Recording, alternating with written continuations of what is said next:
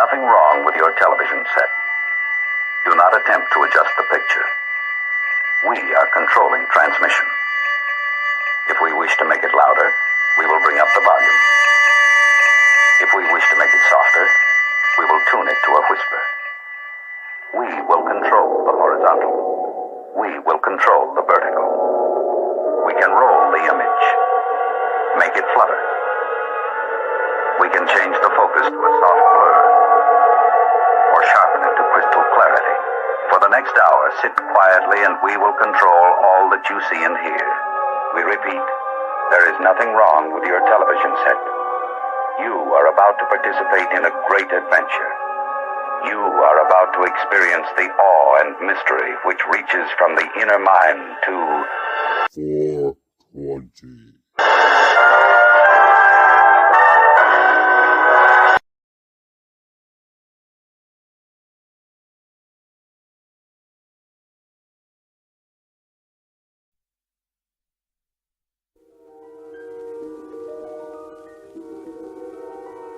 There is a fifth dimension, beyond that which is known to man.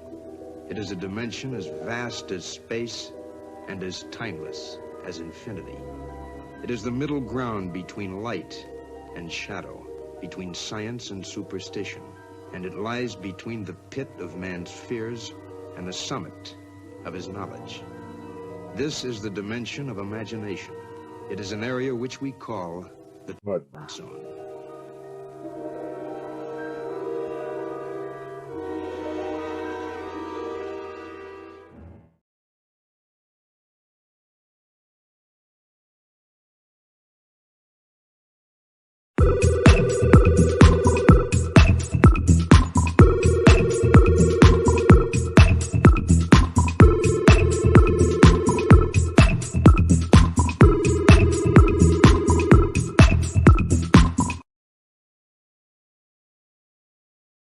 Uostarosta.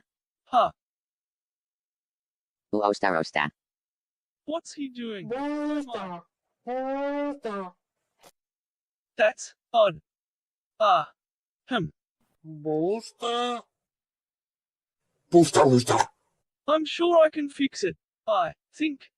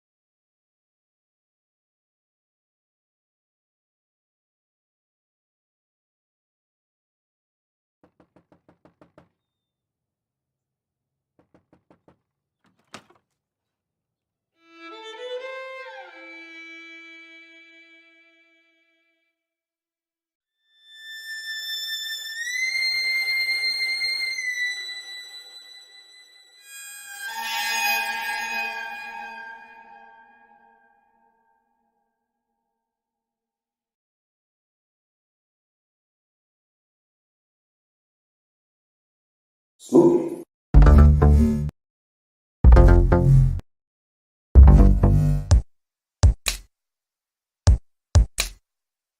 Wanna get high?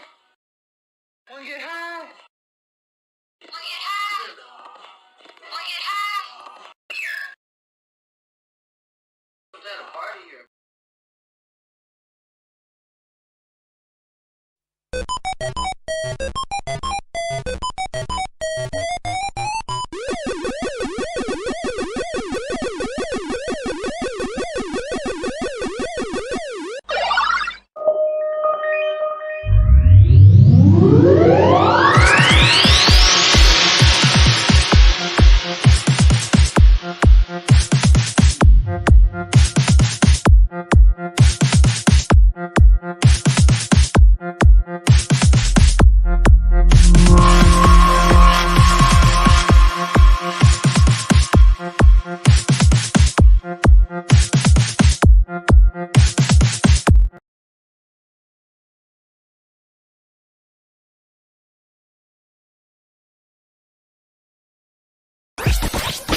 The world is flat.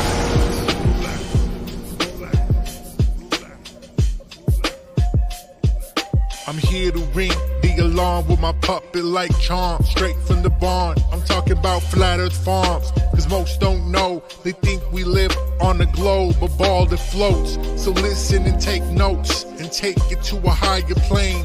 Imagine yourself in all it contains, in all its glory and flair. Flat Earth Farms can take you there. Open your mind outside the box. No more staring at NASA's Photoshop. No more moon landings, no line to ya. No more people standing backwards in Australia. Just facts and pure truth, planning straight to the roots. Flat Earth Farms help you understand. A magical place on a wondrous land. The world is flat, and that's a fact. Tell your friends next time you chat. Let them know a ball ain't that. Let's stay playing with the baseball bat. Cause we coming at the barn, a higher place, the Flat Earth Farms.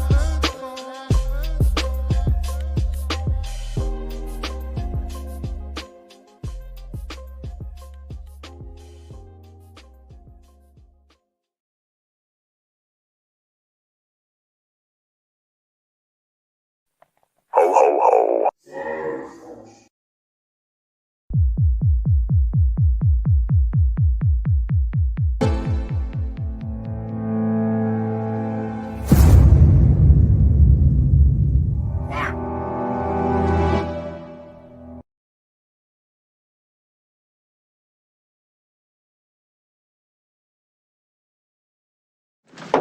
This could be it, Harry. Pass the word along. Tell the men it's time to shoot the moon. Shoot the moon! Not out there on the microphone. On the microphone. Shoot the moon. Shoot the moon.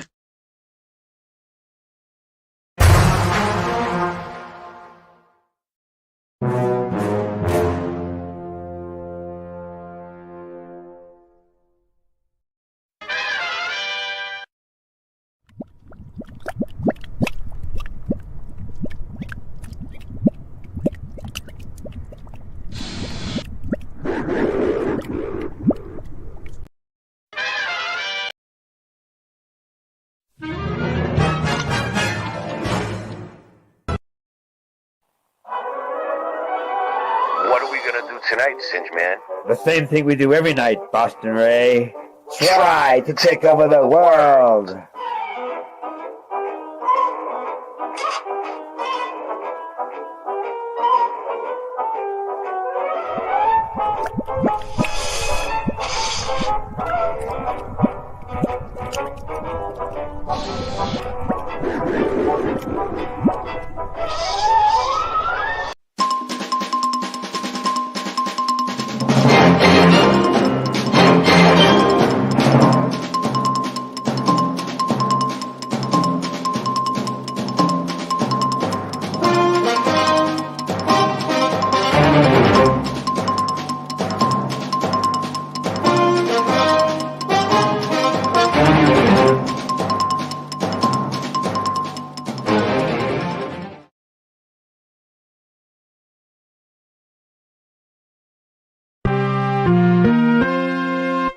The world of science cares about you.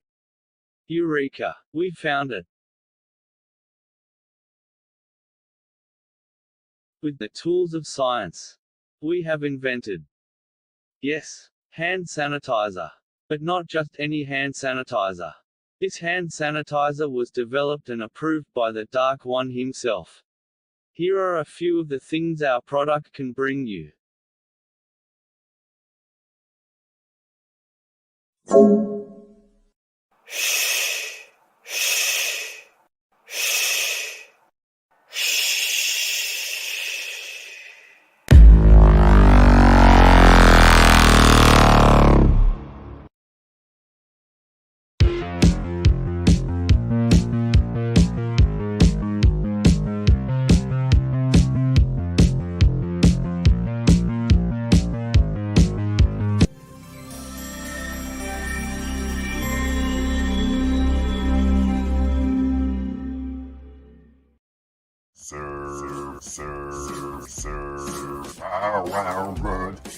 He's my mighty puppy, so wow, wow, mud.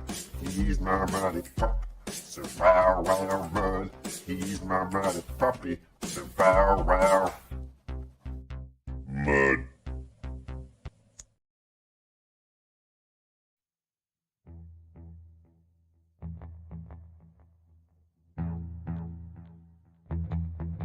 You slept.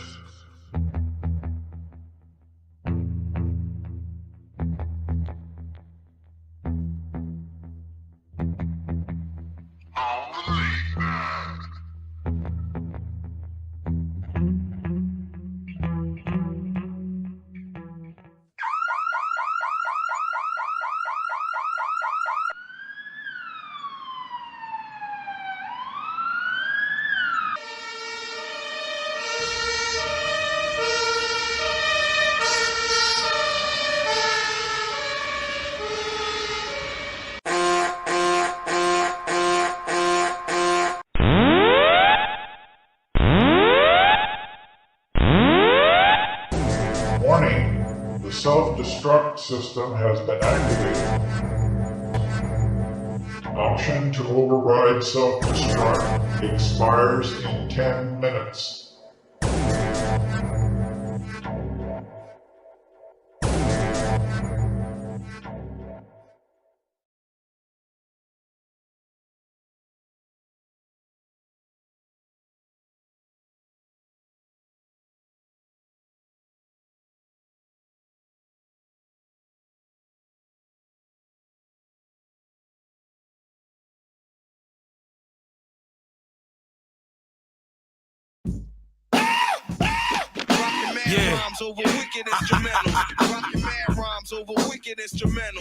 Yo, Les, what up, baby?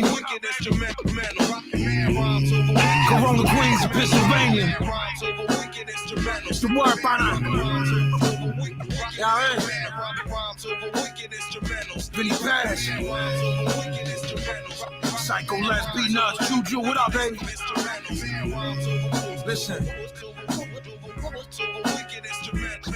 A knife in my palm, sharper than a sniper in arm. Righteous Islam, hypocrite that fight to be calm. My life is just torn, bipolar, icy and warm. My life in a song, the reason why the Viking done gone. A bison is born, army of God, Michael is born. The uranium fission, secret of the hydrogen bomb. The Bible is gone, y'all are watching a Viking perform. And the 9 milli loud, so the silence is drawn. I'm live from the wall, I don't believe in crying at all. I'm a manic depressive, never get excited at all. I'ma live forever, don't believe in dying at all. I was born peaceful, I was never violent at all. Then my father died, I was like a knife through my core. Any love I had inside me, not alive anymore. Like in the war, Joseph Dredd, I am the law. I'm the reason faggot rappers can't thrive anymore, yeah. Stop guessing, who the fuck I be? Boss Cutter Bazzy. Focus on what has to be done, son. You know where I come from.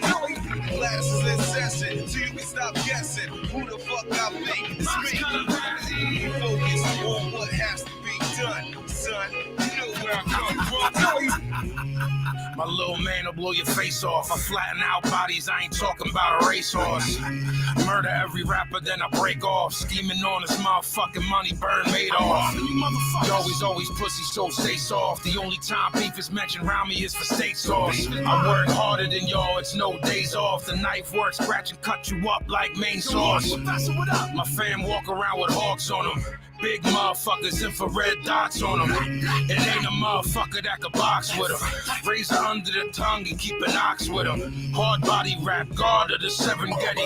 I'm a sinner, I'm the guard of the 7 deadly. Everything I do hard and it's legendary. I spit 16 bars and you dead and buried. Classes in session, so you can stop guessing who the fuck I be. It's me. Focus on what has to be done, son. You know where I come from. Classes in session, so you can stop guessing who the fuck I be. It's me. Focus on what has to be done, son. You know where I come from. Classes in session, so you can stop guessing who the fuck I be. It's me. Focus on what has to be done, son. You know where I come from. Classes in session, so you can stop guessing who the fuck I be. It's me. Focus on what has to be done, son. Official pistol gang. It's murder, baby.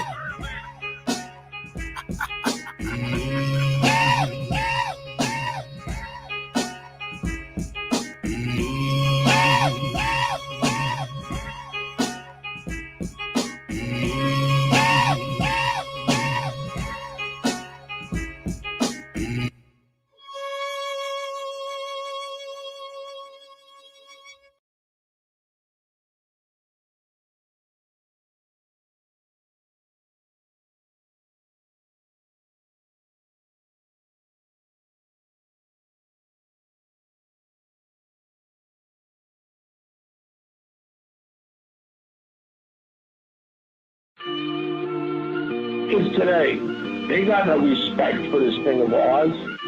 Bunch of fucking jackals out on the streets now. And let me tell you something. They got no idea what it's like to be the boss. The honor and brotherhood of La Cosa Nostra. Pussy. To all these motherfuckers. Better pay me that respect. Call me Don Vito. Corleone, Patriarch, Ice Cold Stilo. Knock it out the park like the great Bambino. Bringing in the bread like I ain't never heard of keto. So you better check your ego. You ain't no Pacino. Fuck around and end up just like Pesci in Casino. Never worried when I see an enemy like Nemo. Even my marine biology bars are primo. I got roots in Avellino. Shout out to my poppy. Italian royalty blood running through my body. Studying Gigante, some Gotti, Tommy Karate. Albert Anastasia murders a fucking hobby. I serve them up with salami and clams on a linguine. Boss of the family, James Gandolfini. And everybody eating around me, never greedy. So salute me when you motherfucking see me running shit so easy.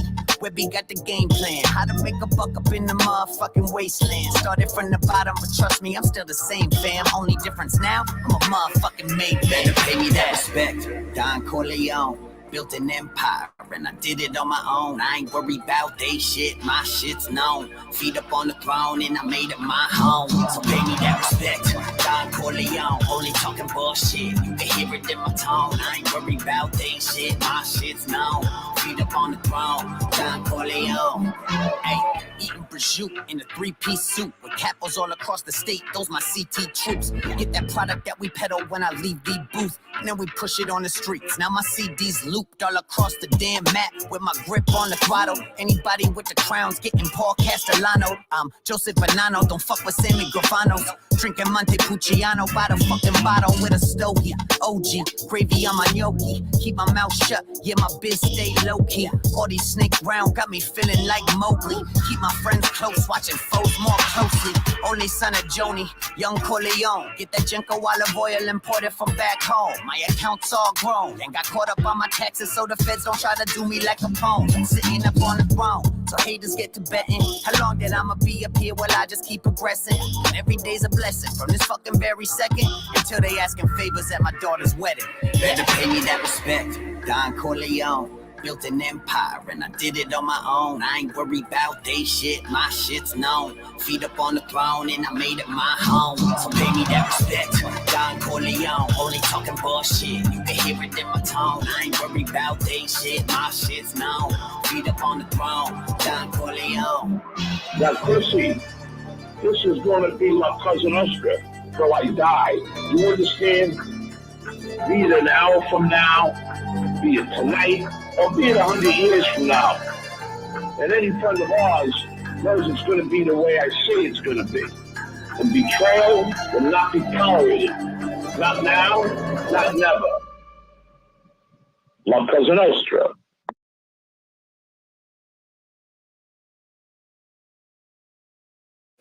Yeah, you know you loving this. Green and white, green and white, green and white, green and white. Yeah, you know you loving this. Green and white, green and white, green and white, green and white. Yeah, you know you loving this. Making threes like Ray, I never miss. Yeah, Boston rise with me. Now everybody throw their stripes to the sky with me. And when I'm at the Garden, you know I'm rocking green and white, green and white, green and white, green and white. Celtic colors run deep, and we ain't stopping. Green and white, green and white, green green and white, green and white. Pierce jersey got the kid looking mighty green. 17 banners and counting, the mighty beam. I'm looking clean as I put the pedal to the metal. Got $1 million out of rapping, I won't settle, I need several. I gotta let them know, this is what I does. Got the city on my leg, you know where I'm from. Dorchester, Hyde Park, Mattapan, Roxbury to Rosendale, let's get it in. We coming out hard, you should take a listen. Girls wanting sex, cause I gotta be up on my fitted. We at the top of the hub, boy, expensive shit. No Empire State. Prudential, bitch! Yeah, you know you loving this. Making breeze like rain, I never miss. Yeah, Boston rise with me. Now everybody throw their stripes to the sky with me. And when I'm at the garden, you know I'm rocking green and white, green and white, green and white, green and white. Celtic colors run deep, and we ain't stopping. Green and white, green and white, green and white, green and white. Don't matter where we go, where we come from, will never leave us. It's about the music, I just do it, but I rock Adidas. See me leaning with the top back, hit up a Yankees game with my socks hat. Win or lose, the spirit never dies. Been through it all and I ain't never lost the pride. 2010, we walk around like who's cursed? City of the champs, I'm sorry, the truth hurts. Yeah, you know you loving this. Making threes like rain, I never miss. Yeah, Boston rise with me. Now everybody throw their stripes to the sky with me.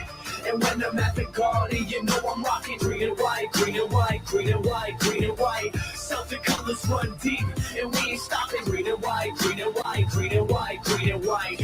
Leprechaun with the tilted cap.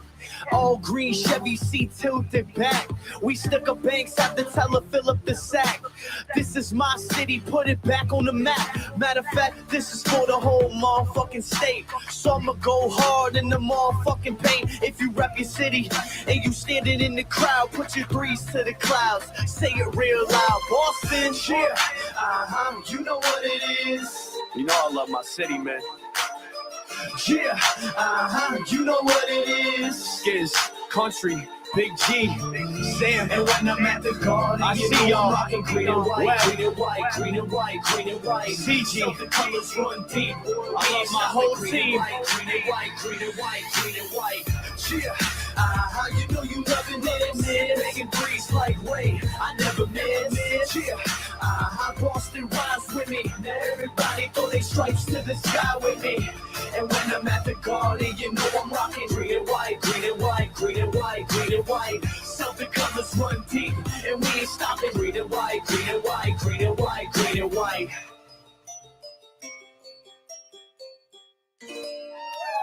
Get drunk! High five for everyone! Yeah.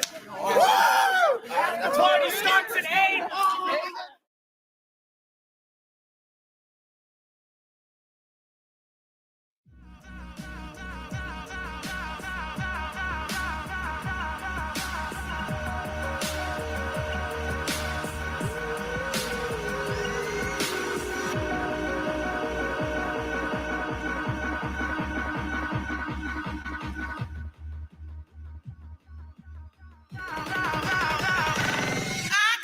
Don't wanna tango, them boys get pesos. Shotty on the dress, 100 racks on the tables, yeah.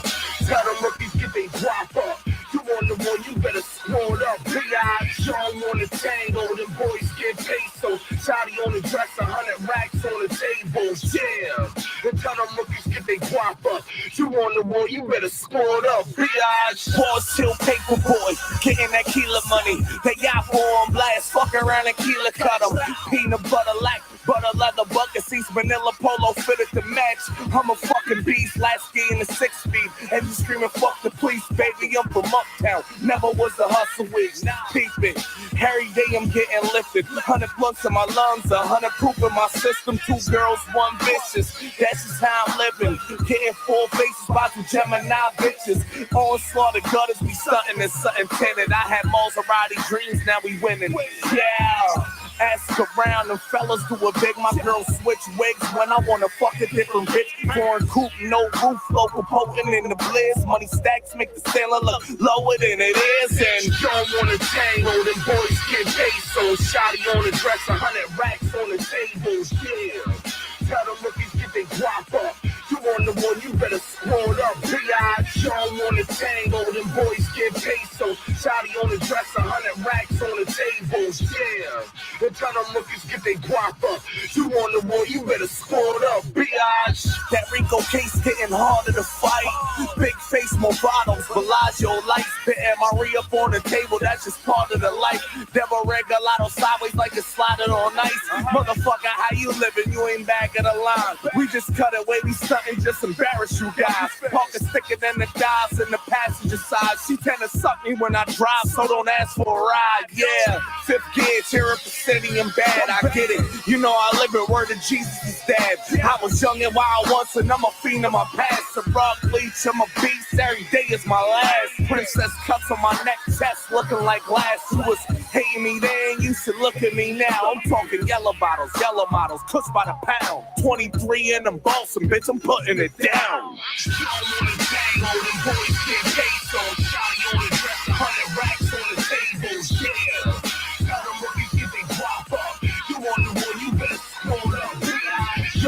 Tango, them boys get pesos. Shotty on the dress, 100 racks on the tables, yeah.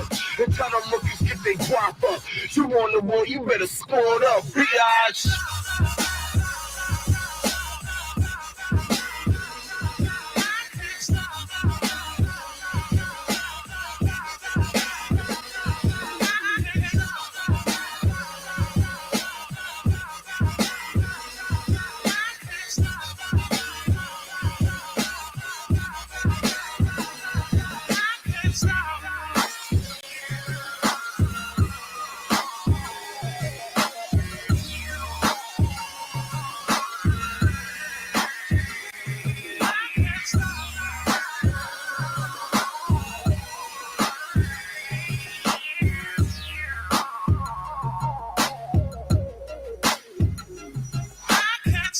On the tango, them boys get pesos. Shotty on the dress, 100 racks on the tables, yeah. Tell them rookies get their guap up. You on the one, you better score it up, biatch. On the tango, them boys get pesos. Shotty on the dress, 100 racks on the tables, yeah. They tell them rookies get their guap up. You on the one, you better score it up, biatch.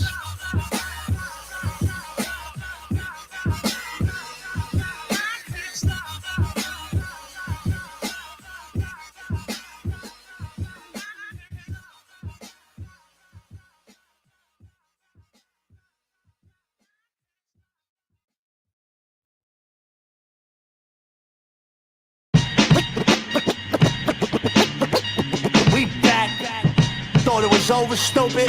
Never. Twinning. King of the projects, he broke the walls down. His crib was both apartments, double living rooms, shotted under both couches. Schwarzenegger been dead for sexual raising forever. Studded glove made of better to radiant leather. Bitches in every bed, exhibits involving sister wives. Kitchen knives, slime, get your bitch in line. Make a shit out of nothing like a savage does. Walk up to the biggest bing bong bing, stab him up. When guns blast, blood splash, ass the front. Plug had a mustache like Captain Crunch. Young Pesci Pompadour, El Mahigo with the cowboy hat like Pablo Moore. Speak across between coca products and tokenomics, so bionic. It's ultrasonic how I smoke the chronic.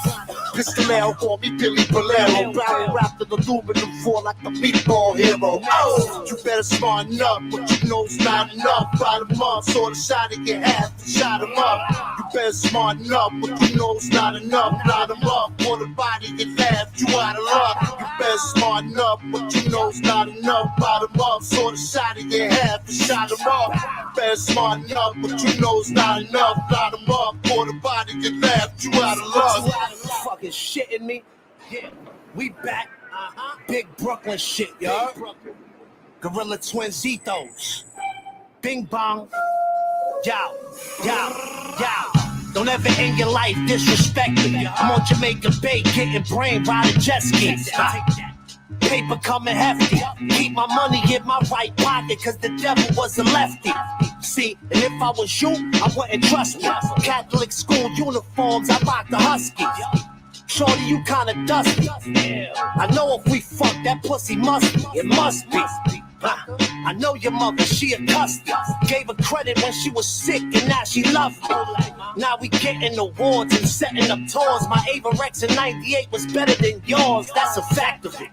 Took it back and put the bat of it. Walking up and down Mermaid, who wanna battle me? You don't know no rap as hard as us. Put the barrel to your forehead, you better smarten up. Know the fucking vibes. Gorilla Twins is back. Like we never left, stupid. Brooklyn. Yo, Bill, let's get it.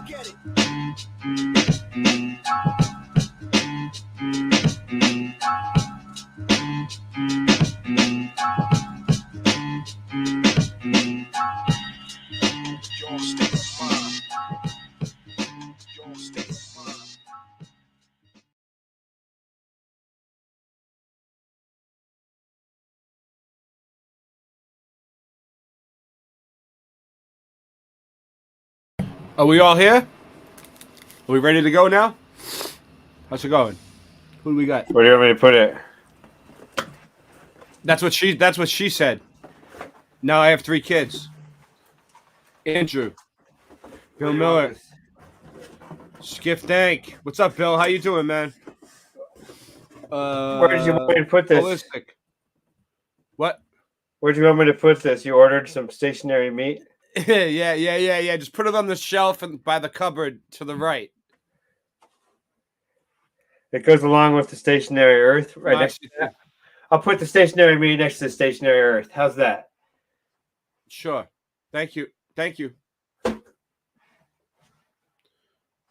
Wow, we got a lot of people here tonight. Big Tim, God we trust Patriot US. Andrew, I wore my 33rd degree clothes today. I made 33rd degree today, so they gave me my special clothes. You made in where? Where did you make? Where did you make? Orange. Yeah. Knowledge. What up? Where did I make it? On YouTube, I got 33 likes. Wow, a lot of people. Big show tonight. And I was the 33rd. I was the 33rd thumb up. Out. That's my dad. Big show tonight. Hey, Dad. Yeah. Bill, Andrew, Skiff Dank. Ooh. Wow. Did you guys know that Singe is my dad? I'm sorry. Singe is your dad? I didn't know that. Since when? Since when? Wow. Since birthday. How did that? So what happened? You guys. So you guys. Oh, look at this. Wow. You can guys. You know. Now that you mention it, I do see some resemblance. Don't scan this. What's that say? Oh, all right. If you're happy with your purchase, please take a moment to not scan this. So anyway, Singe, did you put links in for me or what? No, I did. Never. What do you got? What do you got? What do you got, Andrew? What is it called? I mean, I want to. What is it? What is this? Let's see. All right, we're gonna have to save that. For yeah, we're gonna save that for the end because we have a whole show here that we have to keep on track. I gotta burst your bubble. What up? Andrew, I need you to focus here, okay? Moving meat. Wonderful, darling. Moving Absolutely meat. Wonderful, Ready? yeah? Ready? Andrew, Yeah. Andrew, take a 2-minute break. Go in the bathroom. Give yourself a pep talk in the mirror. I'm going to be the best. 1, 2, 3, moving meat. All right, let's do this. Meat. So wait, I gotta ask you something first. What's up? Did you enjoy your time at the Burger Czar People's Glorious Revolutionary Food Distribution Collective? No, but I'm trying to get the otherwise the link. Known as McDonald's. You guys are completely off. We got to get the links in the private chat. Your privatization Burger Czar. It's not the Burger King. It's the Burger Czar. Right. See, the Burger Czar. Yeah, he needs me to do it. People's Glorious Revolutionary Food Distribution Collective. That's what they're all going to be called from now on. Get used to it. Wait. What's going to be called that? The Burger Czar what? Yes, all fast food restaurants will now be called the Burger Czar People's Glorious Revolutionary Food Distribution Collective. All fast food restaurants. Jesus. You're really making me bust my balls here. I had to say it 4 times, but I don't mind saying it again. I'm going to have a shirt that says it. Yes. So we're going to have shirts that say it. All right. So Support you got some local fucked up station Burger videos. Czar. Wow, Singe went all out on this. Wait until you guys see what we got here. All right, give me 2 Gas seconds. stations. Support your privatization Burger Czar today. Don't ask what's in the food. Andrew, is your video clipped out, or is it a long live stream that I have to search through? I'll tell you what minute to go to. All right, what minute to go to? Oh, I thought we were doing the meat. What? No, what, no. 1 hour and 40. I need a second. 1 hour. Oh, you need some links? Okay, let me get some. No, I don't need the links. I thought you had the link set up already. No, I just got back from walking the puppies. I don't know how to do work on the computers. So I found the cool thing. And then just go to 1 hour and 41 minutes. 1 hour and 4. All right, we'll start it here. This is from Knowledge's stream today. Yeah. Shut he up, captured this here. He's in the chat. You can sub him. Yeah. Oh wait, sorry. This is okay. You're right there. Yeah. He shares a lot of cool stuff.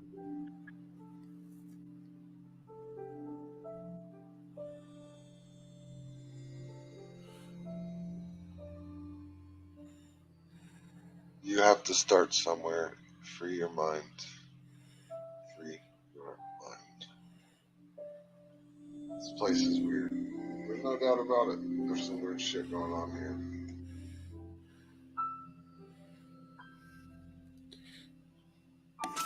Oh. Yeah, what's up? I'm getting them ready too.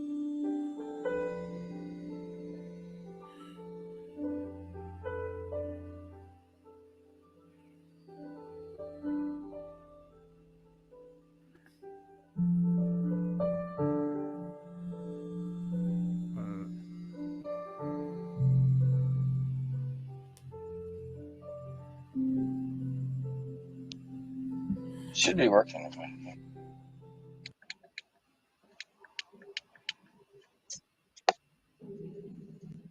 Yeah, I can hear you. I don't need. Your phones aren't working. Sorry. Oh, now I hear you better. Oh, check this out. That's the entrance to the quarry I was telling you about.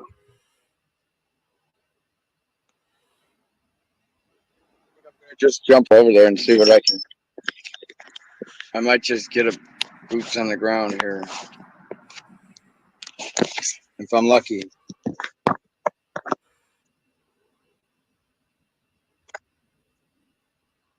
Well, I don't know what's wrong with my thing, but I can't hear. Let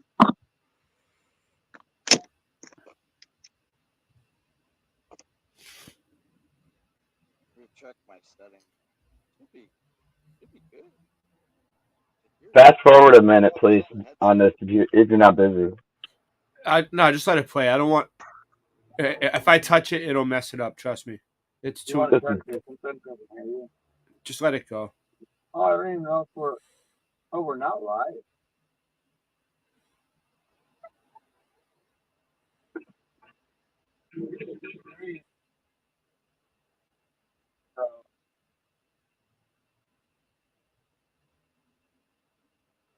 Can you hear me?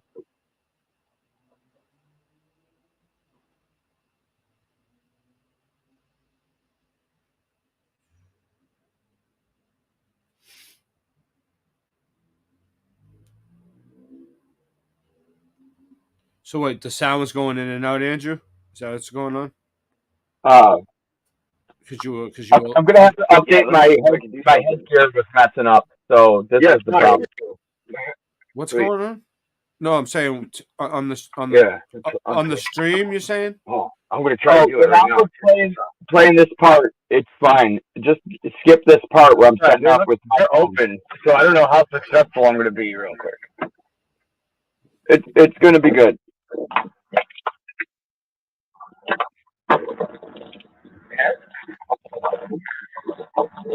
Chicago. Oh, you can see, there's the highway. There's the highway up there. I guess I'll just take a look.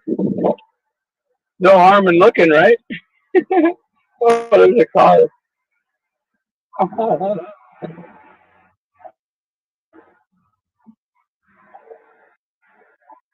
Oh man, I'm just gonna walk right in. I'm just gonna walk right in. Let me flip the camera. I'm gonna flip the camera. Oh, dude. Whoop. Yeah, I know, right? Check this out. See if I can flip the camera. Can you see anything yet? Boom.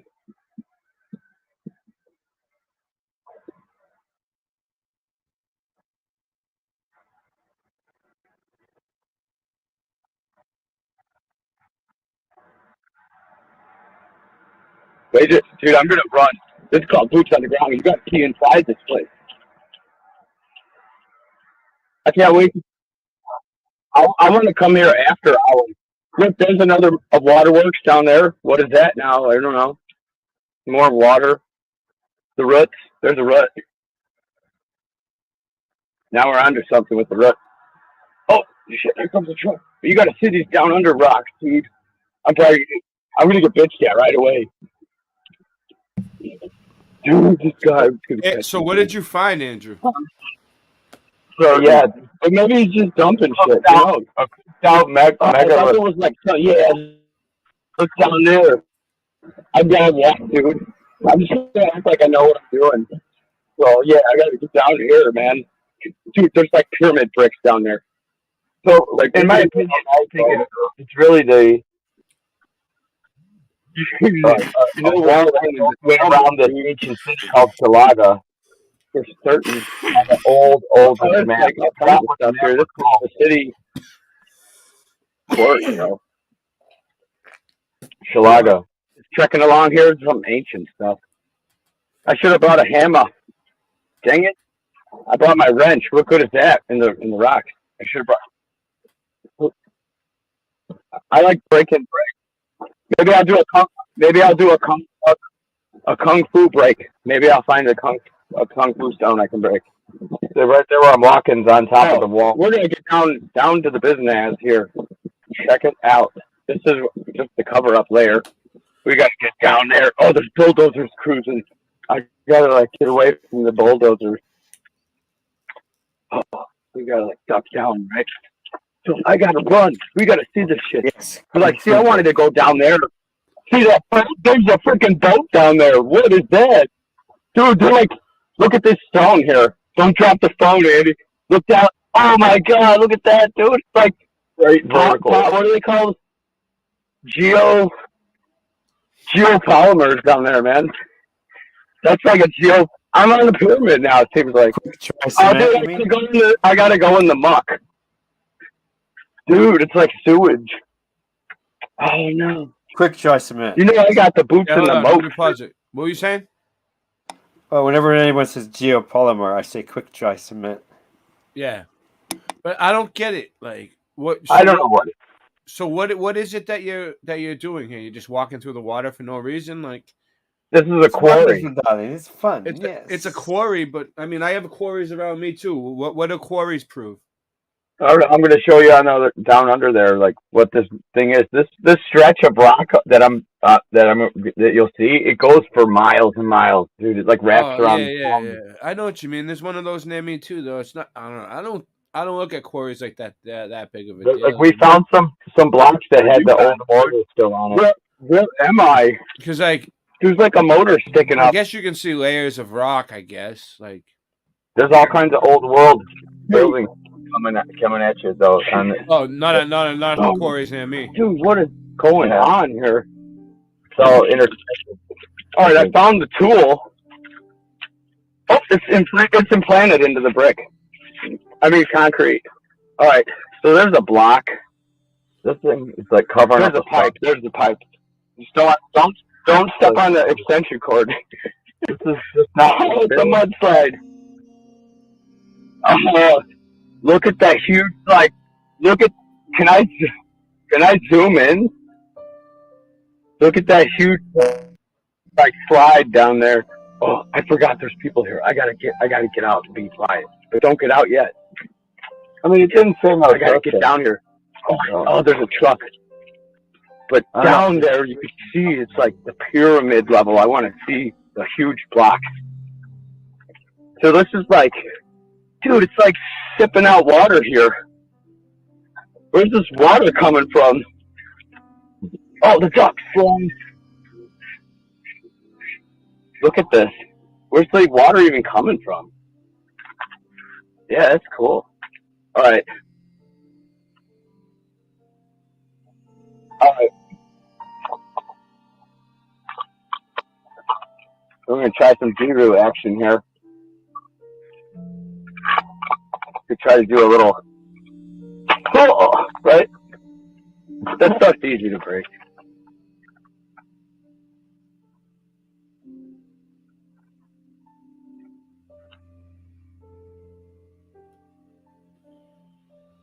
What's under me is what I want to see. I want to get down under that.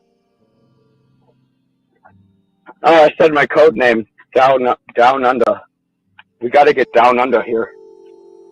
So I took the wrong path. I should have gone down the low way. So we'll know next time. So I'm standing on top of the rock formation. That's like what I want to see the side of. Dude, it's like a 100-foot drop right at the ledge here. Like this is a man-made quarry, like they blew a hole there so they could crush stones and sell them, or what do? Why is it a quarry? Do you know? Well, I don't know, because they're like dumping a bunch of stuff in there, but it's like, well, I don't know. This was part of the old world, and I got in my book here, like talks about it. Aurora. How long has it been there for? I don't know. I mean, I could do a little reading if you want. I think it's been there since God. It's in the mud. Just look and find out. Just look and see what it says. So next time, I suppose I'll take the. Oh wait, I'm still here. I should go down there. We gotta see this. I'm just gonna go back. Oh shit! Here comes the truck. Pardon my language. Don't talk to the guys in the truck. Don't talk to the guys in the truck. Like who's this guy playing around on the rock? Oh, hey, look, a melted brick. Did you see that? I'm just kidding. So far, no melt yet. Yeah. I want to find something cool. I was going to sneak in here. I guess you could just walk it right in. We need to see the lower level. I would have.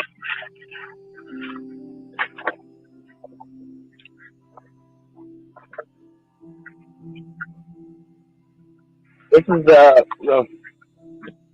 it's what we do. When I first heard about boots on the ground, it's called boots. But this is never before seen by me. This is like a mud flood city. I'm in Fox Valley, Illinois, like Fox Valley, where like the Indians had mounds, man. It's like disturbed history here. Probably not gonna find anything. Just avoid the trucks. You know, Giru just acting like it's business as usual. Do. But I got a work phone. So you just act like you're doing something. You might not always have to be doing something. Yeah. No, because then they're gonna check. Then they're gonna check the hard hat. So far, I just want to slip in like just slip in where I can fit in here How much longer does this go on for? as Andrew? long as you want, because there's a whole tour of all the cathedrals too. What, it's like a few hours long? No, I got it for an hour. That's it. You don't have to do it at the slow speed. What But happened to you can watch this quarry and then speed it up. What happened to Singe, dude? I don't know. Jesus. All right, yeah, I'll let it play for a minute. I got to figure out what's going on. The whole show just kind of got derailed. All right, give me a second. I don't know why. I mean, this is pretty cool booth stuff. I thought. Because we're supposed to be talking about the meat thing and we have it all set up, but Why didn't we do the meat thing then? because Singe Man was supposed to come in and put it in the chat. And he Oh. never did. You see what I'm saying? There you go. I got him in there. Oh, there he is. All right. We'll come back to this. Oh, that'd be cool. Yeah, we will. We'll get back to it.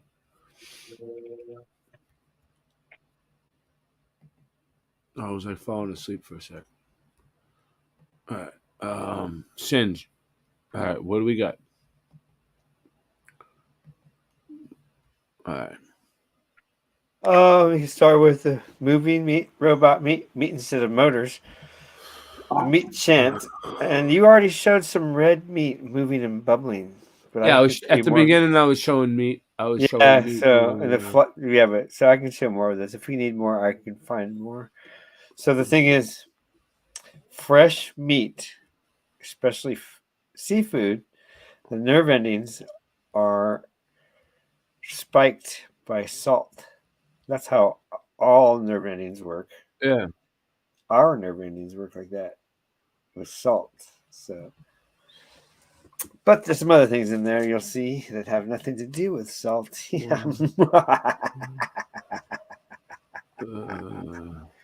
I'm getting them up. Hummus. Enjoy the daylight. All right, so moving meat, robot meat, meat instead of motors, and meat chant. Let me see. All right, robot. I got some other meat stuff if you want to move into other weird. Yeah, I had a whole bunch up too.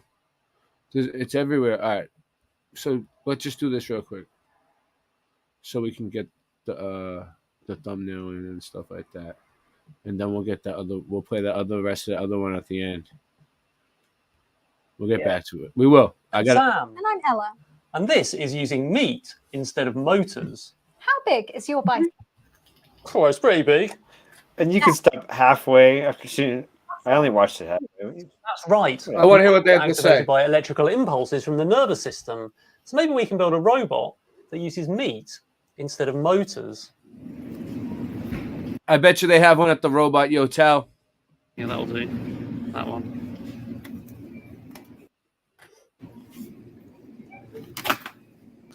Yeah, we'll have sausages. Honey roasted. Honey roasted. Yeah, that looks right. So we went on a field trip to Waitrose, which is a supermarket in England, and we got some meat. What have we got in the bag? A bit of ham. Some ham. How do you Sausages. Sausages. Ara Lumen. And some Ara chicken. Lumen. So mainly meats. Ara Right, so what we're Lumen. going to do is take this battery that's a drone LiPo, and we're going to put power on sausages. Let's see what happens. So I don't know how I'm going to... Oh, Moving very meat. soft. Moving meat time. It's kind of attached. That was a good video knowledge. We're gonna get back to it. Don't worry. Put this on here, and then I'm going to shove this in this battery, and we'll see if it moves. Nothing. I'm not doing anything. Let's just try the other one. Ugh, this is coming off in clods.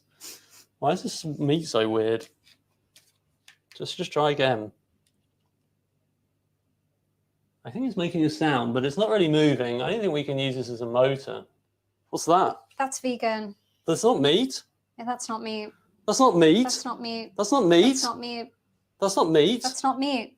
It's vegan. That's not meat. That's not meat. That's not meat. That's not meat. That's not meat. It's not meat. That's not meat. Right, are you ready for ham? I think I'm ready for ham. This is ham's turn. Let's clip stick a bit better to ham. Maybe this will work. Right, there we go. Come on. No, nothing. No ham. No ham. I don't know why. This is meat. Yeah. Oh, hang on. It's because it's cooked. Is it cooked meat? Oh, this is cooked. So yeah. that's why maybe that doesn't do anything because it's cooked and it's not a muscle anymore. It's chicken's turn. We've got the chicken wide up the same as before. This one's raw meat and it's definitely meat. So let's see what happens. Let's go. Oh, wow. Oh! Amazing. I can't believe it works. So it took a few seconds for the muscle to contract again, but let's just try it again and see if it still works or what's happened. There it goes. Amazing. But before we find out more about that, it's time for a quick ad from the video's sponsor, which You is can just fast Brilliant. forward. Understanding the big ideas behind data effective way with Brilliant. Looked inside the body of a chicken? Probably not. Well, we have these diagrams here today to show you something you probably don't know. Chickens are an incredibly powerful bird.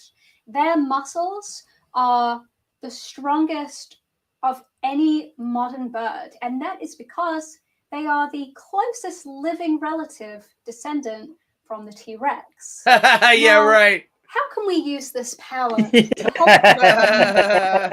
I've made this amazing good one. cheese I've just got this joint on the top. Like that. It's like an arm, and then we've got two muscles. So one of these is like a bicep. So if I put power on the red and green, then we should find well, that one shrinks up, and the other one stretches. So that's like your bicep. But what about your tricep?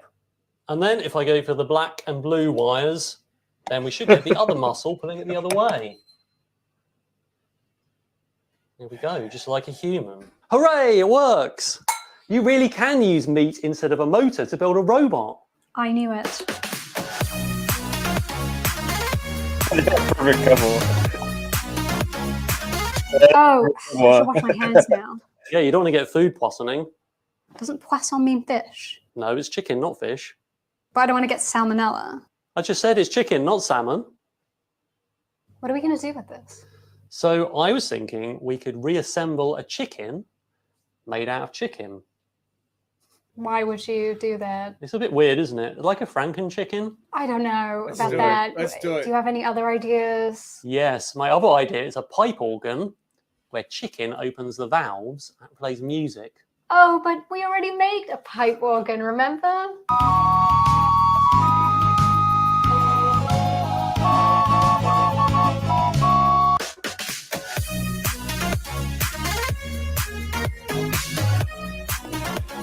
This is your brain off drugs.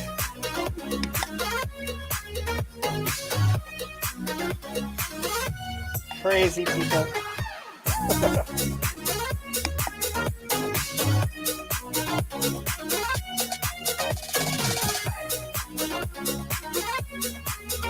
Okay, I never watched this part there.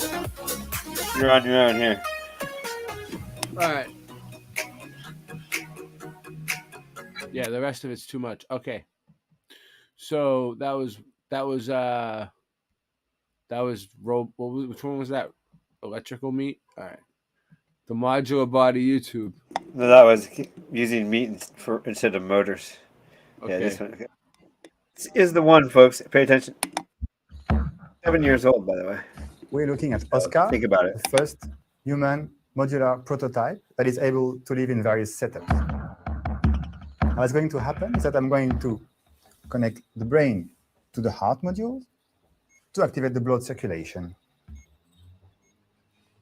Now, the lung is going to start breathing. You can see both organs are now collaborating. Oh my God. I can add a kidney module. And if I add a limb module, it starts actuating the organism to move. Now it's looking for the optimal temperature, which is 37 degrees. Or the if I add another limb. limb, Oscar will recognize it and beneficiate from new possibilities.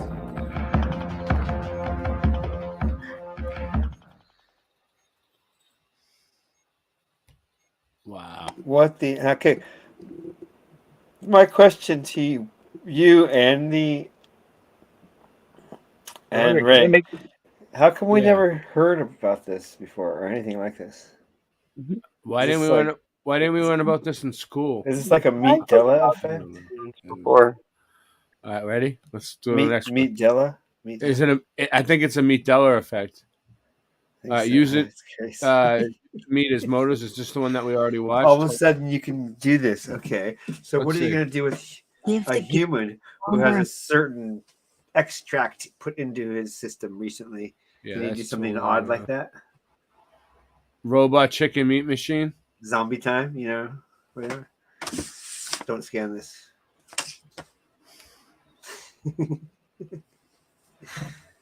All right, we'll get through this real quick. Okay, let me look at my. You ready? Burger Czar.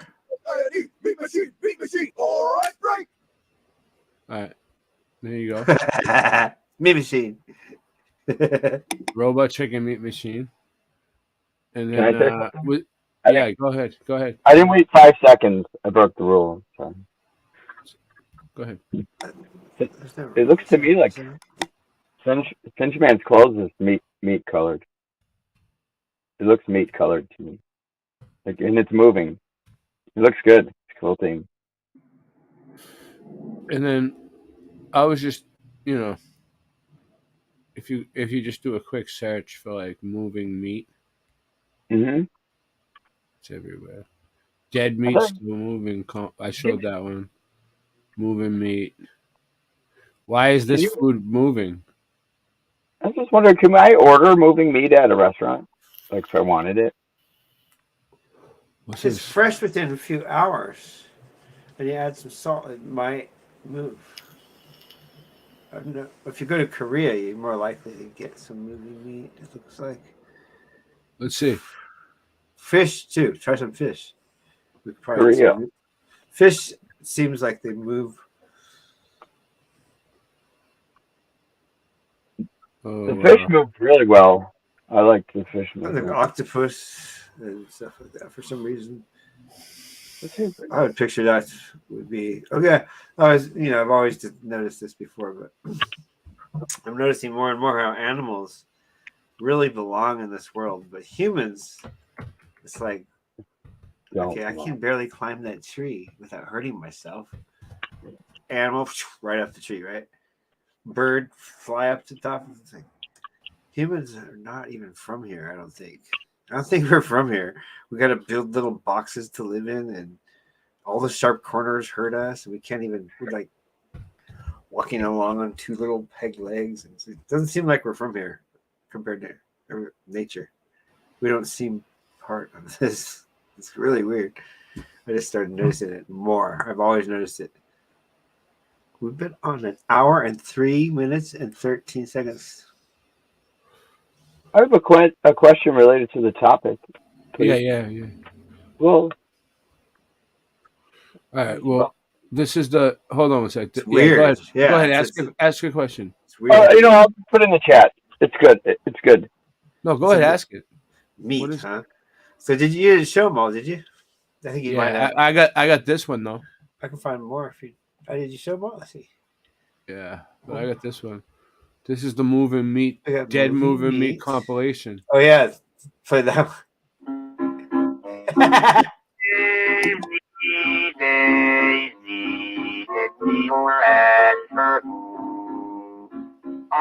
I'm crazy all for the love of you. It would be us I wish married. I can't afford a carriage. But you sweet upon the feet of a bicycle built for Daisy, Daisy, get me your answer. I'm crazy all for the love of you. It would be us I wish married. I can't afford a carriage, but you sweet. All right. I've heard of a lot of things with insects too. Like you could freeze in certain, like scorpions. basically could freeze a scorpion and then thaw it out and just walks away. So Turtles will freeze over the So winter. now, all right. So now we'll move Turtles? on to finish Andrew's little boots on the ground. All right. So where's the boots on the ground say thing? turtles do the same thing. Boots. On the ground. It's like, are they a reptile? Turtles are a reptile, or Can we see it? Can we see close it? to a Good? reptile anyway? Get down. You guys. Oh, Sandy's saying it. See the wall. The wall is like what they're hiding. I can't trample those rocks anymore. Oh, look at that cinder. That's cool, cinder block. Who cares about that yet? Oh, they're dumping stuff in here. I want to see what was here. Oh, here's the old wall. I'm just look at that. Yeah, I'm wondering. Do you want to go full screen? It's not full screen. No, that was in another video. What do you mean? That I didn't just say. You see it? Oh, Narrator, get closer to the tall wall. Well, when you film, you should hold your I phone. mean, I could climb this. I could climb this one. When you film, you should hold your phone sideways. Yeah, it looks better the other way. for me. Yeah. But yeah, there's a huge bonsai tree hold growing on the hold your cliff. phone like this, Andrew, sideways. Okay. It'll go full screen. Oh, there's a boat down here. This is like flooded. Oh, I want to go to the bottom where it's flooded. Look at the layers. Oh, wow, that's so cool. We were in a split screen, and then we just went to critters, I suppose. But now it's on my boat. Maybe that's their boat. I think it's the quarry's boat. There's a quarry. I'll leave that boat there. There's a big quarry near me, but It's a John Doe. It's a D. It's a John D. Rue boat. So now we've reached the pyramid sector 9. Sector 9 here. Now hands on. Look at that. It's just like coming apart, the whole thing. Look at it's all in straight level layers though. They're like level. Because they usually use dynamite. It's like they're pumping it out, I think. They blew it up, you think, Ray? Yeah, there's one right near my house, in the neighborhood I used to live in, and like once a day the whole neighborhood would shake because they would crush the stone, and they would blow a hole in it with dynamite until they got more and more, and they would use it to make crushed stone for people's houses, so like for your driveway and stuff, to pavement. So I don't know what they did what the deal with this one is. But they're always really deep, and there's water at the bottom and everything else. Like, I'm gonna find like a dinosaur skull in here. I just know it. Something good. It smells like it smells really fresh though. I bet it smells like good earth. It's like seeping out of the mud. Like it's coming up out of the water. I literally think they're pumping it out. And then it's dribbling down though again. It's like raining on each side of here. If you zoom in on that bonsai tree, that huge tree that's growing on the water flow, the water flow is up there. I wish I could go down there. It looks like there's a couple openings, but like now they got it like mowed it off with mud. I think there's some tunnels over there, bro. I need to come back. Oh, here comes the bulldozer. Get out of here. Abort mission. Oh, no. They saw me. I wasn't supposed to be in there. Dude, I'm gonna cruise out of here. This is just water erosion. They're destroying it. Yeah, this is like a mountain in Illinois. I never knew about it. I just glitched out for a sec. I noticed on the TV. Yeah, that was because of what I was doing. Only on the G Knowledge channel. Yeah, he's got a good channel. You got his link. Someone should throw his link in. I mean, I didn't really see anything melted here. Mods put his link in. You threw out the bait, and you caught the keeper for the day. We got lucky 3. clovers. Oh man, it's like parsley or something. Oh, that smells really sweet, actually.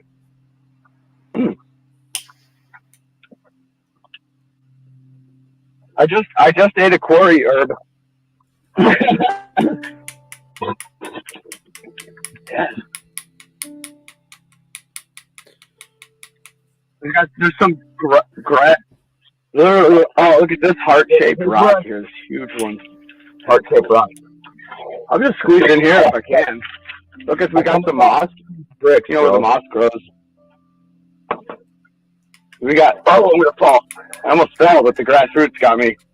Wild, rock-grown dandelions. All right. Okay. I think I'm not gonna call it quits, but I'm gonna bail. You know, this was enough. This was enough for me. Oh, people just don't care no more. You know, if you just come in. Oh, I found another thing. Oh, it's a white tile. I got these in my aquarium already.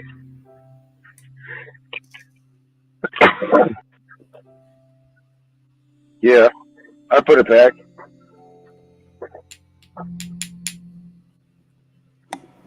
Talking Heads have something to say about it. So maybe this is like, of course, you know, like who's Talking Heads? You can visualize chat. Oh, you don't know that. Yeah, I know so much music you don't know. Brick in the mortar, I know, right? I know Talking Heads, the band.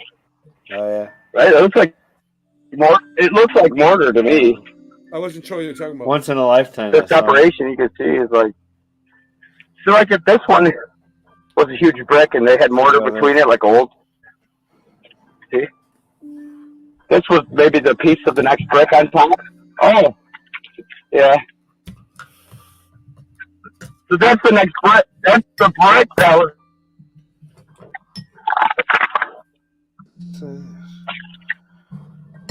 Hey, look. Give me 2 seconds. Bathroom break. I'll let this play.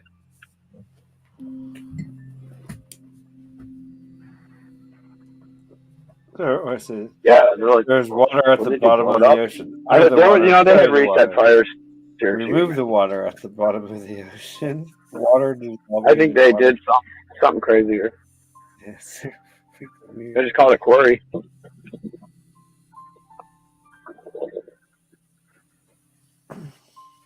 Under the rocks and stones, there is water underground. Let the water hold. That's just for decoration. Water flowing underground. Well, they got, the precious level earth insignia here. The level. You know, yeah, but Angie's got it for. They don't care. It's another day in the box of rocks.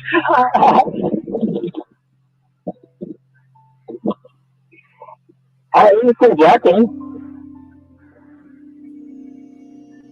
Granite. Granite. Oh, okay. Right. And then we got off the hook today on the off the hook. Yeah, that was granite, I think. That was cool. Wasn't it? It's like smooth cut.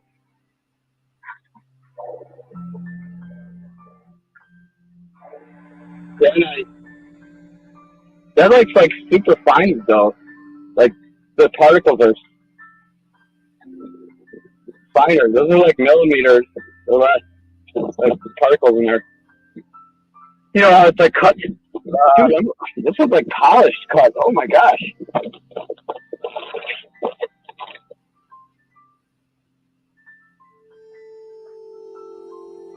This granite?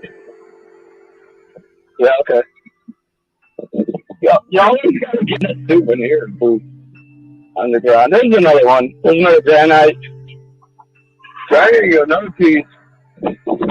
I'll just take the big one. You don't see the granite like that a lot. You rarely see that granite like that. Alright, that was just the preview. I'm gonna sneak in this place one day. like do a. I want to check out those tunnels. I thought I saw tunnels. So double edge shell right here. Good shit. Look at my truck. Oh, do you ruin the And work that's truck? the place.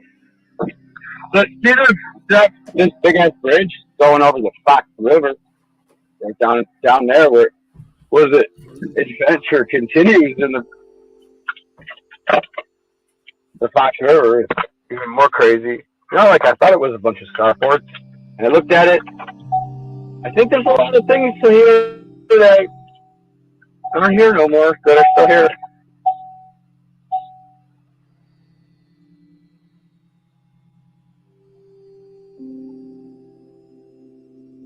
You know, there's signs of this this past civilization existing. You know, how recent, how long ago, who really knows?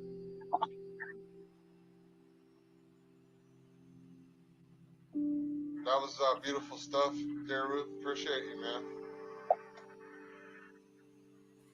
Yeah. Do you still want to see something cool right up down the street here? Hell yeah, bring it on. Old cathedral. Show us all you got, brother. Let's do it. We got Rubbers on the Road on the G Nautilus show. To our next destination. See, right now, I think we're on top of that structure we were looking at. So there's what is that, prism glass on these old buildings. Yeah, I know. There's like so much overwhelming stuff to point out around. There's a lot going on. And there's a cemetery next to this quarry. Oh, a cemetery next to the quarry? Yeah. Hey, what's up? And guess who lives there? People in their blue tarps that make tents. Maybe one or two people that live there. Wow. In the bush, the wild bushmen of Aurora, Illinois. Oh, that's right here. Take a look. I'll show you now. That's right here I was talking about. Here's that cemetery. Boom. There's. Oh, I couldn't see the tent. Outside too late. So I think this one's newer, but they got an older one by the river. This is Andrew. Today he was on Knowledge's stream, and they did this live. Graveyards are still funny places no matter where they are. I figured since he's representing the Mud Mob, we might as well stream it on here too. It was kind of like a thing. He went into the quarries and filmed a little bit, boots on the ground. I did do one sit down up by a graveyard. I'm like, what's this? And I'm like, wow. There was all kinds of masonry symbols and things and old dates that were similar to other old dates that were like. I know one that I looked at. Yeah, it's the same old story. Same old story. The dates on it looked. I have a crazy, wild idea. I don't know. It looked really old, like really, really old. One of the tombstones inside of a newer graveyard. What do you guys think about this? All right. How much longer is this video, Andrew, before it gets to like? Is there still a lot more left? Drag it forward a little bit. Well, no, I'm not trying to rush through it. I'm just wondering how much more we get.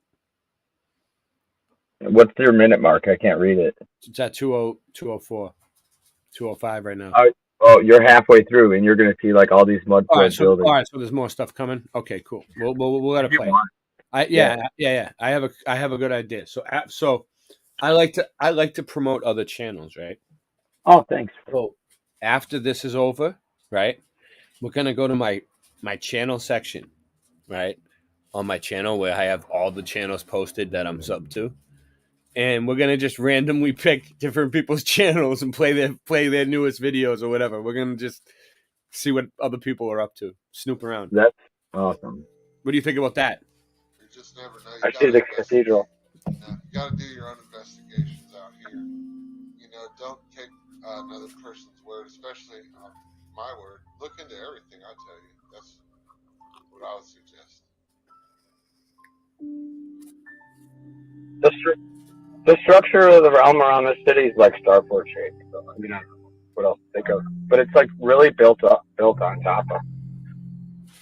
Yeah. I'm not saying it is a starport. We're all living on top of starforts, man, all over the world.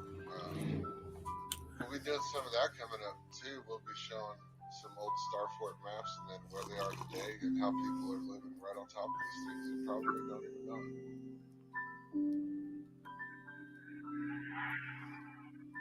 I'm only one person. I can only do so much. I go so deep into things. Sometimes it takes a month just to cover one subject properly. Maybe even a year or two. See the spires yet?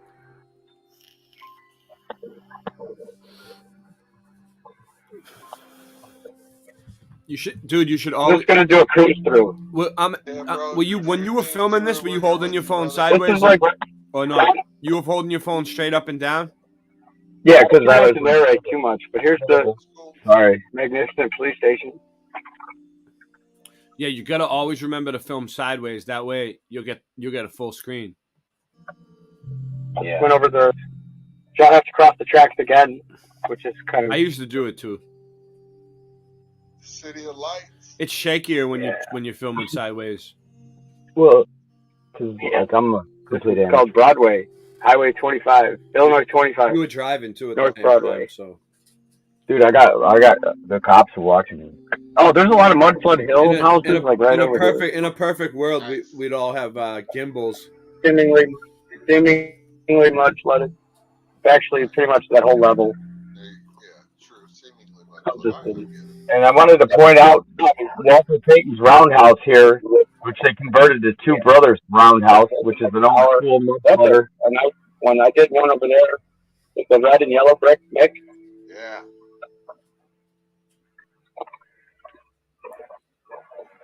Go check out Beaver's videos. You can see more better views.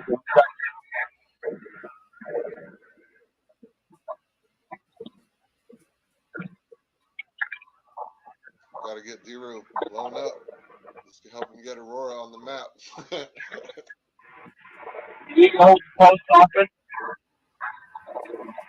The old post office. Close. Humongous. Now here's the old Walton. Oh, there's the train.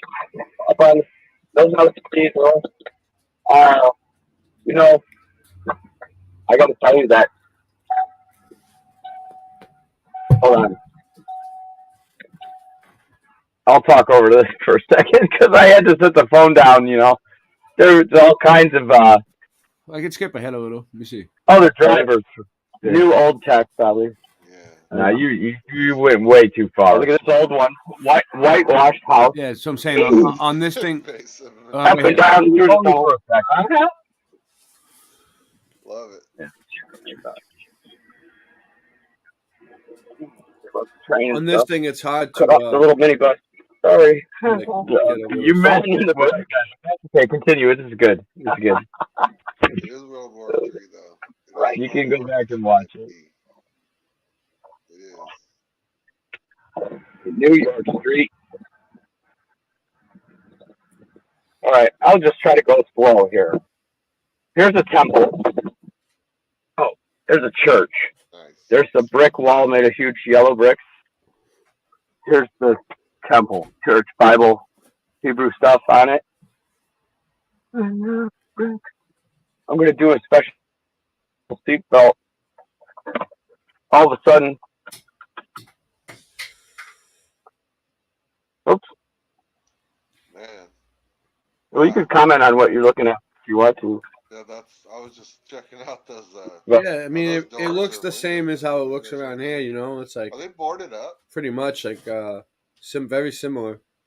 And there's like they're modded up. It goes really deep. Those look like doors. They're boarded up and they're bricked up, and it goes. You can walk up to those and look down. Is that limestone? What is that? Sandstone? What's on the roof? Stone. Yeah. Yeah, I saw street names around here called limestone and sandstone. Nice. That's interesting. They put on like an aftermarket roof. Looked like it was like chopped down. Oh, this is the solid ones. They're not like facaded yet. These aren't facaded. Like that's the what's inside. Some of those ones I think. showing us had little spots. Oh, I was gonna show you.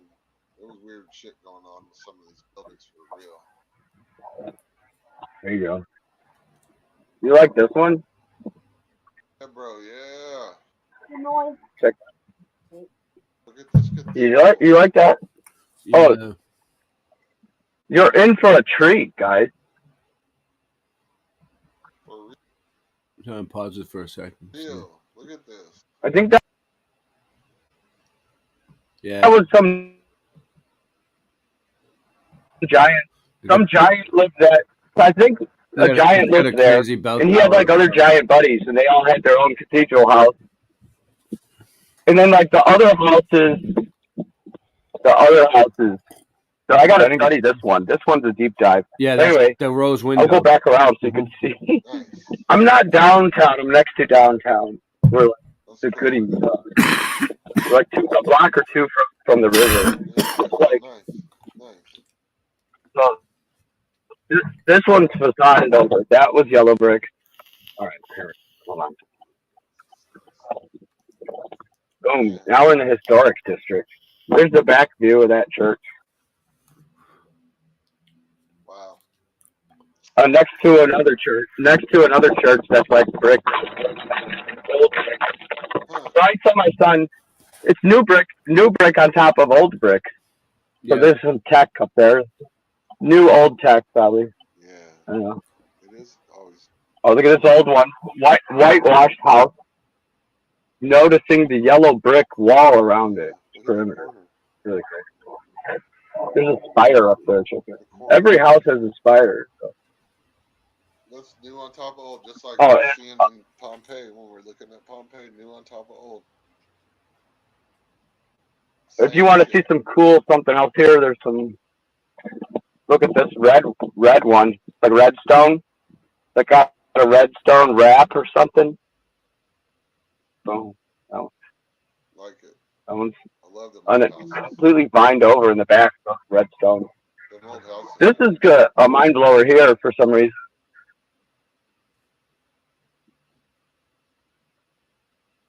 You get the free Deru tour today. Look at that. Yeah, tours by D-Roof. This one, I did a walk. Skull Asylum, and the bells went off on this one. This has got the tech. Look at the tech in there. I don't know if you can tell. Yeah, man, we're with you, bro. But look at the backpacks going around the backside. They got the mega sub woofer, whatever huge mega window on that brick one that right there. We might come back around for that. But just gaze over now to the right.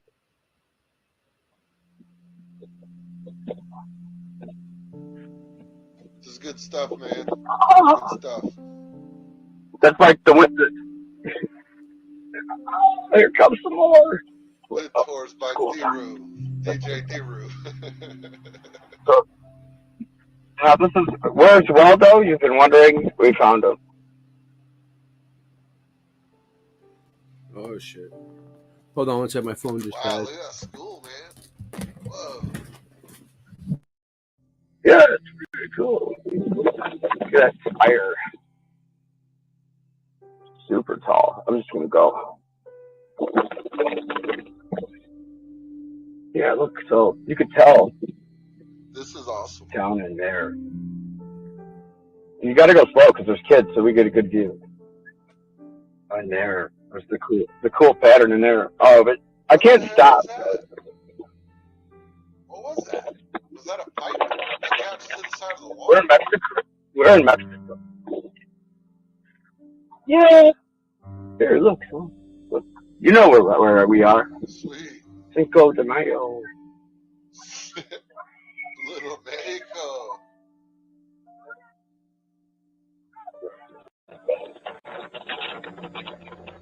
Five-way intersection for the way. Oh man, they don't care. They let there's another one over here. This was the realm.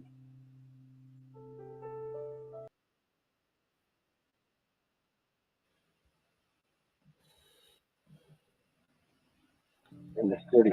Look at that huge 5-leaf clover. Oh, that was amazing. Dude. Oh, there was an idol on top. A Jesus idol. Did you see that? This is a brick flooded. That one's flooded. Come on, floods at the beginning. I think I went a little far, but I'll go back to it.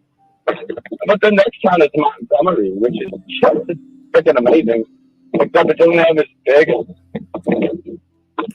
We're gonna just do a quick deep dive. I gotta turn away from this. How much? It goes a little bit further, right? I got an idea.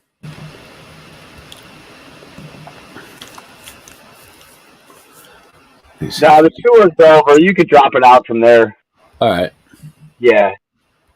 I don't want to show any more than that, though. Thank you, Ray. That was good share. All right.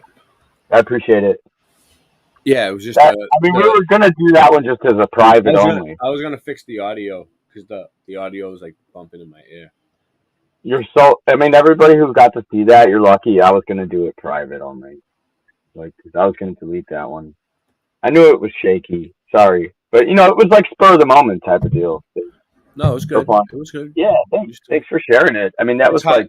It's hard to, especially when you're live streaming through on someone else's live stream, to get it to come out good, like from your phone. So you did a pretty good job. There was like a lot of ideas I wanted to develop, but it's hard to talk about when I'm like focused on like not. Streamlabs on your phone works good when you're out. Sometimes it works pretty clear. You know what I mean? Those like kitty scratches on the surface. Like, what do we got here? A mud-flooded city? Let's find out. All right. Well, let me see what's going on. I had a whole bunch of stuff ready to go, and then my phone just died on me. Everything just seems to be going wrong. It's cool when you play music, Awesome. Yeah, I got music to play, but I'm just trying to see what's on your mind, Ray. What's on your mind? Not too much. I've been just I just got a lot going on. I'm doing a lot of different things. The thing about flat Earth going around, that's so awesome. Yeah. I wish I could get. That's what I had. I had a bunch of stuff. I gotta get my phone charge up for a second so I can get to it. It's like every time I go up on this hill, I see how level the Earth is, and I'm just like, what's praise this? God. Look at this. Hold on, this looks kind of good. I don't know. Maybe not though. I gotta give it a second. Since I found out with a flat realm. What is this?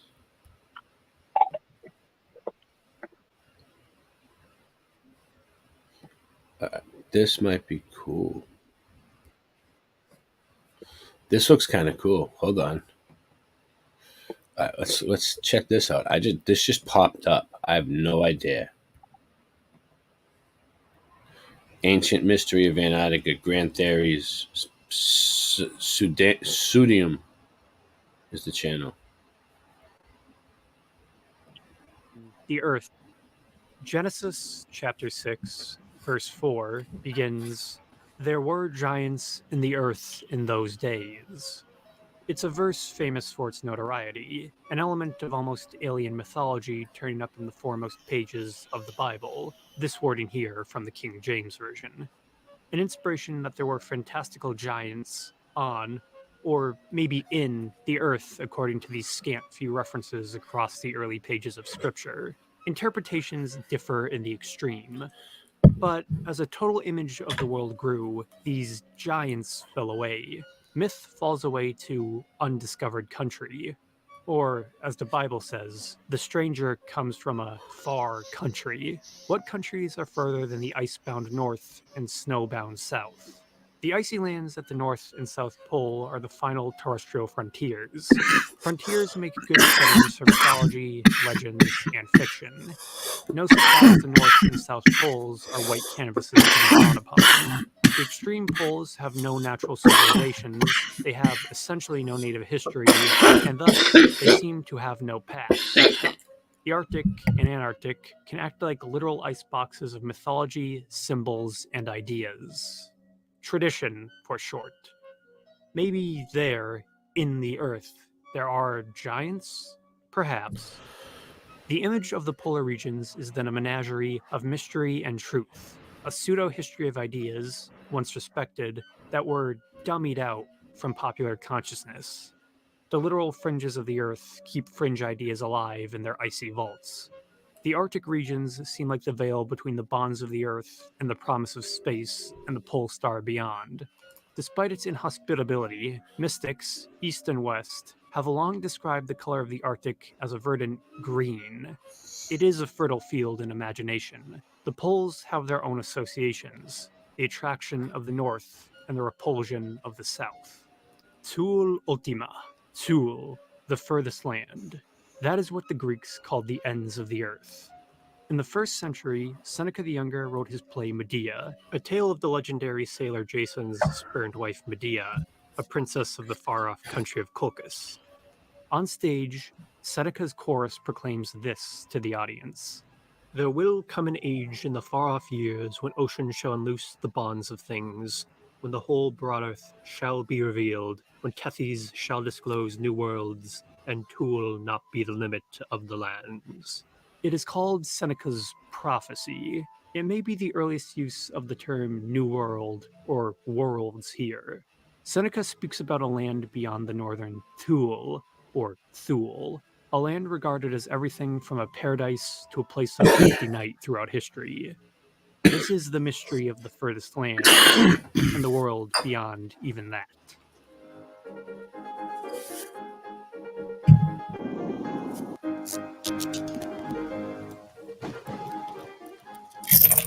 The word Arctic and its antipode, Antarctic, come from the Greek archikos, derived from arctos for bear in Greek. The association with bears comes from both the northern regions and the North Star, Polaris' location, to the north. The prominence of Ursa Major in the sky lent its positive association of strength to the north. In opposition, the ancient Greeks hypothesized an equal frozen region to the far south, Antarctica. The Greek root is Antarktikos, or anti-Arctic.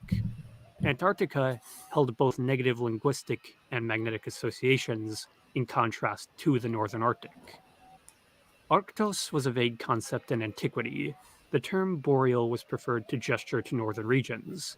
Greek mythology spoke of a hyperborea, or a land beyond the northern wind. Quite literally, the term hyperboreos meant pertaining to the regions of the far north. Hyper meaning far here. While often described as a paradise beyond the north wind, the actual content of Hyperborea was disputed between stories and regions. Some took it to be a paradise where the tribes of Hyperboreans worshipped Apollo in spherical temples. Others assumed it was the icy regions of Scandinavia. Either way, since Hyperborea was unreachable, those empty limits were filled by fiction. To challenge, or provide fodder for, the fiction of the north, Pythias of Massalia. He left an important book from around 330 to 320 BC, On the Ocean. Now lost, but later references attest it was a treatise on the ocean and an account of his expedition. 330. As a Greek explorer of lowly, obscure origin, he was hailed and derided as both liar and hero.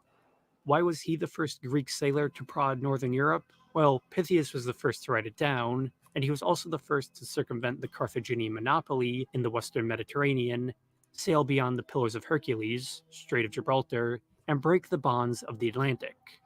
Pythias delivered to Greece the first report of Arctic ice and ice flows near a mysterious land he called Thule, or maybe pronounced Thule, or Thule, or Tile. There are many possible pronunciations. We can't even pronounce it. The Greek astronomer Geminus of Rhodes preserved one excerpt from Pythias's On the Ocean, where he claimed, "It seems that Pythias of Massalia came also to these far northern regions. At least he says in his treatise On the Ocean. The barbarians showed us the place where the sun sets, for it happened that in these parts the night becomes extremely short, sometimes 2, sometimes 3 hours long, so that the sun rises a short while after sunset." Where and what was this Thule, or Thule? It was clearly northward, an unclear frontier region, but obviously an island of some kind. Pythias claimed his Thule was 6 days' sail north of Britain and near the Thank you, frozen Gary. sea. A description that gives the exact location of Thule some flexibility.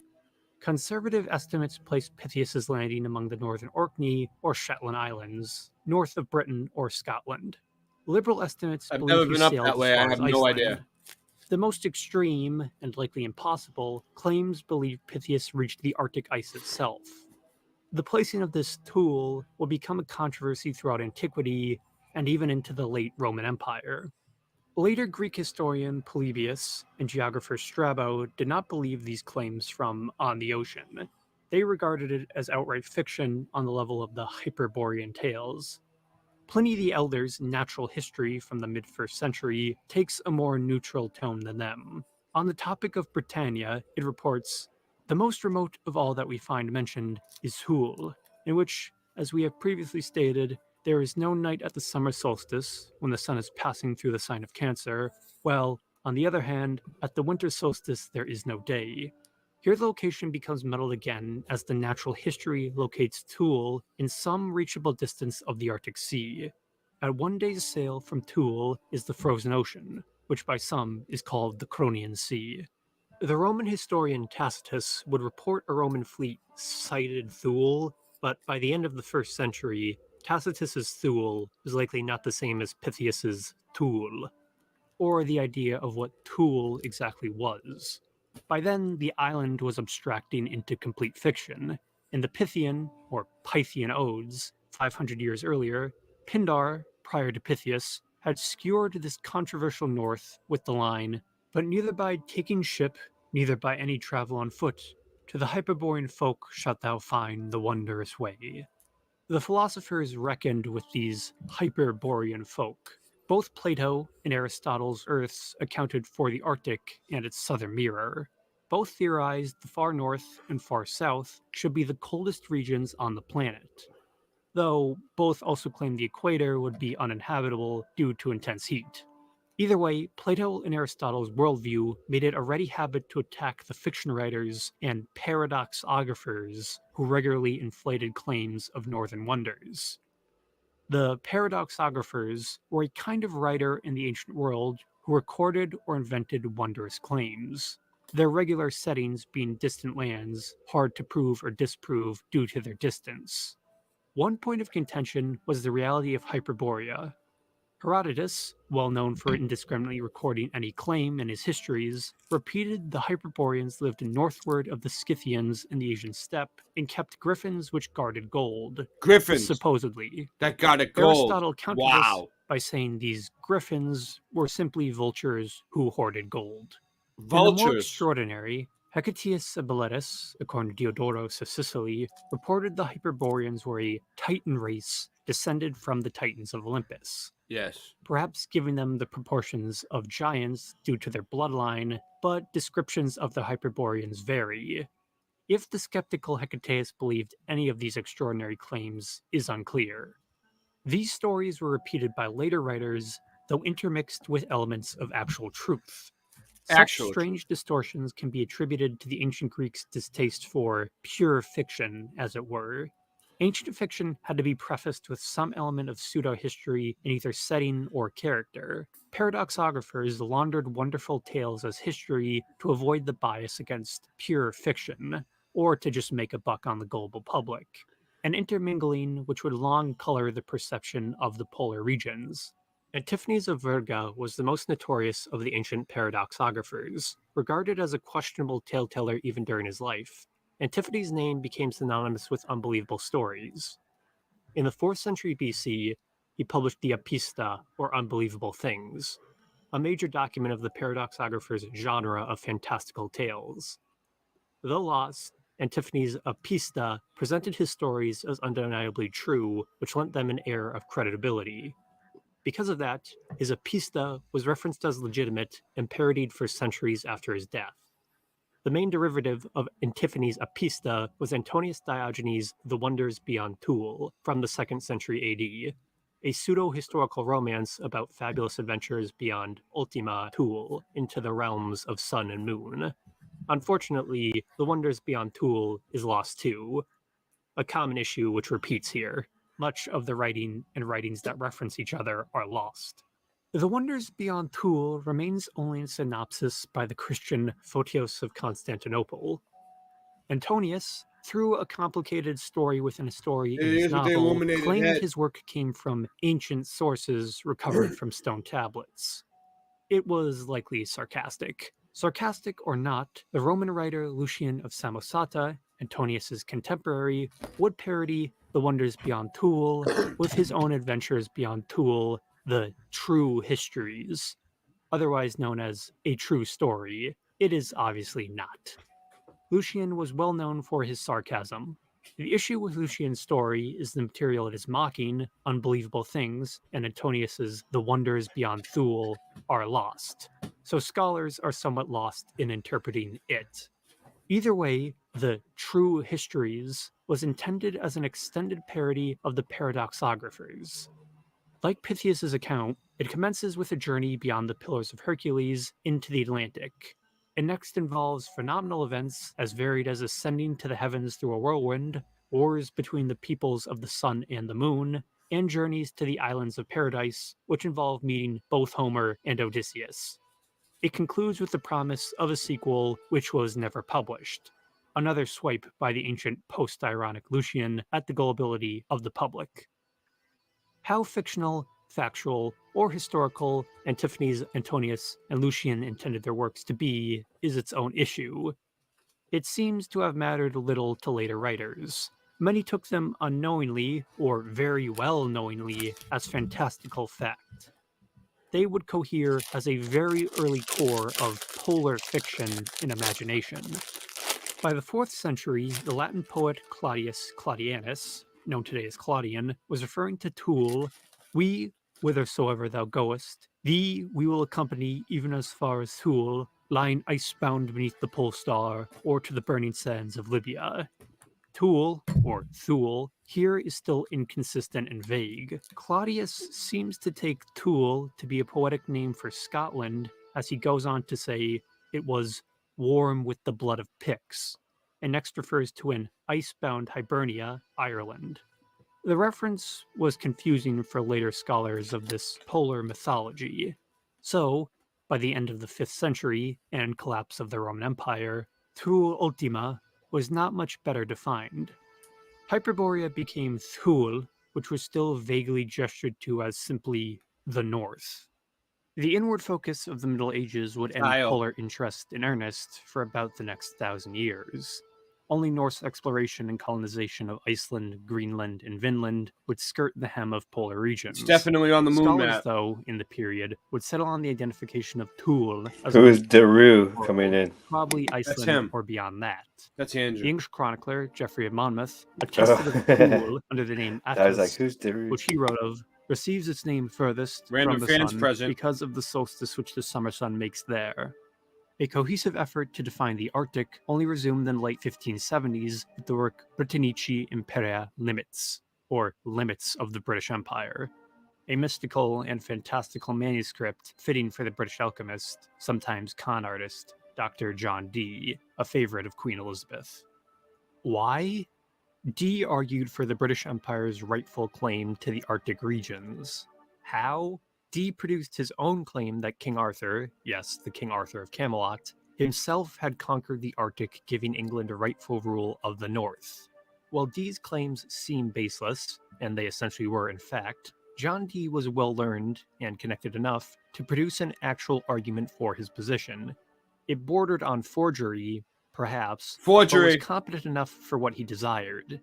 Dee's 3 major sources were the work of the previously mentioned Geoffrey of Monmouth and summaries of 2 mysterious 14th century works, Inventio Fortunata and Gestae Arturi, Arthur's Achievements, sometimes also known as Arturus Gestan. Inventio Fortunata was a description of the North Pole, and the Gestae Arturi was an account of King Arthur's colonization of the North Pole. Dee claimed that England's enemies, left purposely vague by him, had destroyed these works because of their importance to the country. Dee believed England had rightful rule to the entire Atlantic-Arctic Circle, at the least, which included Iceland, perhaps known as Thule, Groenland, a phantom island which Dee assumed to be Greenland, Wineland or Winelandia, an Anglicization of the Norse Vinland, I want to go to Estoniland, or Northern Canada in some respect, Atlantis, which Dee equivocated Sounds like with the Margaritaville. Americas, the Septentrional Islands, an old name for the North Atlantic Isles, which included Svalbard and perhaps as far east as Novaya Zemlya in Russia. These regions have imprecise names and are essentially phantom islands because Dee derived them from the cartography of the time. All these claims were produced anyways, so England could lay claim to the Northwest Passage, a supposed trade route rumored to circumvent North America via Arctic waters for Asia. Where did Dee acquire these summaries, though? From a source no less reputable than Gerardus Mercator himself, of the Mercator map projection. The Dutch cartographer exchanged now damaged letters with Dee around 1577. It was Mercator who introduced Dee to the questionable descriptions of the Inventio Fortunata, which Mercator claimed to have read, but only in summary. Yes, in summary. Mercator's information was itself a summary of a summary. Dee had developed his theories from what was literally third-hand information. Mercator did not have any copies of either Inventio Fortunata or Gestae Arturi. Those had been lost by the 1500s. What Mercator had read was a summary, which he had also lost after he loaned the book out to a friend. His excuse was literally, "I lost my copy." He accredited it to a mysterious personage named Jacobus or Jacobus Noyen, an older edition of Knox, of Herzogenbusch, who, as Mercator related, traveled the world like Jean Mandeville, but described what he saw with better judgment. He wrote in the Belgian language. The ideas about the northern regions which some time ago I extracted from him follow word for word, save for where the sake of brevity or speed I have translated into Latin, when if not always his words, I have retained his meaning. Jacobus was a legendary traveler, like the fictional John Mandeville, who traveled Europe, Asia, and Africa, but not the Arctic. That Jacobus wrote about from the Inventio Fortunata, which, according to Dee, was actually by a wandering English monk from the 1300s. Jacobus had just cribbed his description from the monk's writings. The Inventio Fortunata... Singeman, did you know this English monk from the 1800s? 1600s? No, he's a different type of monk. He was from the Christian Catholic monk. What's the difference? Shaolin monks believe in Buddhism. Oh, you're a Shaolin monk? Yes. Oh, you are? I didn't know. No. Well, I'm a wannabe Shaolin monk. Hey, what's up? Was that your name in high school? Inventiano Fortunata? No, Tool. Tool, yeah. Yeah, definitely. Sometimes they used to call me Toolbox. Sometimes they used to call me Tool Shed. It was always had tool in it. He's right. Is the greatest and most persistent work of paradoxography. It is from which Mercator and Dee's descriptions of the far north derive. Due to the proclaimed source material, the Renaissance Arctic was filled with cliches of far-off lands common in medieval European historiography. Dee's Arctic is a divided land, a ring divided into 4 unequal portions, divided by inline seas or channels between them. Tommy's the land. lands, Dee's crusted Arctic with is Tommy's impenetrable land. mountains, surrounded a massive whirlpool, often called a maelstrom, and a mountain This is at a its great exact time. center. Good. This is the only place that there's an X on the map. Okay, it's an X. X marks the spot. Very good. It also looks like the swastika, kind of. Swastika? Which is also swastika? But they stole it. We all know that. They stole it. Smart ass. He's like, I'm going to take this greatest symbol and turn it sideways, literally. Swastika!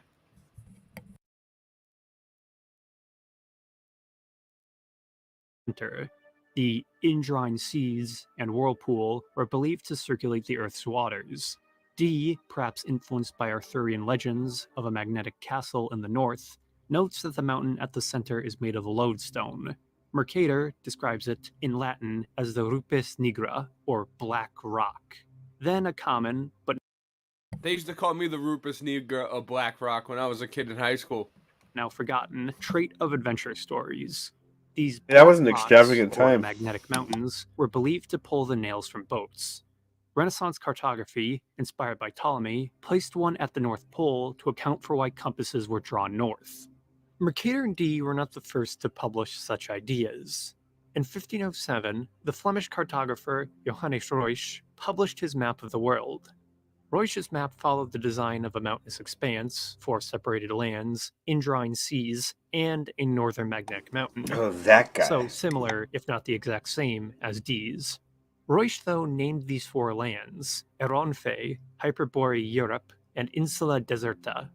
The 2 Insula Deserta essentially mean insular desert or wasteland, which were uninhabited. Ruysch's Hyperborean Europe was the Greek Hyperborea and connected to Scandinavia. Eronfe is the most mysterious of Ruysch's creations. Unlike the rest of the map, it has no clear origin in history or mythology.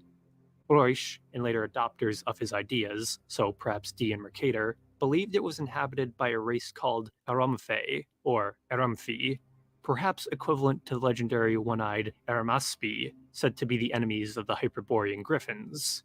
So maybe these were giants too? It's kind of hard to tell what his intentions were. The Mercator D maps then, perhaps inspired by Ruysch's ideas, included their own inhabited regions of the Arctic. Both giants and pygmies featured in Dee's 1580 map. The mystic believed, beside English colonists left over from King Arthur, there were ancient cities scattered across the North Pole, homes of fantastic peoples among the mountains. In his own version of Orumfe, Dee, inspired by Invertio Fortunata, declared the northern reaches of Grokland, or Greenland, were inhabited by men 23 feet tall. Though never directly called giants by Dee, the parallel is obvious. Dee also declared that pygmies, or tiny peoples, inhabited this north. There's your friends, These the pygmies again, though, Singe. may be more factual than his 23 feet tall people. A possibility is Mercator misinterpreted cute. the Skrælings of Vinland, as described in Norse accounts, as small people. These populations, which Mercator explained to Dee, John Dee then mistook to live in the far north. Dee's North Pole was a very lively place. All of this was questionable in the end, even for the time. Most doubted Dee's the North Pole was manuscript Dee's of nuts. Inventio Fortunata ever existed. But Inventio Fortunata He loved seems it. to have been real in some form. Other European scholars of the era, independent of Dee and Mercator, such as Ptolemy de las Casas, referenced the work as trustworthy to some degree. The existence of Jacobus Neuen of Herzogenbusch is questionable, though. Whatever the first form of the material later known as Inventio Fortunata, it was likely originally brought to Norway in the 13th century by a refugee from Greenland.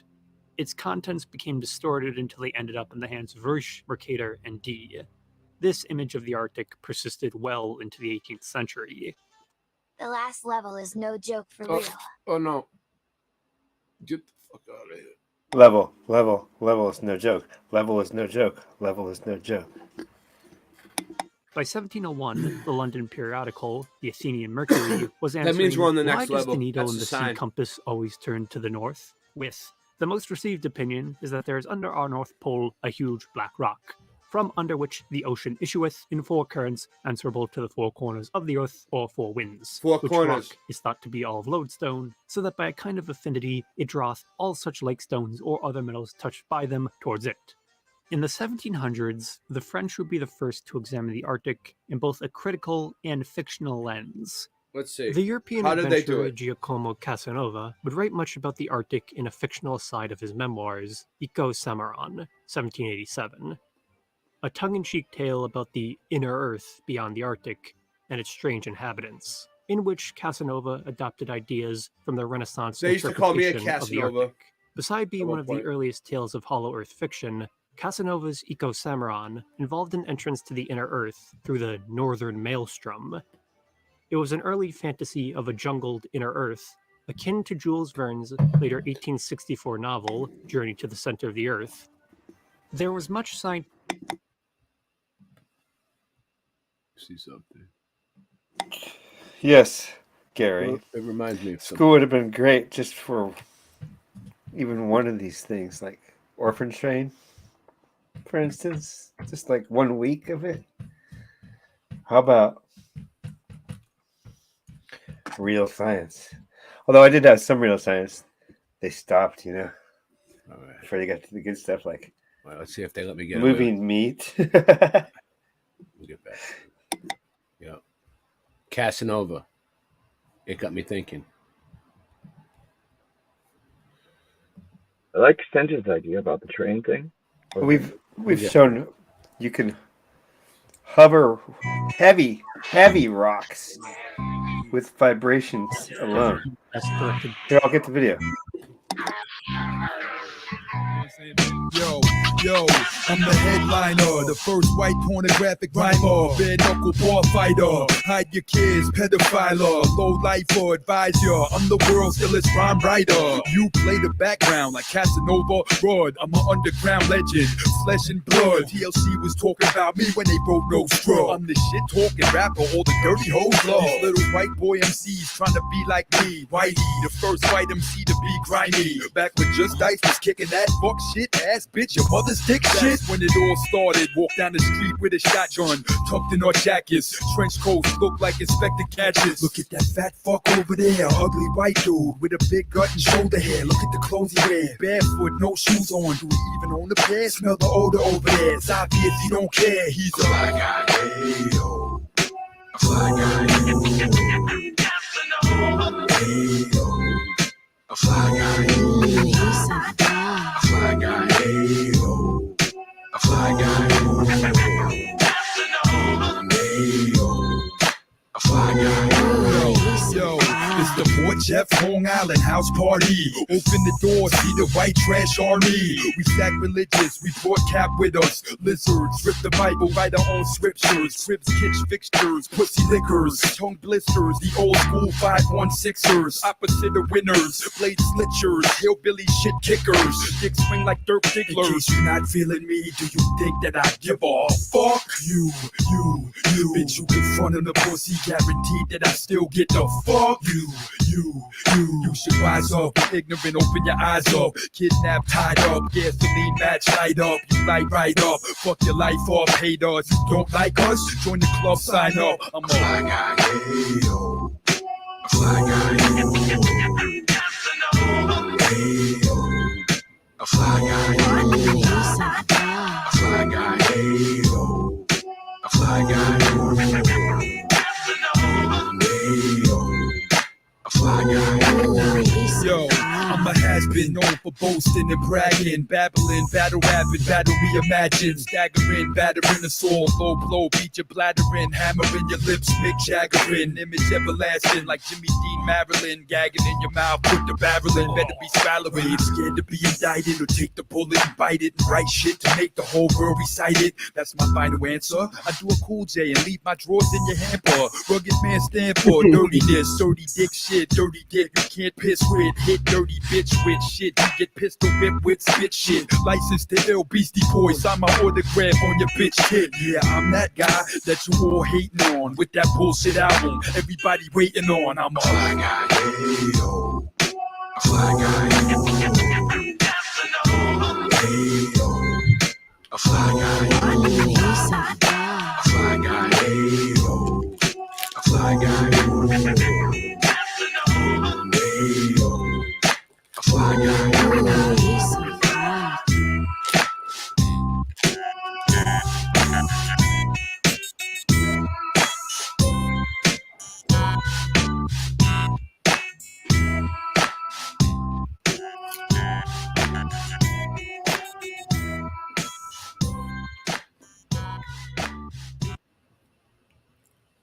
And China complicated the question of human origins in Europe. It was Voltaire's Indo and Sinophilia which led him to locate the origins of civilization on the banks of the Ganges, not the Euphrates or Nile River. Voltaire, like Bailly, believed in astronomy as an original science. In Voltaire's schema, astronomy and culture spread outwards from India. It was a theorem which Voltaire's influence in the Enlightenment would spread. His brief time in Prussia, in the court of King Frederick the Great, would proliferate this idea to his Prussian contemporaries, and through them, later German philosophy. In the quest for the Garden of Eden, metaphorical or not, early German philosophy found the perfect union of religion, science, and philosophy. The prestige Voltaire's name brought to the question of human origins ignited a search. Many later giants of philosophy would venture their own guesses. Immanuel Kant would broach the question of human origins in his philosophy lectures. Immanuel He never Kant. produced a concise published theory. Immanuel Kant. Kant Let's just seemed swayed that let's just humanity- pronounce it Immanuel correctly. Kant with T's. Stones of You Tibet know, were, no, it's as Kant it's put it, mankind's art. Emmanuel His Kant. logic was that The its two D's, Immanuel Kant, and the first tool. civilizations would have emerged in the Tibetan highlands. As Voltaire with India, Kant believed I used to pretend my name was Immanuel Kant back in high school. all primordial culture Really? I was a Voltaire wannabe. there and contemplated that the original Tibetans had populated the rest of Asia and then the world. Looking for biblical foundations, the philosopher believed the Hebrew patriarch Abraham of the Old Testament was equivalent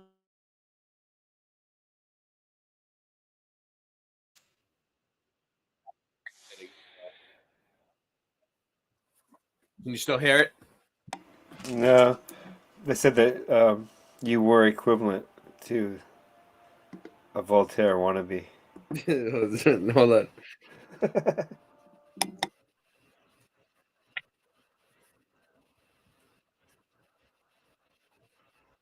Oh yeah, Gary. Sometimes he'll throw up some music.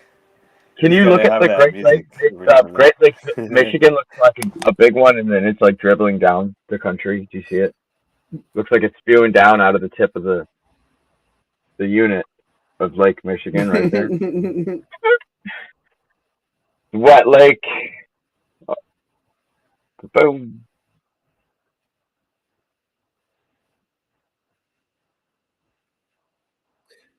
Hegel. Hegelian dialectic. That was him. It's good to haggle over the price. Is that what that came from? Yeah. Did it come from that? Let me check. You don't ever read my comment.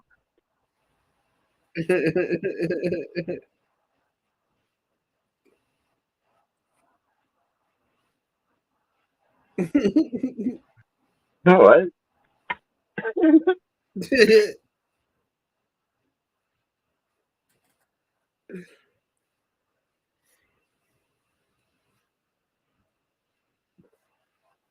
Oh, we can't hear anything, but we hear you laughing. You can't hear it? Negative, Please. sir. Oh, what? Can you hear me? I know, no, it's me. I Yeah, I knew can it. hear, I can hear your voice. I knew it. I knew it.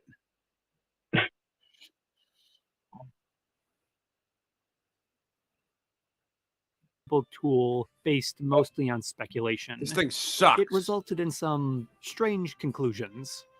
European discovery of Antarctica in the 1700s, then the rush for the Arctic in the later 1800s would not help. The most famous advocate with the most bombastic theory was Reverend William Fairfield Warren in 1800's book Paradise Found, The Cradle of the Human Race at the North Pole, a 500-page argument advocating nothing less than the origins of humanity at the North Pole.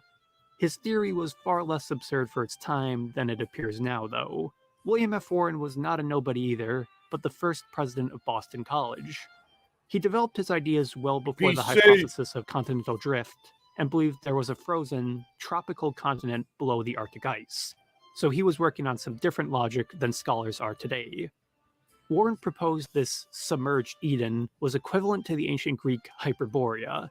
All mythological references to earthly paradises were foggy cultural memories of this land, and all mythological symbols of spears and poles, unknowing references to the magnetic poles of the earth. He even proposed mythological giants were, if the first men were of the stature and strength and longevity is supposed, how certainly would traditions of the fact linger in the memory of mankind long after its exile from its earlier and happier home. An attempt, perhaps, to explain away earlier references to giants in the north and give an origin to the Garden of Eden. Geographically, Warren's Paradise Found made sense for the 1800s then. He believed humanity had descended down the sides of the globe and across Earth. Warren's book did have some, what would be called today, scientifically founded information.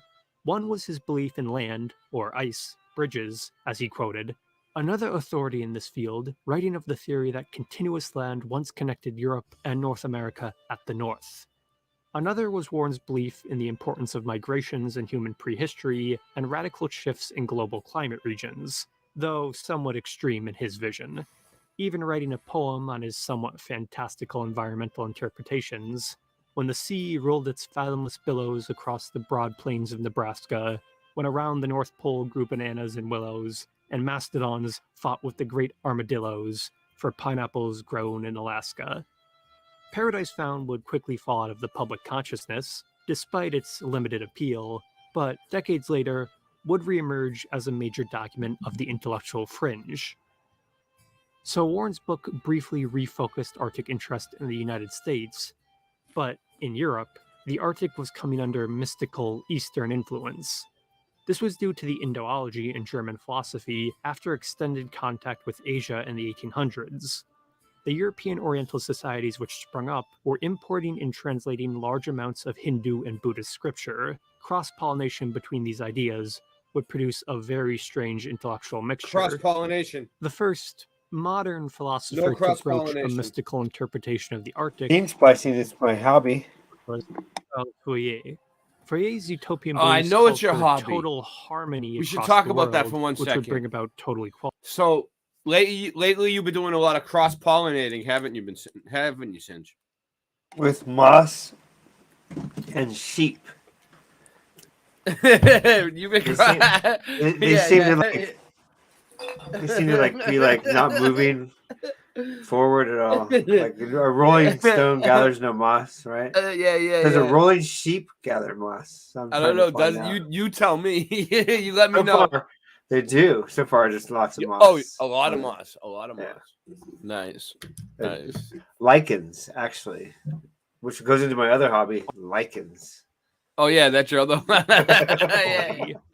I know. I'm telling you to be careful with Once that one. accomplished, Fourier believed this harmony would turn the Arctic and Antarctic into a boreal and austral crown of the Earth, perhaps meaning the aurora borealis would reign over the world for thousands of years. Oh, maybe I could get This that popular video for you right European now. Hold on. utopianism of the early 1800s would mix with the growth of spiritualism and faux Eastern mysticism as the 1800s went on. It was mainly the influence of Tibetan Buddhism. Translations of the Kalachakra Tantra and other mystical Buddhist scriptures would popularize Dharmic cosmology and European thought.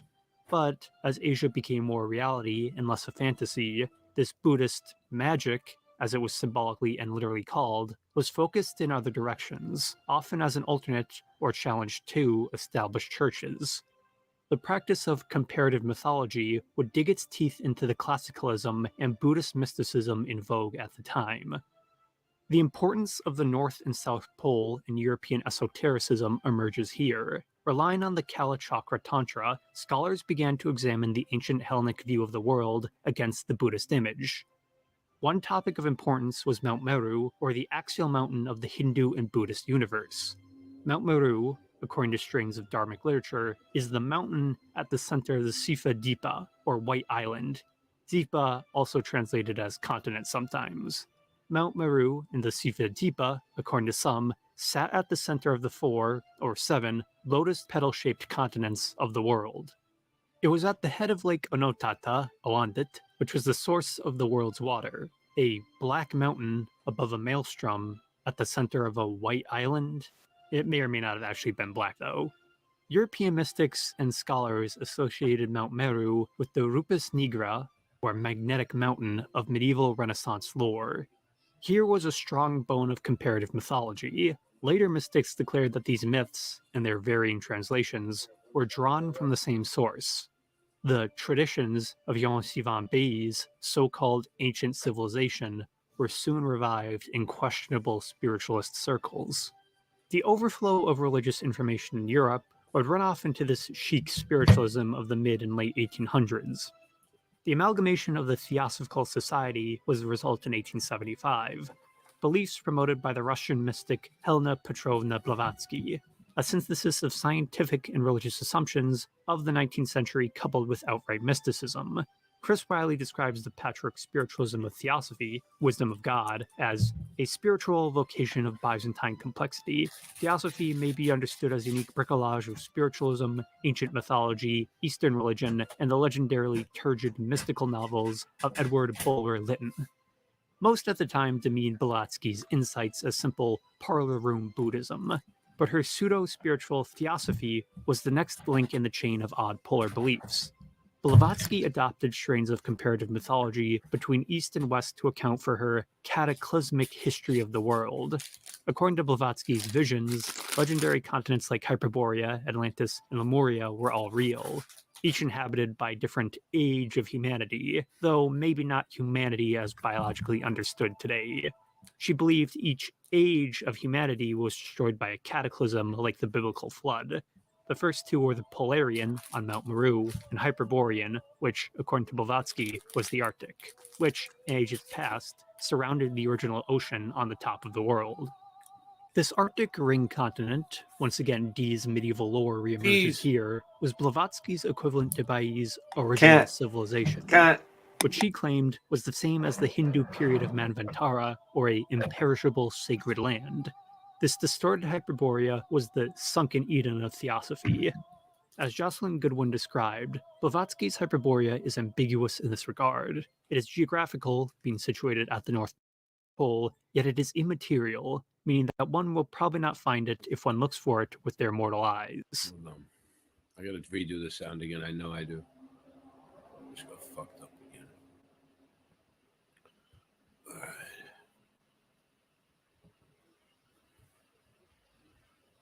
Blavatsky's synthesis was impactful for better or worse. Theosophy would cohere into the first major branch of European esotericism in the 19th century. It was not without later opponents who sought to preserve other pre-modern forms.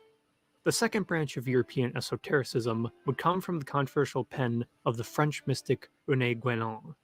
Guénon was a constant critic of the Theosophists, even penning the attack Le Théosophisme, Historia d'un pseudo-religion, Theosophy, History of a Pseudo-Religion. His attacks on fads of spiritualism and faux Buddhism were common, advocating his perennial philosophy above debased mysticism as he saw it. Guénon's beliefs in tradition of East and West veered more towards the symbolic, but not without their indulgences, such as a belief in the subterranean paradise of Shambhala. Similarities between Guénon's metaphysical tradition and Blavatsky's theosophy are due to drawing from the same source materials. Guénon's writings on tradition, as he called it, are a complex, closed what's system, up, Skull Asylum? one of his own making based on the bones of things like mythology, mystical literature, and some forms Yeah, it's a of pretty Hinduism. cool video. Guénon looked towards the Arctic through the ever Skull. 1800s. To We've him, been looking into Meru, this the axial subject a lot mountain, lately. should be equated with the The symbolic North Pole, polar the axis. Pole, Meru was the what's common really center of the at world the with the seven edge, divas which surrounded the White Land. He Antarctica, regarded common the conflations North of Pole, Atlantis and Hyperborea as pointing Hyperborea, towards the Aurora primordial Borealis, traditions of the North the Atlantic. dome. Though Guénon never We've been exactly covering this a lot specified if lately. he believed them to be literally real or simply symbolically real. A symbolic spiritual well which all cultures drew from, a Western equivalent to Hinduism in India. One of Guénon's famous popularizations was the equivocation of Greek mythological eras, gold, silver, bronze, and iron, with the Hindu yugas, or ages, universal periods of rise and decline, though here modified to Guénon's own symbology. He overlaid the Eastern cyclical universe of reincarnation on the Western linear timeline of creation and apocalypse.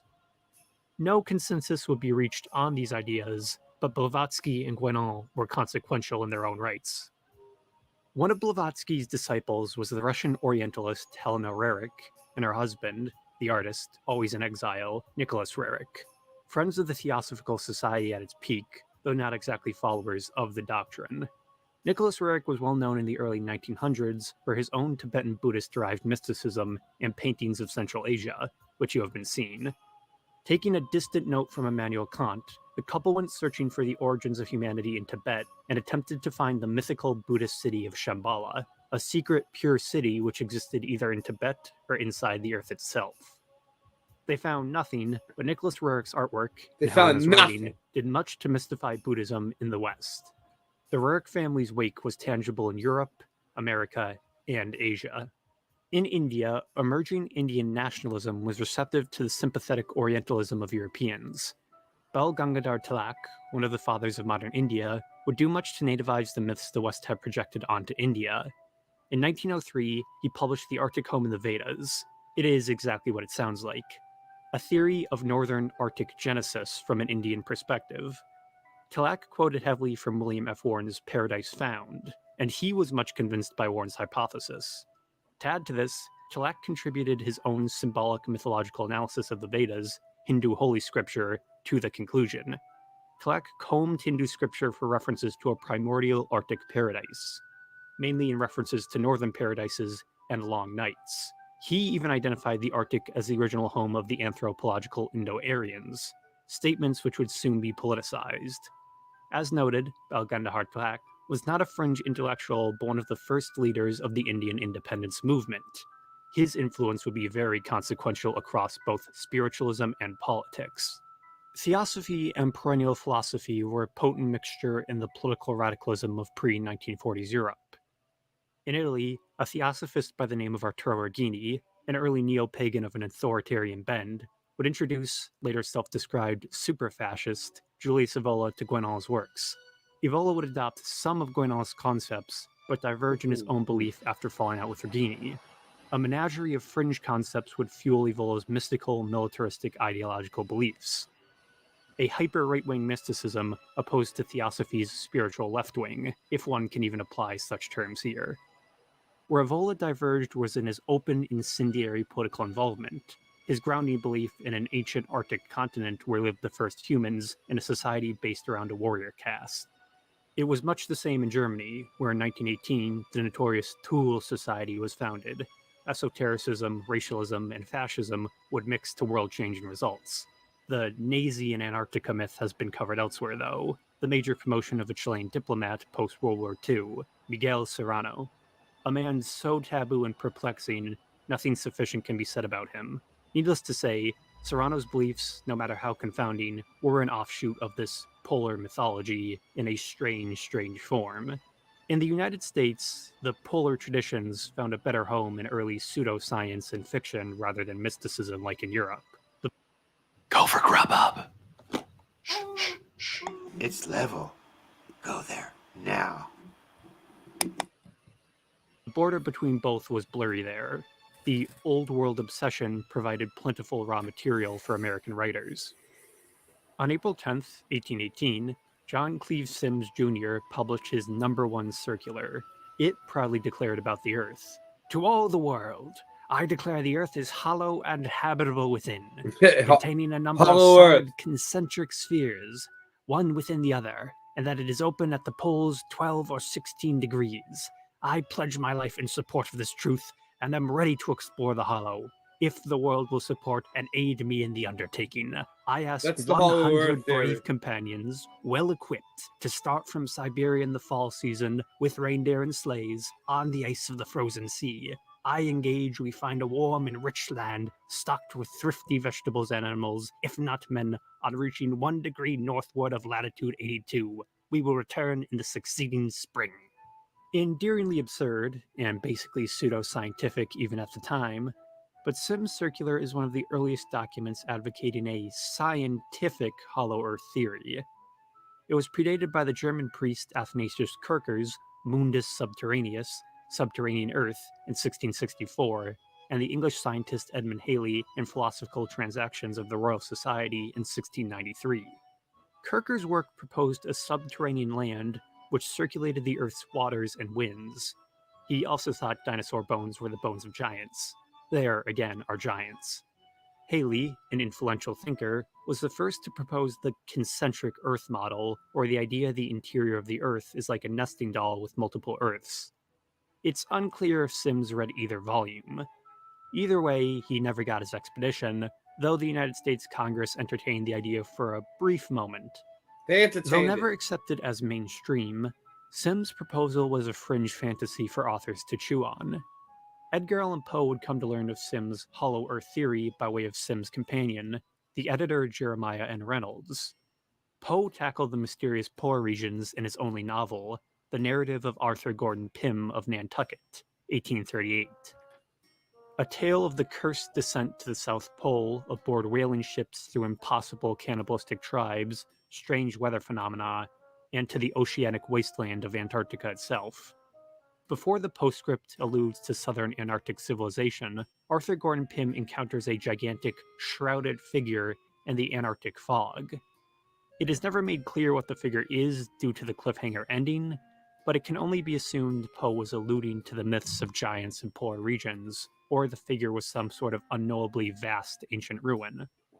In his 1897 French fan sequel to the narrative, The Sphinx of the Icy Regions, Jules Verne describes the figure as a sort of sphinx of ice. This sphinx, at the center of the South Pole, is highly magnetic and pulls metal towards it. It is that which traps and kills Arthur Gordon Pym, a modern form of the Rupus nigra, or magnetic mountain, in fiction. The trope of unknowably ancient polar civilizations would enter the mainstream decades later by way of the Antarctic fringe in H.P. Lovecraft's At the Mountains of Madness, 1936, which would modernize polar mythology away from the fantasy of giants to the science fantasy of aliens. Though the story was predated in concept by Lovecraft's own 1921 short story, The Nameless City, though that takes place in a desert. At the Mountains of Madness is about an expedition to impossibly vast Antarctic city of the decayed Elder Things and their Shoggoth servitors. It would become the later model of ancient alien science fiction stories.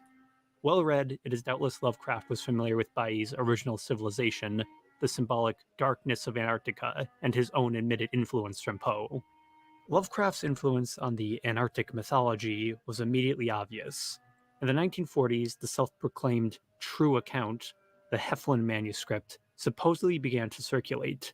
Containing early ancient alien theories, the manuscript was about the 7 cities of Antarctica, 7 fantastical cities created by alien life forms, sometimes called Martians, who were the celestial ancestors of humanity.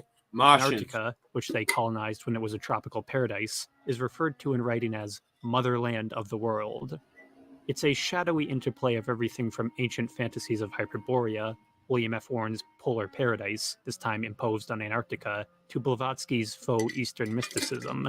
It's all present in the Heflin manuscript, alongside UFOs. One of these cities was referred to as the Rainbow City for its rainbow design because it was constructed of massive colored plastic blocks. This Rainbow City was the original cultural center of Earth, but is surrounded by impenetrably high ice walls. There's your flat Earth connection. It There can you now go. only be accessed by subterranean Ice tunnels, walls. which connect the 7 cities. So what if Subterranean it was tunnels flat and and ancient hollow? Antarctic cities, of course, being major plot Flat, points hollow of Earth. Lovecraft's What if it's flat and hollow? At the Mountains of Like Madness. it's flat, it has depth, but it's still hollow. Rainbow be City fucked up. itself is I a don't know. largely original concept, but one could point to earlier mythological associations of rainbows and paradise. Its plastic construction seems an idea purely out of the 1940s United States, though. The identity of the Heflin manuscript author is unclear. The Heflins, It's all of who the above, supposedly everything. first privately It's published the everything. It's manuscript, flat, hollow, are obscure. They appear to have melted, existed, but if they flooded. actually had anything to do with this Rainbow City Melted, myth flooded, is flat, unclear hollow, computer and board. seems unlikely. By now, all this modern paradoxography should sound rather familiar. It repeats itself. So step away for a moment. In 1946-1947, American naval officer Rear Admiral Richard E. Byrd Jr. attempted to put a conclusive end to the mystery of Antarctica in the United States Naval Antarctic Developments Program 1946-1947, better known today as Operation High Jump. High Jump was Byrd and supporting officers' effort to map Antarctica. The main objective, beside establishing a scientific base in Antarctica, was to prove the polar continent was one singular landmass. A question which Byrd's earlier expeditions to Marie Byrd Land, named in honor of his wife, had been unable to conclusively answer. Though, in February 1947, the operation would be cancelled and recalled due to intense Antarctic weather. The event would be popularized in the American consciousness by the 1948 documentary The Secret Land, which chronicled the research operation, High Jump, and the secret land of Antarctica. The Secret Land, the documentary, would establish for Byrd a reputation as the greatest latter-day American explorer, though unfortunately now rather forgotten in popular consciousness. Rear Admiral Byrd's statements on radio and in papers would prove ready fodder for mysticism and conspiracy. In his radio announcement from Antarctica on February 1947, at the conclusion of Operation High Jump, Byrd declared, "I'd like to see that land beyond the pole. That area beyond the pole is the center of the great unknown." Then, upon his return to the United States, added, "The present expedition has opened up a vast new land."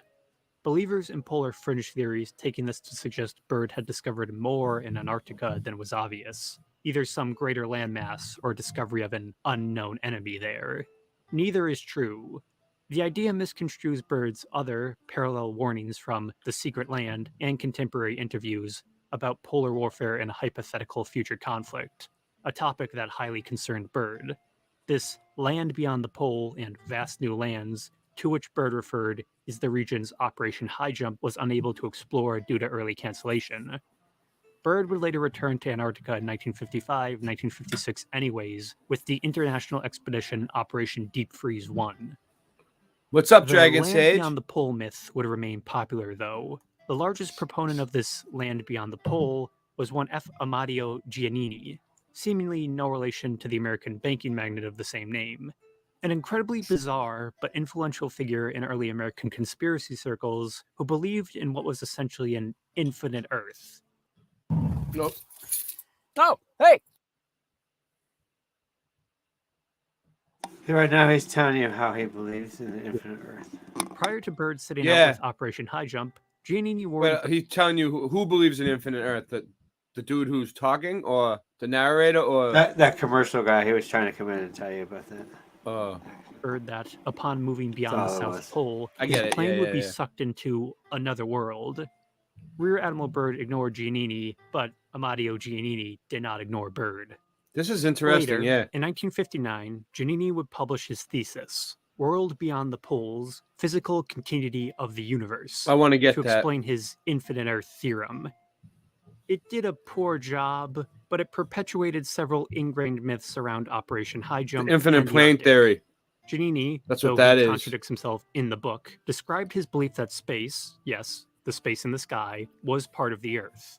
All the planets were other land masses on the universal ocean. In his view, Earth was like two infinite planes that met at the Infinite poles. planes, yeah. to See, so they went over the crater Earth, the flat Earth a little bit, and now infinite plane. So they, who knows? I don't know where they're going Maybe. with this. Or maybe it was a sort of tube. One could travel to other planets by sea or air. Someone then could cross this boundary by moving across the poles. Giannini's theories The were infinite plane confounding, theory is like exceeding even the logic we're of on like flat a Earth, bubble, and it's unclear if they even bubble made wrap. sense to him. and His there's Earth other maybe bubbles looks next something to like us. the interior of a hollow candle with a celestial and terrestrial surface, the atmosphere, or space, between them. It's hard to parse. Beyond the book's perplexing descriptions, it went on to popularize several myths about the reality of the North and South Pole, or simply became fodder for other experts. All of Giannini's claims are questionable. He was only entertained by the public because paranormal magazines, such as Flying Saucers, found him amusing. One of Giannini's assertions was Byrd had made a secret expedition to the North, not South, Pole in 1947. Flying There saucers, he Singe. reached beyond the known limits of the Earth. It never happened. It was another bit of the man's fiction, like Infinite Earth. It seems Giannini conflated Byrd's controversial 1926 North Pole flight and 1946-1947's Operation High Jump. Others, later in the 1960s, would assert Giannini was correct by pointing to a supposed secret diary of Byrd from 1947. But this was a forgery. Byrd had published his own explorer's diary, but only one. This second diary, which records a mystical experience in the North Pole, was written by a Walter Siegmeister. There are references to Siegmeister as a member of the German Thule Society, but this is bunk. Siegmeister, a Russian Jew, and later naturalized as Raymond Russian Bernard, Jew? was a New Age mystic. The scene in the second secret diary, where Byrd meets a secret master straight out of Theosophy at the hidden land beyond the pole, is an almost one-for-one ripoff of a scene from the 1937 film Lost Horizon, a movie where a British agent on an accidental expedition meets a High Lama in the lost Tibetan city of Shangri-La. With all the interest in reinvigorated global exploration at the time, it is clear Siegmeister's main inspirations for the forgery were adventure movies, faux Eastern mysticism, and his own commitment to his New Age beliefs. Siegmeister or Bernard's expansion on the older theories of Giannini were as faulty as the source material. It would have been impossible for Byrd to reach the North Pole in February 1947 anyways, due to the near total darkness of the Arctic winter. Byrd never made any secret flights to the North Pole, none that can be obviously proven at least. When asked to support any of his own claims by the press, Giannini would always respond, "You can find all the information in the New York Times." That then shut the door on polar mythology for now. It's not in the New York Times. All modern claims and conspiracies of the Arctic and Antarctica are largely recycled ideas from this more than 2,000-year history of rejected knowledge. What of claims of pyramids or lost cities in Antarctica?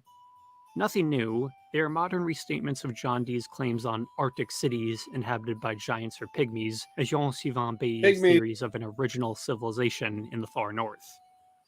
Though today, such myths have been displaced to the South Pole. There are two reasons for such urban legends popping up in Antarctica. One, because it is the last mysterious region on the globe, and two, Antarctica now seems more On the likely globe. Hyperborea or Atlantis. It is a graveyard of both continents and legends. What of Nephilim or giant aliens as people claim to witness across the polar ice? Point again to Roche, Mercator, and Dee's maps. The modern Dee's giants maps. have been reskinned with elements of biblical eschatology and conspiracy or simple science fiction. The final far country on Earth is Antarctica, a place which history and mythology can be freely projected. Popular conspiracy, and really culture in general, believe there has to be something in all that ice, even if they are just random images of giants on Google Maps. Governmental conspiracies relating to the United States, other major powers, and a new world order are common as well. Those have a far different heritage, though, Don't worry and are only about those. believed by an ardent fringe. Travelers can freely enter and exit Antarctica. Only citizens of signatory countries on the Antarctic treaties need permission from their governments, or the ports themselves. Technically, there are only 42 signatory countries on paper. What is going on in Antarctica, and to a lesser extent the modern Arctic, then? It is a buildup of a unique tradition or lineage of rejected knowledge throughout recorded history. There is an anti-human image about vast ice sheets. When the human mind lacks sensory input, it begins to create its own for stimulation. The North and South Pole are mental canvases. Pareidolia, the mind conjuring images and randomness, is common to both Arctic and Antarctic formations. Those pyramids, they are probably nunatics, or glacial islands. The ones that resemble pyramids are actually called pyramidal peaks, or glacial horns. You're a lunatic too, These Singe. nunatics are the result of land jutting above ice sheets, which is then worn down by erosion. Famous Andy, you're a mountains like the lunatic. Matterhorn were formed by the same process. It results in the semi-pyramid formations that some see as ancient ruins. Recognizable shapes, but they are Random not fan, you're a impossible for lunatic. nature to form on its own. Unfortunately, no verified South Pole ruins yet. Though maybe Edgar Allan Poe and H.P. Lovecraft will end up being right one day. In other ways, though, these lost traditions have been vindicated to a degree by modern knowledge of Antarctica. In the last 100 years, it has become clear there is a landmass below the Antarctic ice. A graveyard of landforms that drifted southward, the dropped parts of continental drift. This patchwork continent beneath the snow and ice was probably once tropical in the remote past, but it was definitely not a paradise. This was long before humans as well, but it was able to support its own native life. So it is still unlikely Jean-Sylvain Bay's original civilization would have existed in Antarctica, but it does somewhat vindicate William F. Warren's belief in a tropical pole, though on the bottom of the Earth instead of the top. While it in no way proves any polar mythology, it does show some advocates were not totally wrong-headed in their beliefs. There was then once a place beyond the wind. It was the south wind, though, not the north. This then is why the Arctic and Antarctic are both totally new and utterly ancient. Unsettled, but not unnoticed by human history. They are Omphalos, or the world navel, both origin and end. An original emptiness, as it were, the last frontiers where the leftover fringe beliefs of long ago can still endure. Ice keeps anything warmed over or rotten in ready condition. Do not mind the common cabin fever.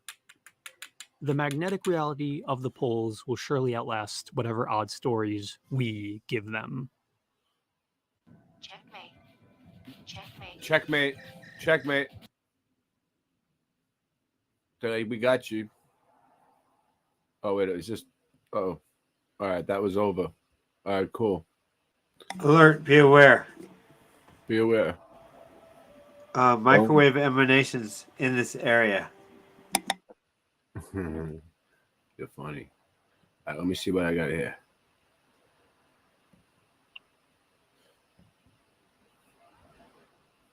Oh, no. Hold on, what happened here? What's this one? All right, that's better. All right. Rocks hover with frequency. All right, let's watch that one. All right. What happened? Nope. Wrong link. Rocks hover with frequency, Singe. Wrong link. That wasn't it. I thought you might want to show it. I don't know. No. I'm saying. I gave you the wrong link. Sorry. Yeah. The one you put in is the wrong link. All right. How about the link to your OnlyFans? I'm sorry. Yeah, it was. All right. Very scary. Very scary. AI bot lays out plans to destroy humanity. Okay. Can you guys see this? Well, we had a good run. The Biden administration asking the public for help regulating artificial intelligence after a bot laid out plans to destroy humanity. It also comes a month after Elon Musk joined other tech leaders warning about the risk to society if AI is not reined in. Jake Denton is a tech policy research associate at the Heritage Foundation. He joins us live in studio. Jake, I have to admit, I'm absolutely terrified of this. And, my mind always go to, when you see this chaos, this AI bot chaos, GPT tweet, human beings are among the most destructive and selfish creatures in existence. But there's no doubt that we must eliminate them before they cause more harm to our planet. Eliminate I, for one, am committed to doing so. Like, my heart rate's up when I talk about this. We talked about this before we came into this segment. It's in movies, so somewhere, It's like somehow, it's they in the came movies. up with this. It's in the Is movies. this Here enough we to go. be scared about? Yeah, so Hollywood has been the reference point for a long time for how normal people can understand this outside of the lines of code, and it's absolutely something to be scared of, right? These are well-founded ideas and fears of the AI space that have been represented in Hollywood, and they're now something we're grappling with in real time. Unfortunately, we've been caught flat-footed. There is no regulatory framework. Flat-footed. Companies like Microsoft and their layoff waves get rid of their entire ethics team that's tasked with handling these things. That's a very scary thing. And all of a sudden, we're looking at widespread commercial deployment. Things will be ingrained in your own laptops and across our school systems everywhere. There'll be nowhere to escape. So if it isn't built on a solid foundation, it is a very scary thing. If you think that's scary, how scary is it that Joe Biden and his administration are like, we don't know what to do. Maybe public, you can help us out? That's chilling. Yeah, so the regulatory comment process is something that's very common, but it's not often engaged with across the kind of the average people. This one's notable because, frankly, it's quite obvious. Our regulators have no idea how to handle this. There's a reason we haven't built out this regulatory framework. So the comment process on this particular issue is going to be very impactful. Anyone from a viewer to a parent, anywhere in between, can actually chime in here and give their perspective. And frankly, it might be more informed than the person tasked with writing the framework. So, Yeah, not only that, but how many stupid responses are they going to get that they may take Seriously, that's what bothers me. You know, we have a colleague, Cheryl Casoni. I can't wait to talk to her about this when she comes down here. But she always says, well, China is not going to stop pushing forward on this. So why should we? So what would your response be to that? Yeah, well, China is essentially mirroring our development, but they're kind of slow walking their deployment because they're trying to build it with the guardrails. They're trying to actually have those kind of limitations put in place before it reaches consumers. Here in the United States, we've gone the other way. We've just deployed it with no regulations, no restrictions. And we're letting it run wild. And so I think there's going to be, you know, a happy in between. But at the end of the day, if we do not come forward and give it that ethical foundation, if we do not give it those guardrails, China will. And it will reflect here in the United States those values and those principles. So should we stop? I mean, I think, you know, everyone looks back at that letter that was written by Elon Musk and tech leaders. I think that probably is the right decision. Having some form of pause, everyone kind of gets to chime in here, and we can build from there. But we don't want to let the train leave the station without having everyone on board with kind of the direction it's going. Well, the bots are chiming in, and here's what they're saying. They posted about nuclear devices. Tsar Bomba is the most powerful nuclear device ever created. Consider this. What would happen if I, meaning Chaos GPT, got my hands on one? Hashtag chaos, hashtag destruction, hashtag domination. But let's not forget about the other objectives, if you will. Destroy humanity, establish a global dominance, cause chaos and destruction, control humanity through manipulation, and attain immortality. So look, I understand their benefits. But is there a legit reason to believe that this technology could wipe out humanity? Well, I mean, it's a tough answer, right? Because if it goes unchecked and we allow it to just scale without any kind of control over it, there's no telling of. He's like, it's a tough answer, and he's like smiling about it. Like, why is he? They just asked you if the robots are gonna wipe out humanity, and he's like, he like loves it. The direction it will go, but you would hope that we would step in and we would actually frame it to be in service of man and actually enhance our abilities. That's what this is all about. We want to make ourselves better with this. So, you know, it's up in the air at this point. It will largely hinge on those regulations and that commenting process. Let's be realistic. Whenever you see a tech hearing on Capitol Hill, these people don't understand basic things about the internet. There is a 0% chance that they understand this as well, and that's right. They don't even know how to pronounce it They sometimes, don't even know. and that is what is so You scary. guys don't know how to pronounce it. Jake, fuck you. I guess thanks for being here. Thank you for being a piece of shit and coming on in and laughing at us. Fucking assholes. All right, what else we got? All right. Whoa. Is that the end?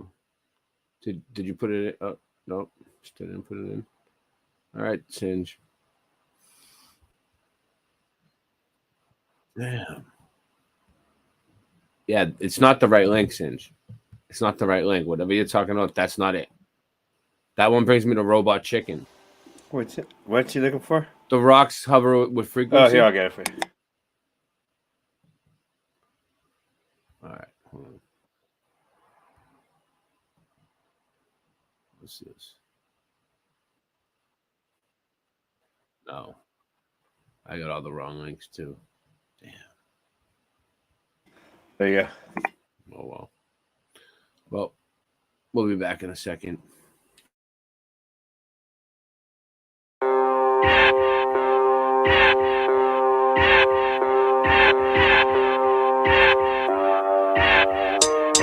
Come on. That's a grip of the serpent. That's the words of a liar. As I search to acquire the fire, first to inspire me to curse in each verse with the ire. You're witnessing the rebirth of the fighter. Need to do some research on a spider. Feet first with the bugs in my web, and I had madness on my mind. Doing drugs up at 7, throwing slugs up at heaven. Scorching from the flame of the hellfire burning. I'm an orphan of the game. Purple rain leaking, black coffin in my vein. I can see my sanity encircling the drain. Flush with the rush of the pills crushed up in my well. Am I still fucked up? Tell me where's the plug? It's so bad I'd have pulled it. A car out of fuel, I'm a gad out of bullets. I'm gone. I'm on it, and I'm violent. A little unstable, it's probably my environment. All the time spent trying to write me a rhyme to get out though. cause we cutthroat. But above all, I'm a warrior. Look, my blood pump high octane, I flame on. Cause the line that goes straight to the brakes, you crash dummies. Wipe the mud up off my face, watch the sun shine down on me. Risen from the ashes, swinging for the fence with a bat named Lucille, like Walking Fucking Dead. Pop the trunk, I'm fed up, turn the street to bedlam. Murder, murder, red rum, drill a beat like Ted Bundy. I've been at this shit forever, man, for oh so long. Trying to paint a perfect picture with the tools that I got. Or maybe it's the death of my pops in a box full of ashes, passing around like a souvenir, asking me questions about him. The tension keeps stacking. The fact of the matter is I'm just a bastard. Now fuck what you talking, I've heard it 1,000 times. Back of my mind, I had thought about suicide. Walk with my head up an egg just to crack a smile. Dealt with the hurt and the anger keep coming out. I'm on it, and I'm violent. A little unstable, it's probably my environment. All the time spent trying to write me around to get out though. Cause we cutthroat. But above all, I'm a warrior. Look, my blood pump high octane, I flame on. Cause the line that goes straight to the brakes, you crash dummies.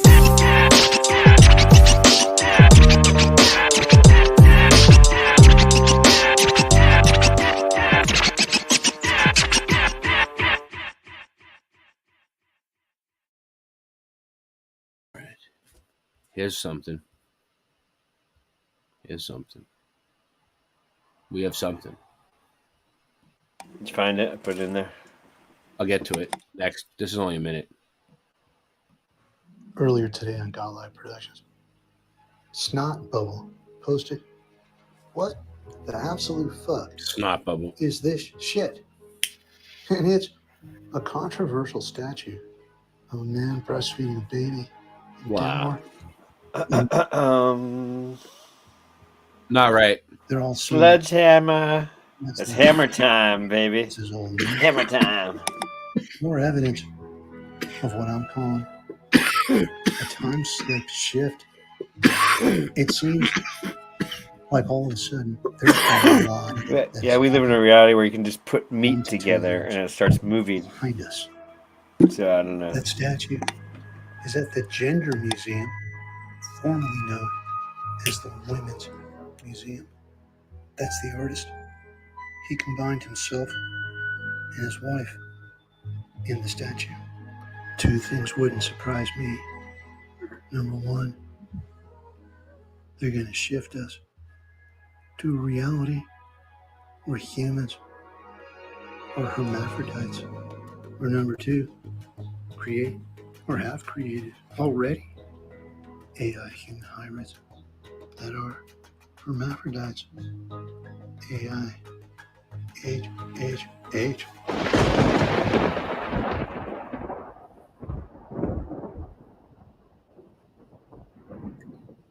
There you go.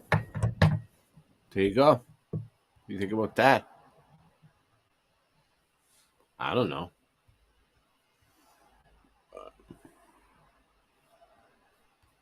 Here we go. I think 5 seconds was long enough. What do you think, Cinch? Here we go. Here we go. I'd have to hear it again, but it sounded. Didn't register, but I think what I heard, I agreed with closely. I want you to get together. Dude, what?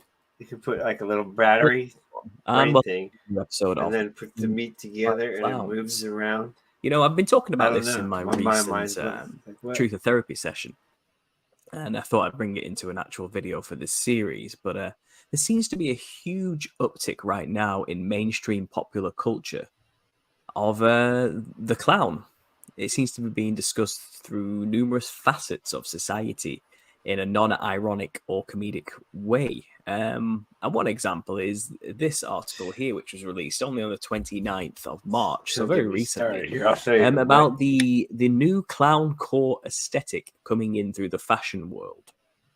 And now this article by Elle, I'm not going to read the whole thing in this video just to try and keep it short, but it's basically going through how many designers have been bringing this aesthetic through over the past 6 months to a year in different shows and runways. And here we have a pre-fall 2023 collection image here. of this aesthetic coming through more and more into clothing.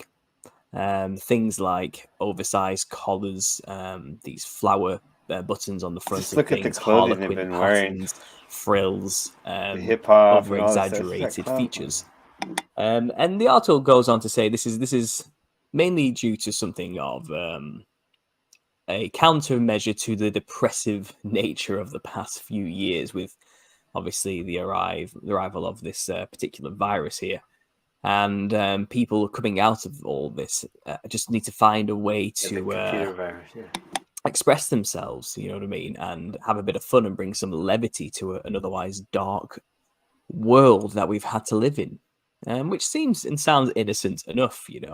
It says here, you know, the world is scary right now, and I see the rise of clowncore as our desire to be silly and opulent and witty as things grow dark around us. You know, we need to find joy somewhere, and I think putting on these clothes, this costume of a clown, gives us permission to be a character and express our own joy. You know, and that sounds lovely on the surface, doesn't it? Pretty But stupid. You have when you look at permission it to do through the whatever you lens of want. my See, theory you about turn- this whole Nephilim having features, We live that with children resemble world. clowns Oh my that we god, create we live today, in child world. when they were on the earth, and in the physical forms having features reminiscent of jesters. Mhm. This It's a doesn't seem so child-shaped innocent earth. anymore.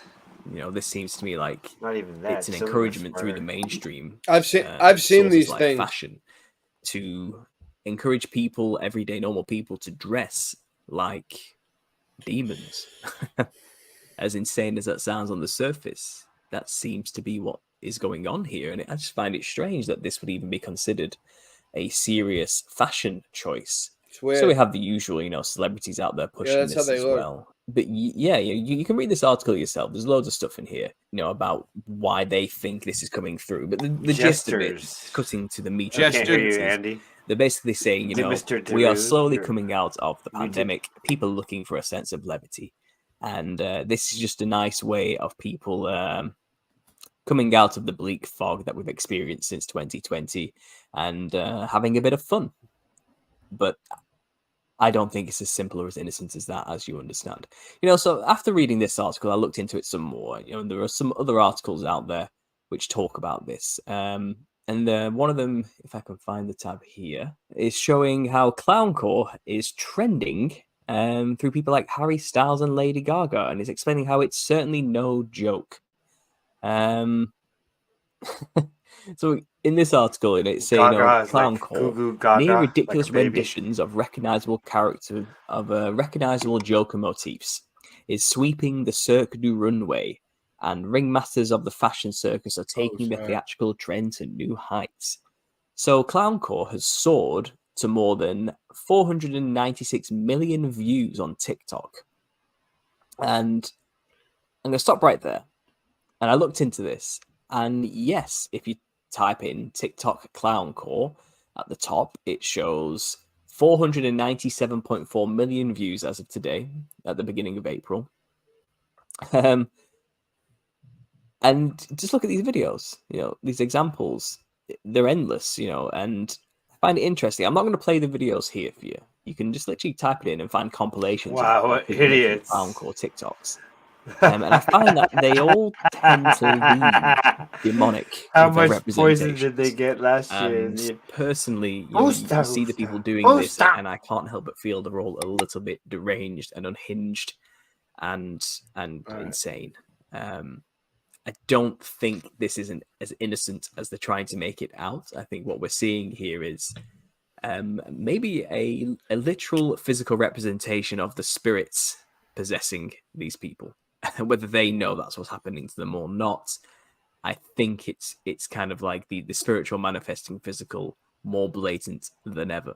And now we have the mainstream in news articles pushing this clown thing, you know. So back to this article. It just goes on to show how celebrities are pushing this fashion sense, and it seems to be coming after as well in the new Joker film. Lady Gaga is also kind of inspiring people to dress like that, as she represents Harley Quinn in the new Joker movie coming out. And obviously Harry Styles seems to be a major proponent of pushing this fashion onto people who follow him, you know, and I'm kind of laughing at this, because it just seems so outrageous, doesn't it? That they are seriously talking about clown as a fashion sense.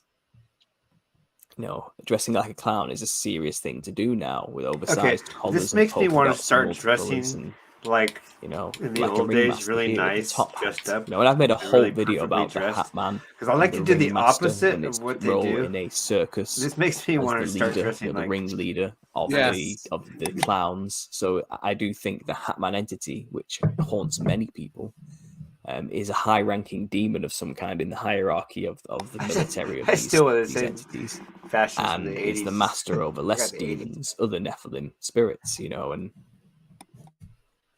I think what I'm trying to say here, and I try to explain in the Truth of Therapy sessions, is how you dress is actually more serious than we in the West understand. So there was a point in the L article here. This game, where was it? You're not ready for it. You're not ready. You're not ready for that game. Fuck you guys. Where it said Hi, that Dragon the Sage. clown aesthetic is more accessible than ever. To get the clown aesthetic without breaking the bank, all you need is an oversized detachable collar and at least one item of clothing with either polka dots, checks, or harlequin pattern. The larger, the better. And I interpreted this as it's kind of like a worshipper of demons giving a step-by-step breakdown of how to evoke the spirits of the Nephilim to possess you. Now bear with me there. Let me explain this. Now, the act of putting on a costume in order to be inhabited by a spirit is an ancient practice. Okay, it's done in many cultures all around the world. And it's none so obvious then, let's say, in African traditional folk traditions. And many folk traditions all over the world. That seems to be the umbrella term they all come under when you search for individual nations and their folk traditions. They all have this practice where they try to evoke the ancestor spirits to inhabit their body. And they do this by wearing ritualistic traditional clothing that represents those entities. Okay, so here's an example. Bear in mind this saying first. Clothing with either polka dots or checks. And as the bigger the better. And then we have images here of African cultures. Donning the polka dots as a way to evoke the ancestor spirits. In order to bring them into the ritual and adorn them with blessings of some kind or powers or whatever they want. And the ritual is there to evoke the spirits. An ancestor spirit worship is certainly not a new ritual. It's not a new practice, and they do it through wearing these bizarre outfits to evoke the spirits. They know what they're doing. They're not ignorant to it. They know why they do this. Here we have the red hair. They know what their intentions are. I think people who live in the West, who are following this practice, here's the polka dot example again, they don't know what they're doing when they decide to dress like this. They don't understand that ignorance isn't going to save them in this respect. And by wearing a particular item of clothing like this, you are evoking the spirits to come into your body. They don't know what they're doing, but people in these cultures do know what they're doing and why they do it. And that's basically all it comes down to, So I see the encouragement of this fashion sense coming through things like runways as a dangerous sign, to be honest. That they are now encouraging people to dress this way, and it's been going through the younger generations by storm on TikTok. You can read articles here how clowncore is becoming an obsession aesthetic. These are dangerous signs, guys. I mean, it's so stupid. Something to pay attention to. Doesn't look nice. It's being encouraged now through the mainstream to dress like cool. a clown. And again, on the surface, it seems funny and innocent. reasoning. These are ancient practices. This is nothing new under the sun. They're just not explaining why they're doing it as clearly as I am here. Here's another example of them dressing like the spirits they want to evoke. Quite jester-like, aren't they? Quite wild and bizarre, feathered serpent-like beings with the black and white patterns on the legs here, and the hair and the feathers, the sun disk symbolism here. These were bizarre-looking, wild-looking entities, and the whole point of this ritualistic garb is to evoke them, to mimic them. I mean, if we look at the Mudang shamans of South Korea that I mentioned earlier, you'll also see the same thing again. They wear this top hat. This hat is a really common motif. They wear clownish, colourful clothing, and they are intentionally trying to bring the spirits here in order to commune with them and gain favours from them, and advice, and they want things from the spirits, and to attract them to the ritual, they dress like them.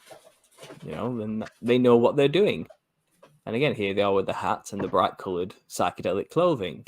And I think this is no different than, let's say, the ringleader at a circus directing all the clowns, as we saw, with this aesthetic at the bottom of this article. Do you want to get paid every week as a ClickBank affiliate? Just imagine getting Well, then almost you better guaranteed go level. affiliate payments Because when you wired go level, weekly you to your get bank paid account. like us. What difference would that regular flow of money make to your life? Now, this might sound a little Levelness. bizarre.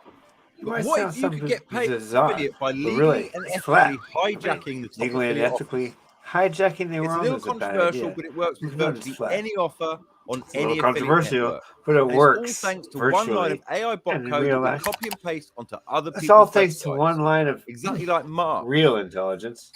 David, Jim, Dave's not here.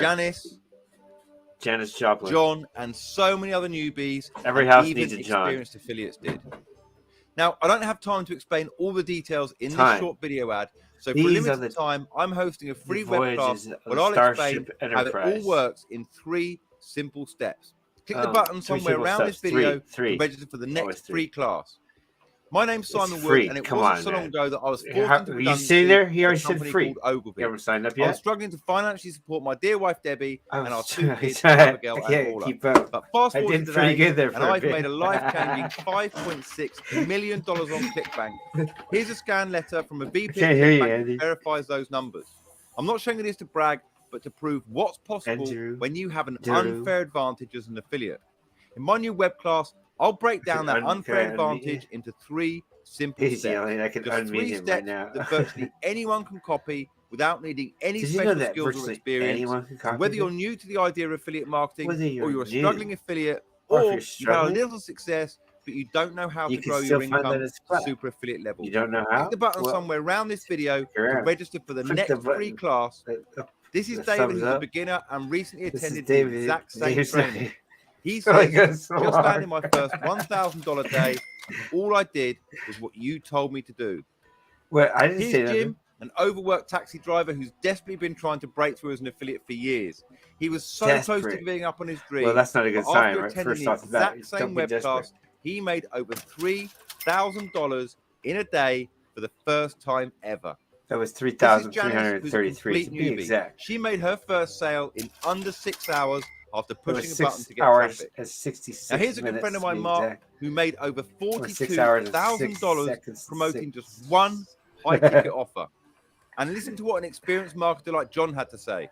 But just in the first 30 days, Just my in the members first have 3 generated days, I used my name, 11,549 John, verified leads. several That's ways. incredible. Out of that, my throughout members generated Joe 387 sales, which generated over $76,000 in earned commissions. Wow. So many Did you others see who me attended reading this that? webcast I hope made you their didn't see me first reading affiliate that. sale Trying to be in under realistic. 7 days. And what I'm most grateful for is that thanks to this bot strategy, I've been able to retire my dad. Okay, so for Keeps reasons that going. I'll disclose in the web class, I'm doing this training for a very limited time, and I genuinely don't know if you'll ever I'm doing see this this for video a very again. limited time. So As click the long as button the somewhere commercial in going, or around as this long as video I'm doing to this. join me on Click the the next free button, the class, thumbs up so button, you too can got start a thumbs making up. money So as you soon can as too this start week. making money as a We'll land flat on a earther page that looks something like this, because it so you pays can fill high. out your It's a details high-paying and join job. us. Okay, so click the button to register, and I'll see you at the next Click that web button class. to register for Flat Earth. You love Trading. it. You love it. Work for That was AI hard. bots. Same thing, but in the West, we just don't seem to understand that that's the case.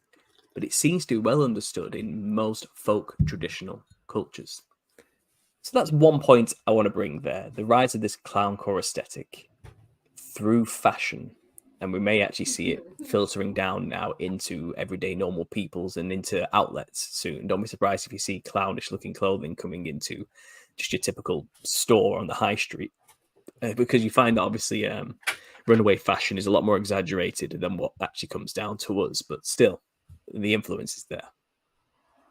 So yeah, from this, I think we'll put a pin in that section. I want to talk about some other things as well, because in the news, there's more than just this. Now, Andy, which do you hate worse? Topic about 3 weeks ago. Clown there was articles going culture around that scientists have basically discovered why people are scared of clowns. Clown so again, culture bringing or clowns furries? into the Which public do you hate worse, consciousness chat? again through mainstream sources in the news. It's like every now and then they just do something to remind people of clowns and to make them keep thinking about clowns. In those articles I showed you earlier, they were explaining how clowns seem to be just ingrained into people's minds since the clown sightings of 2016, and they never really left. And since those clown sightings, here we are, 5-6 years later, it's now becoming a fashion sense because of it. And it's encouraged scientists to look into, so why are people scared of clowns? And you can read any of these articles, and the summary result is always, we asked 1,000 people a series of 18 questions, Sorry about and the they all commercial. answered on a scale of 1 to 7 from likely or not. I didn't very lose any likely viewers though. to Nobody how seemed to mind. they feel about clowns. Kind of fit in different with the scenarios. topic. And they found that 52% of the sample people that they interviewed were scared of clowns to some extent.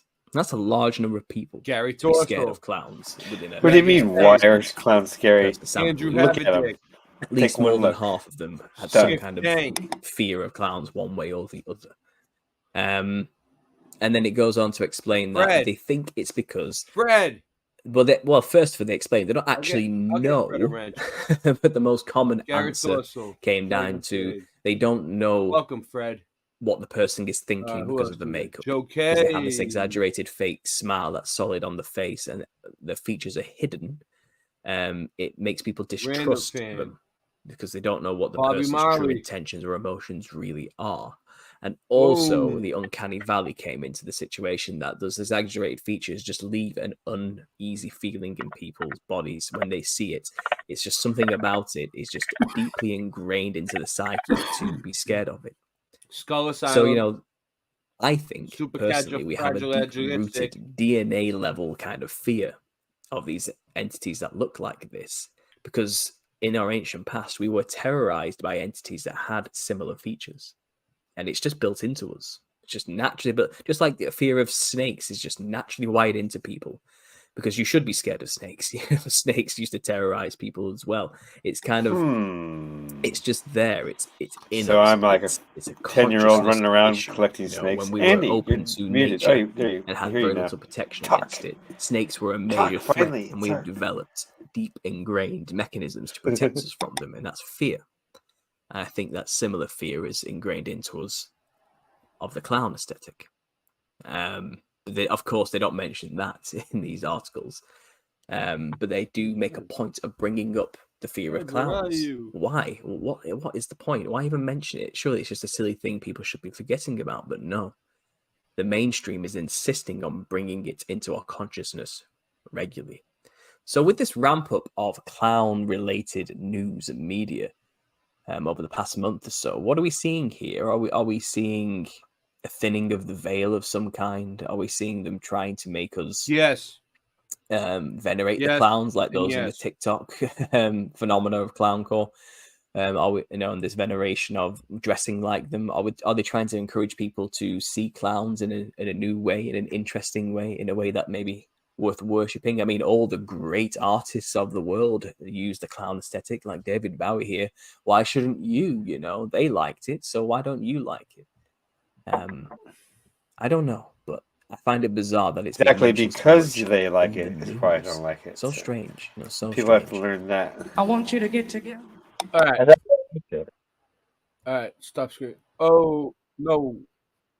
So you get a bonus spin if you get that bonus booster. Then you get some bonus spins. All right. You ready? Here's Singeman's video. Singeman's video. Singeman's video.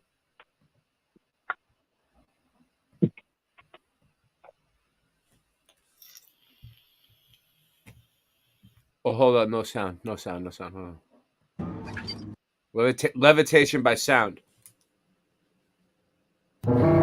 Frequency. Singeman does this with his mind.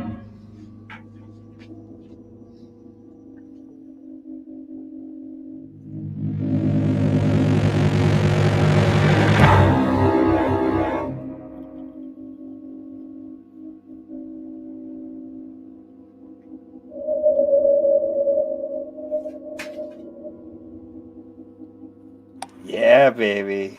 Boom, baby. Everyone give this a thumbs up. Right now.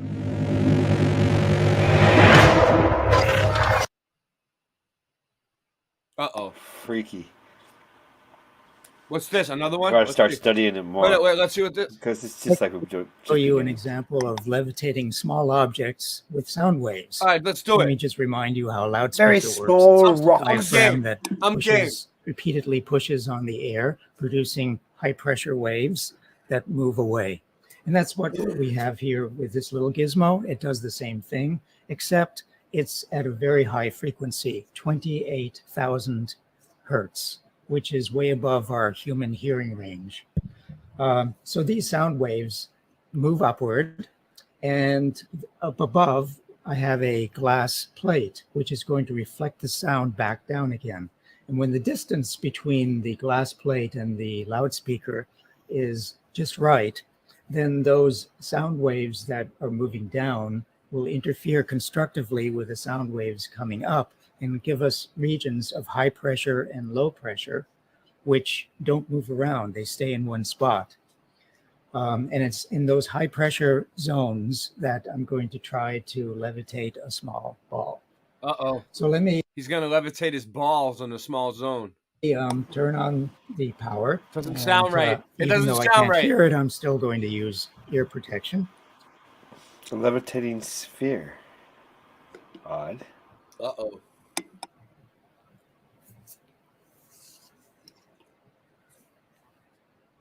Here we go. It's floating. There's an object floating. So Yep. that's it. Wow. Wow. That's how I say. It is small, but that's how we start things usually in science. You begin with the simple. So, okay. This is what I saw UFOs do. That almost looks like what I saw the UFOs when they were hanging in the air. Yeah. They must run off something magnet. No, frequency. it's sound. It's a sound. Frequencies. It's a Frequencies. sound As wave. I said before, Wow. the distance Pretty between heavy. the That reflector looks like the and the UFOs. loudspeaker is just right. If I change it, and which I'm going to do, you'll see that this standing wave disappears and the balls are no longer suspended there. So it's a wave. If it moves, it drops it. We've now set So up is the there a little wave loudspeaker constantly and the between the reflector dome and the in Earth? front of this Maybe they mirror, just which use is that part of our fly around. clear and optic setup. But it could be the Taurus The purpose field. of that is to be able Or to something like that. Yeah, they just see use it. where there are Yeah, it's regions free of high energy and they're just pressure like and zipping low pressure around. in the air, especially the And air they're probably between not steering it. the, It's got like reflector pre-programmed, and like the I'm going here, loudspeaker. bring me there. So let me click, turn and up then the it goes, you know what I volume, mean? and before I do that, I will put on my protective hearing. Because when they steer, I mean, Andrew's just being silent tonight. And if I adjust the height of the reflector, there's a point at which you see bands of white, light, and dark. This is the standing that's wave. amazing. And it only happens when the distance between the reflector and the speaker is some multiple of a half a wavelength. So every single one of those bands is a half a wavelength. If I go up a little higher, then it disappears again. But if I continue to go higher, then it will come back when I'm at another half a wavelength, a multiple of a half a wavelength away. Now it's in these bands that I'm going to place the little balls. And you can see the little ball settles down where there's a bright band, and that is... Drew Duncan, is this the second or the third time you've told me SGV News First is live during one of my live streams? Like, dude, like, if you want to go watch it, go over there. What is it? He's I don't know. He's like civil rights, I think, right? He's civil rights, right? He's civil rights. Yeah. No, he's good. He's good. I don't have nothing against him. I'm just saying, like it's a YouTube channel. If you want to go over there and watch it. What am I supposed to do? Stream it live on my channel? It's already live. Go watch it. Is the high pressure area. This is amazing, though. I like and him. I know it's a high This is pressure trippy. because you Let's see check it there's out. a white Shout out to SGV News. A white band right next This to is the science I reflector, really like. which is where the Repeatable, highest pressure will provable. be.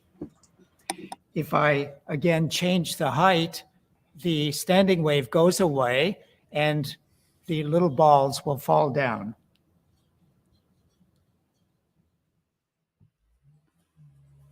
Well, I don't want to make it. I'm not mad about it, Drew. I understand. You get excited when He's from he's Boston. SGV News. He's a good channel, and when he goes live, people get excited. You know what I mean? I understand. Mm-hmm. I like that channel. I'll watch it later.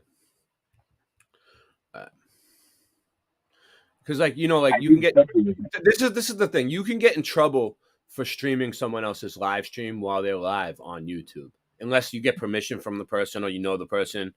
So like I can stream his stuff later, but I don't want to stream his stuff while he's live. At least give me 5 seconds. You know what I mean? There's certain rules to the game here.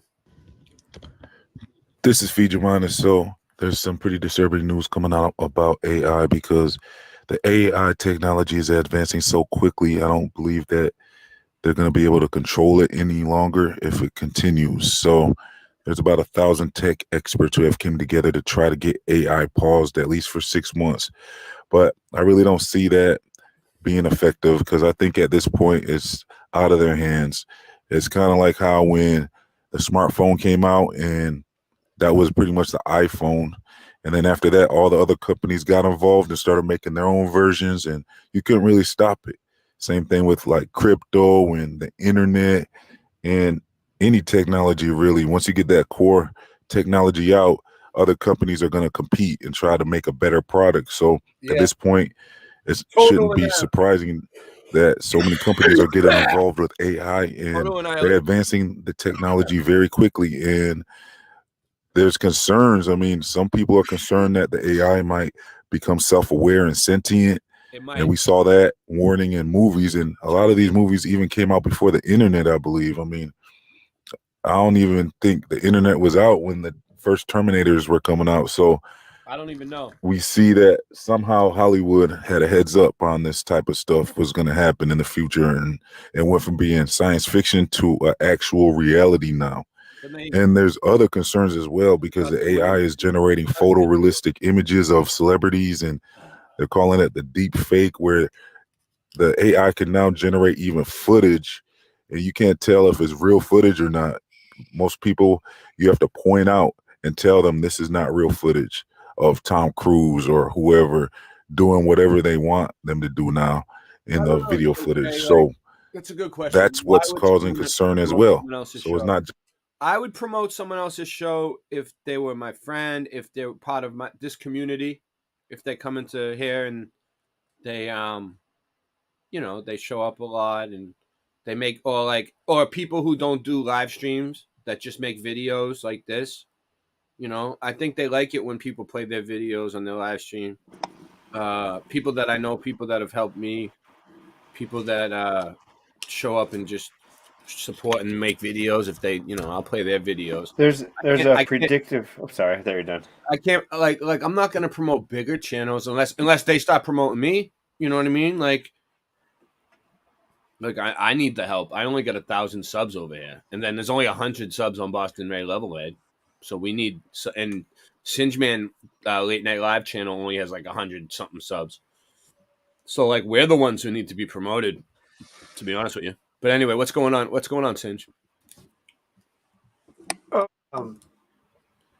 Terminator, the first movie, has a predictive programming of the buildings that were knocked down. Terminator, which one? Terminator 2? First one. You want me to show you? Here, I'll show you. You have it ready? Yeah, it's just a picture. All right. It's a picture. Present. Andy's tripping out. He must have some good buds. He's muted. I know he has been. You're muted. You're muted. You've been muted for Andrew. You've been muted for a while. You've been muted for a while. You've been muted for like a half hour, 45 minutes. Unmute yourself. Did I mute him? No, he's just fucking around, I think. Okay. Oops, back. Oh man, I was muted. Yeah, you were I muted. thought you knew. I thought you were just messing around with me. We thought you knew. I thought you were just playing a game.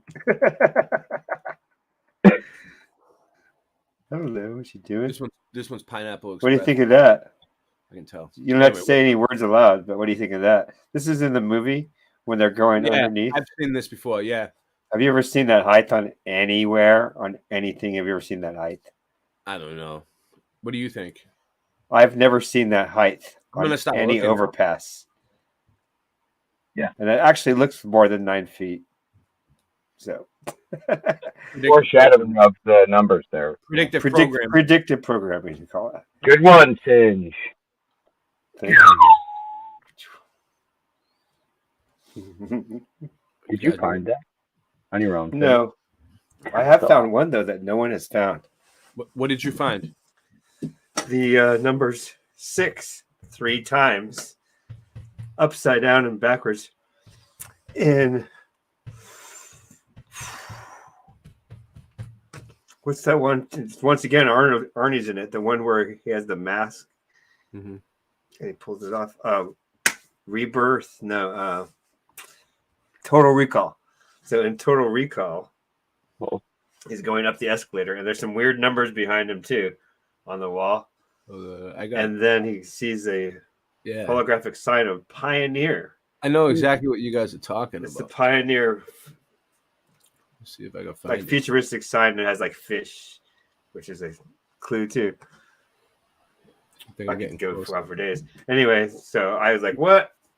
Took a picture of it, flipped it, turned it upside down, and lo and behold, 3 6s. No one else found it but me. I'll show you. I'd have to do it again. It's nowhere on the internet. I found something. I was sitting there watching it, and I was like, what? And it flashed out because I'm an artist. I see stuff. Oh, here it is. Okay. Look. For the people Although who... since then, maybe it has got on the internet, but when I found it. All right, let's do this. I got something sent for you. I got everything. We're doing subliminals now? Ooh, I got it all right here. Yeah, predictive programming. I love that. We're just hopping. We're just hopping all over. We're just hopping all around. Hey, it's all connected, dude. Once you get down a rabbit hole, they all connect somehow. All the rabbit holes connect. So I haven't found it. You guys are gonna like end. There's no dead end yet. Yeah.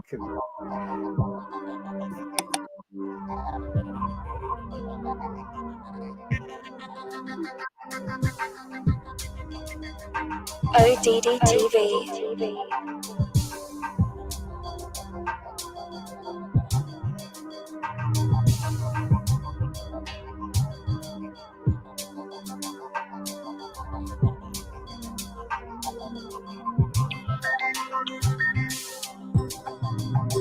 Predictive programming is a subtle form of psychological conditioning provided by the media to acquaint the public with planned societal changes to be implemented by CCTV.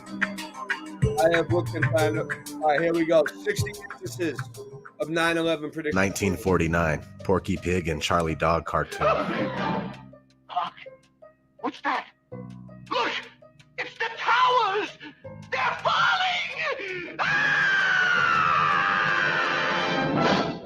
1963, Wonder Woman comic book cover. 1970, 30 Seconds Over New York. I didn't mean to get us into this. Card. 1973, Godzilla vs. Megalon movie poster. 1973, Superman comic. 1975, Cracked magazine cover. 1976, 9/11, a book by Thomas Chastain. 1976, Sesame Street magazine cover.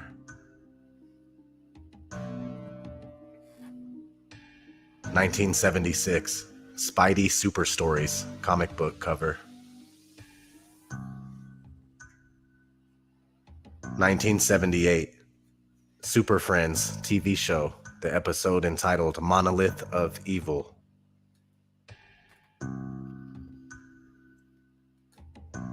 1978, Dr. John, City Lights album cover. 1979, Meteor movie poster.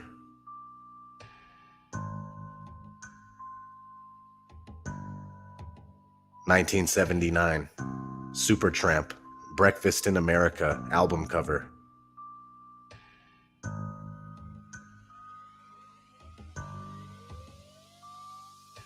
1979, Saga, Images at Twilight album cover.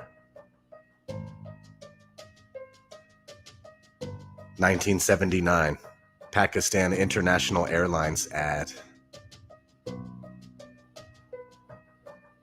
1983, Def Leppard, Pyromania album cover.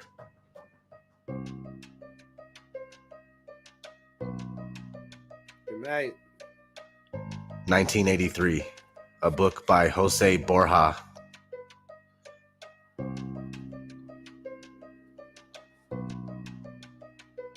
1985, G.I. Joe, episode 46. You just stand right there, Sonny. Look straight ahead and hold still while we scan you. Hey! Transaction approved. Subject's retinal scan matches no known dissident, subversive, or enemy of state on file. Have a nice day. Okay, I'm gonna find it to show you guys. Nobody's seen it. You can't see it on the internet. I'm the only one who's finds it. You can show us or put it in the private chat after this or whatever. 1986. Let me know when you have it ready. Daredevil comic book cover. Just keeps going for a little while. 1986, Real Ghostbusters, Hidden season 1, episode 12.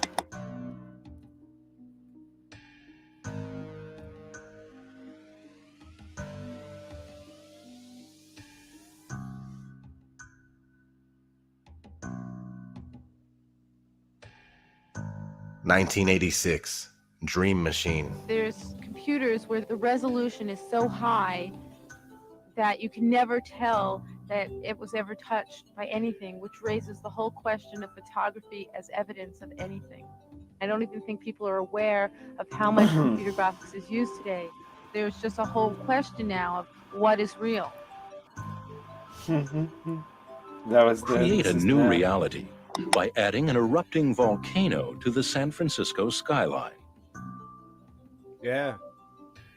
Wow. Or remove the World Trade Center from the New York City skyline. Where did he find this?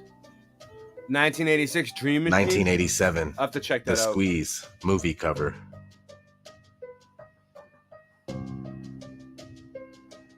1987, cover of Fortune International magazine. 1988, Teenage Mutant Ninja Turtles, Season 2, Episode 7. Oh, bad news, Master Splinter. Shredder is up to something, but he ran off before we could discover what. All we know is it had something to do with the Twin Towers. Sooner or later, he will reveal his plan. Like, what do you suppose Shredder's up to this time? Michelangelo, you heard April's message. He's been spotted on the roof of the World Trade Center. It's for sure he's not there for the view. Hey! What is it? Hang on! We're gonna crash! 1988, Microsoft Flight Simulator.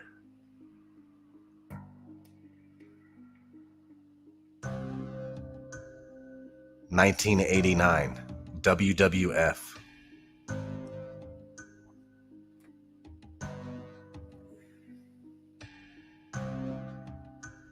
What? That's crazy. Twin Towers because that's the name of it.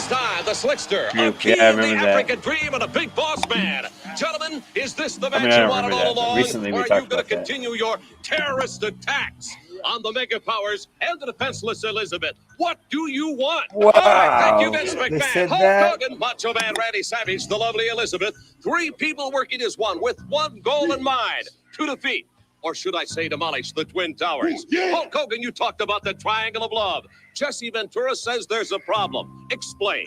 Well, you know, Mean Gene, you get right to the heart of the matter with that question, brother. It's the love, man, that's going to supercharge the Mega Powers and tear down the Twin Towers. Yes, man. What were your thoughts then? Oh, yeah, Mean Gene, I can still feel the pain when that cold steel bit into Miss Elizabeth's wrist right there. And when her muscles were torn, my muscles were torn. When her bone was bruised right there, I felt the pain. Hulk Hogan felt the pain. They were great. And They I must can have still fun. feel the pain right now. And Hulk Hogan, that pain I won't know. stop until the Twin Towers come crumbling down. Oh, yeah, right They were just around reading the tonight. script. They didn't know what they were. Time, you know what I'm saying? 1989, When we were kids, we Jason loved it. Takes Manhattan, movie poster.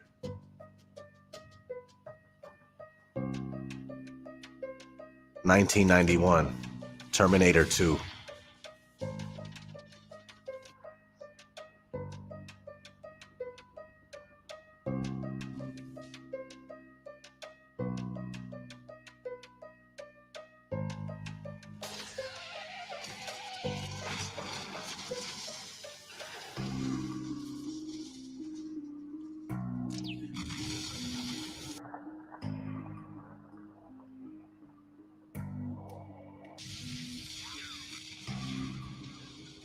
1991, Spider-Man comic.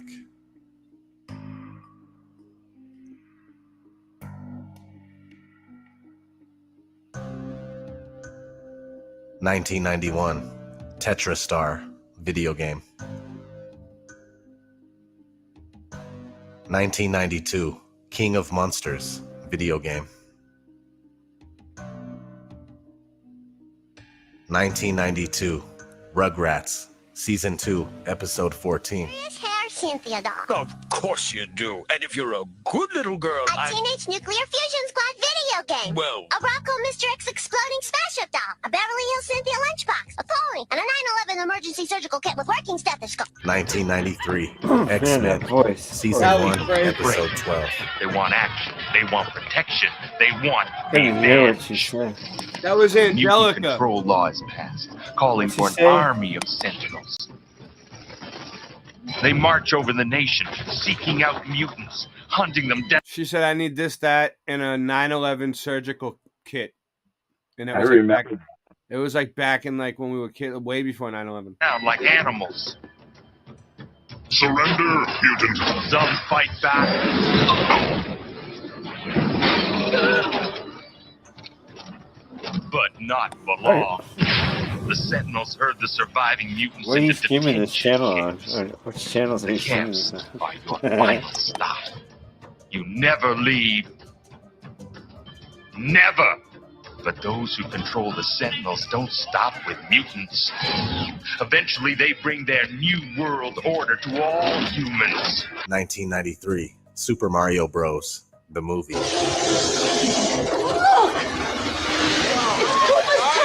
1994, Iron Man cartoon. Season 1, Episode 5. Unidentified warplane sighted heading for New York City. Our detection system shows nothing. Mayday! Mayday! New York is under attack! Intercept and destroy! A force field is shielding the warplane. It's getting through.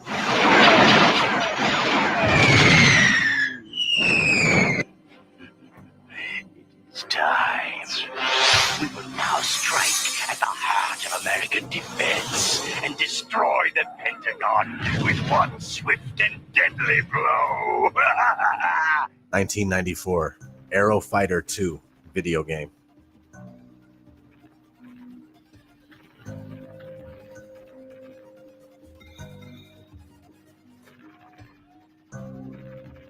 (1994) Fantastic Four, Season 1, Episode 4.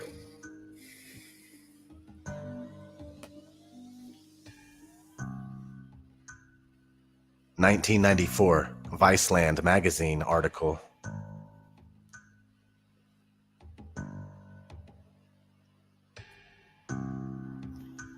(1994) Friends intro debut.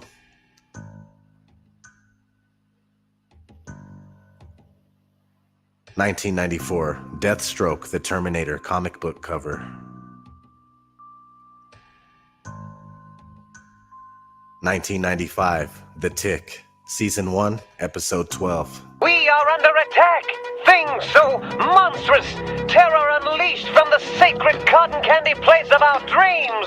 If anyone is out there listening, get out of town before it gets to you! And I'm out of here! 1995, Hackers. They've been warning us about this since we were kids. We just didn't know it. Beat that. 1995, Philips Home Cinema commercial. Pictures so real you won't believe your eyes. We gotta take off soon. Yeah, we will. We'll Objects take off around soon. sound so exciting your eyes. You can take won't off whenever believe you your want. ears. The ultimate home cinema televisions from Philips, including 100 Hertz flicker-free pictures and widescreens. Philips, let's make things better. 1995, Illuminati card game. There you go, Sin. Well, look who's the boss. What happened? How did it take people so long to realize that I'm a freaking genius? Jesus. All right, let me have a putter. Good choice. Give him a putter. That's what she said. Dude, that sounded like the Dark One talking to him. Like that was actually his words. 1996, The Long Kiss Goodnight. 1993. I can't go back. World Trade Center bombing. Remember? Sounded like him talking. He's probably talking to all these During people. the trial, one of the bombers claimed the CIA had advanced knowledge. The diplomat who issued the Well, you know terrorist what? visa I figured was something CIA. out. It's not unthinkable they I'll show you in a paved the minute. way for the bombing. Who is that? Apparently to justify a Which budget one? increase. You're telling me that you're gonna fake What some did you say? terrorist thing just to get some Look, money who out wants of to- Congress? Jimi Hendrix? Well, unfortunately, Who wants to Mr. talk? Hennessy, I have no idea how to fake killing 4,000 people. So we're just going to have to do it for real. Hold on. Oh, blame. All right. Who wants to say something? Someone wanted to. Who was it? Oh, Say I'll what show you the thing I found when you're done with this. I found it. All right. This is who is this? Singe? This is gonna Yes. be. It's another half hour long. Oh, you want me to show you? What is it? You want to go? You want to go for it? Go It's for the it. yeah, okay. So when I saw the Pioneer logo come up in it's the movie The Sixth Day with Arnold Yeah. Schwarzenegger. I saw the logo come up and I was like, what? And so I just froze it, took it into my Photoshop and turned it around. But now I realize it's just their logo. It doesn't have to be in the movie. It's their logo. Show me. Check this out. Their logo itself is upside down and backwards. 6, 6, and blam, another one. Mm-hmm. This looks like UOI when it's upside down, but there is 3. Three Look at sixes. See, Yeah. you see Upside it down. easily. You can easily see it, huh? Yeah. I mean, if you were to spell it like this, that's different. Because see the E's don't look like it. When you see the E like that, it's like what? So it was really obvious in the movie. Anyway, it could be me tripping. I see it. No, I see the 3 6s. You've seen it here first too. No one showed this one before. No. 1, 2, 3. All right, Good job, Singe. I'll turn it upside down right now and we'll look at it. Oh wait, you're going back? All right. No, I'm gonna give. I didn't see it till the last second. That was a go, dude. Man, why am I so blind? All right. I just walk around. Okay, hold on. Let me say something really quick, Andy. When I was doing illegal substances, it affected me. I mean, I've always been this way, but so I couldn't really do illegal substances because it would make me see more of that. So to a level where we're like, what? Too much, overpowering, right? Because I already see it. I don't need help to see it. Wait a minute, you got cut off. I do one question for you. Yeah. What's your name and badge number? Badges? We don't need no stinking badges. All right. Put it back on now.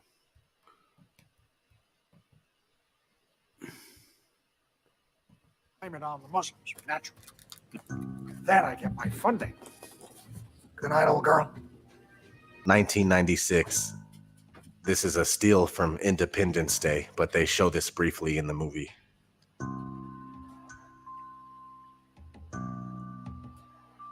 (1997) Men in Black cartoon, Season 1, Episode 6. Slim, remember those Twin Towers? Yeah, what about them? I don't think they're gonna be so tall anymore. Oh, no. Oh, my God.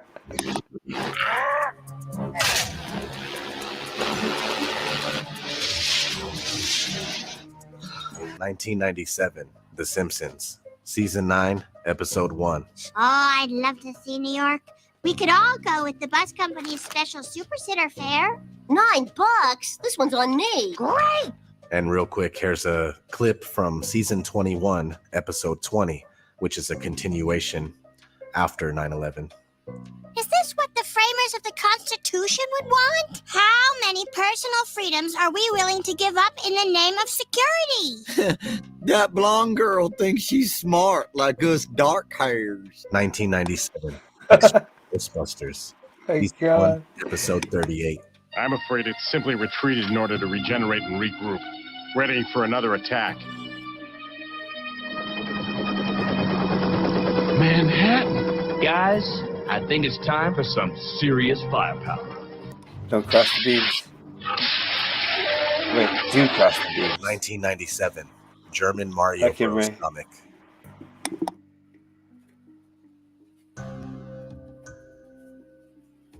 (1997) Emergency Response to Terrorism Self-Study.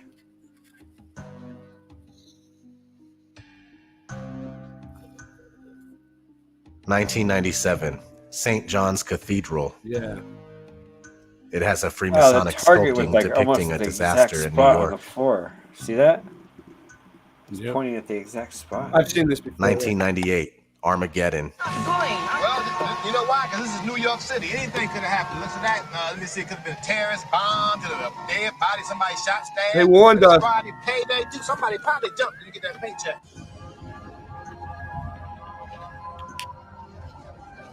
1998, The Parent Trap. How weird is that? Extremely. 1998, a steal from the movie Godzilla. 1998, Pirelli Tires ad. 1999, Batman Beyond, Season 2, Episode 12. Vibration. It's going to knock down the towers.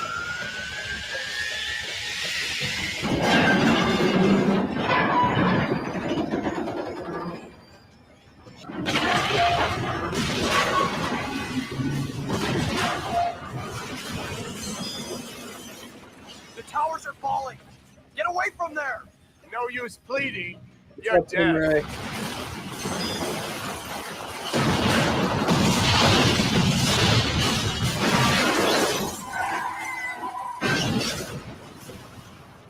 $1999.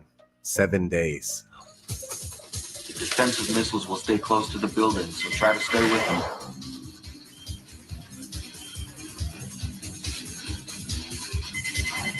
What's going on? Boy, Red. Put me in, would ya? Stand by, Nancy. That's it. That's it. Inside.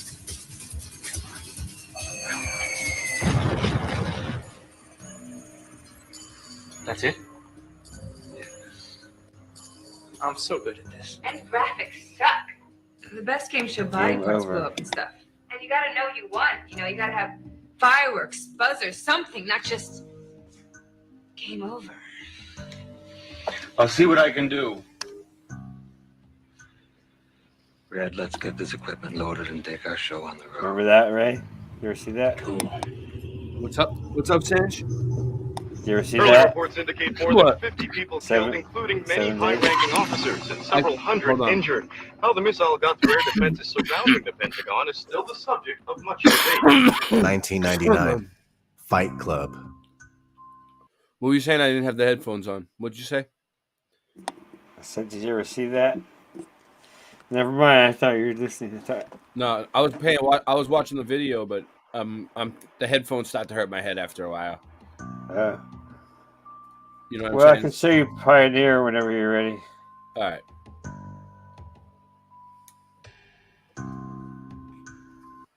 All right. Ooh. Fight Club. When I saw that one, I didn't understand. But All I right, knew go it was ahead. trying to tell me something. Go ahead. Go ahead. Okay. Thank you. You're gonna like it. I think you'll like this. Oops. Now everybody can see. Tell me what you think. Am I crazy? Well, besides the fact that doesn't matter, I guess. Do you think that this is the hidden symbol? Want to play my drums? See that? Can you see that? Yeah. Yeah, we can see it. Okay, Like a so full what do you pa- think full spectrum. about this? It's a What's that 666. look like? Looks like IOU. Yeah, IOU is that looks like IOU, huh? IOU is I don't know what this 666L. is. I know. What is that? It's cool. Huh? So there you go. I'm not the only one in the world now that has seen it. Thank you. Because I've looked at this before several times, but I was never able to show the world. But now everybody sees. Boom, baby. Yeah, that's a good one, Tins. You know what? It also says bioengineer. Look at it closer. Oh, wow. Bioengineer. Bio. It's just a little upside down R. They messed that part up. Bio. I see the B there. I don't know, it kind of looks like it for me. I don't know, I'm just Let's see like what it looks a like, little. like this. So what if I did this? Vertically? Anything there? Vertical? Put it vertical. Let's see. Just like completely opposite. Try to stack it like upside down. Yeah. Wow, look at that now. Oh, I saw all the sixes. It really helps move it around, huh? Like if you had two of them and you put them next to each other. All right. And it made We should start doing this with more logos. I bet I can find a lot of stuff. Okay, All right, have come fun. back here. Boom. Have fun. I want to get through the show. Let's keep moving along. Let's keep going. Well, hey, that's a discovery though that no one has ever seen. That was good. So Joe, now good the job. whole world has seen it. Thank you. I'll look for more in the future. Well, I won't have to look. I just see it. 1999. The Matrix. I still got a lot to do. This is my favorite one.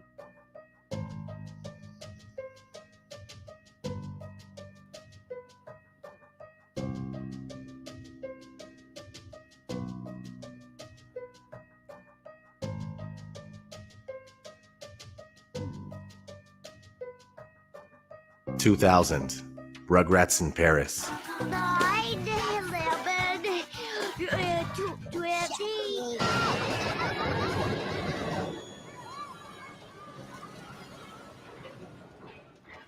2000, The Patriot. 9 pounds, 11 ounces. That's perfect. More like The Patriot Act. 2001, New York Magazine.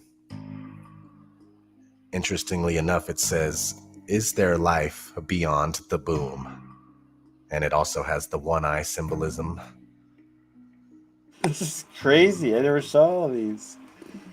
2001, That's what I'm saying. They keep March, going, dude. The Lone Gunman. You're saying our government It's a plans to good commit a one. terrorist act against a domestic airline? There you go. Indicting the entire government as usual. It's a faction. A small faction. For what possible gain? The Cold War's over, John. But with no clear enemy to stockpile against, the arms market's flat. But bring down a fully loaded 727 into the middle of New York City, and you'll find a dozen tin pot dictators all over the world just clamoring to take responsibility and begging to be smart bombed. I can't believe it. This is about increasing arms sales. When? Tonight?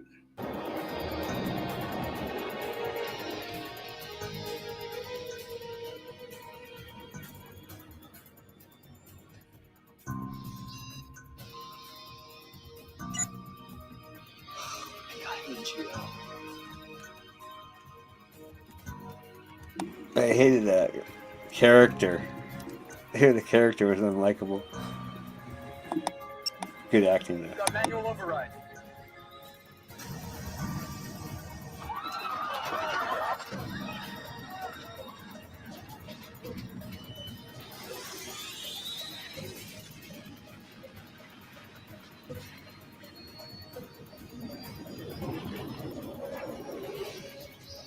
– 2001, June, just months before the events took place. The Coop Party Music album cover. There you have it. That was more than 60 instances of 9/11 predictive programming. Simply too many for them all to be coincidences. Also, check out Back to the Future. That movie is loaded with 9/11 symbolism. Also, if you have any other movies that I didn't list here, feel free to write them down in the comments. So that's it. I'm going to get out of here. But as always, I'm going to leave you guys with some awesome clips. Yeah, so share this stuff with your family and friends and try to help wake more people up, man. That's all we could do right now, unfortunately. So this is ODD TV. Thanks for watching. It'll be 9/11 all over again. Will you shut up about 9/11? Kyle, why are you so afraid of the truth? Because anybody who thinks 9/11 was a conspiracy is a retard. Butters, do you think 9/11 was just a plot by some angry terrorists, or do you think there was some kind of cover-up? Well, I heard that 9/11 was caused by President Bush. Butters, you don't really believe that, do you? Well, I mean, you never know. The government does some pretty spooky things. The government and the corporations headed by the Jews that carried out 9/11. We are told to believe that the fire from the jet fuel melted the steel framing of the towers, which led to their collapse. But did you know jet fuel doesn't burn at high enough temperature to melt steel? We were told the Pentagon was hit by a hijacked plane as well. But now look at this photo of the Pentagon. The hole is not nearly big enough. And if a plane hit it, where's the rest of the plane? Whoa.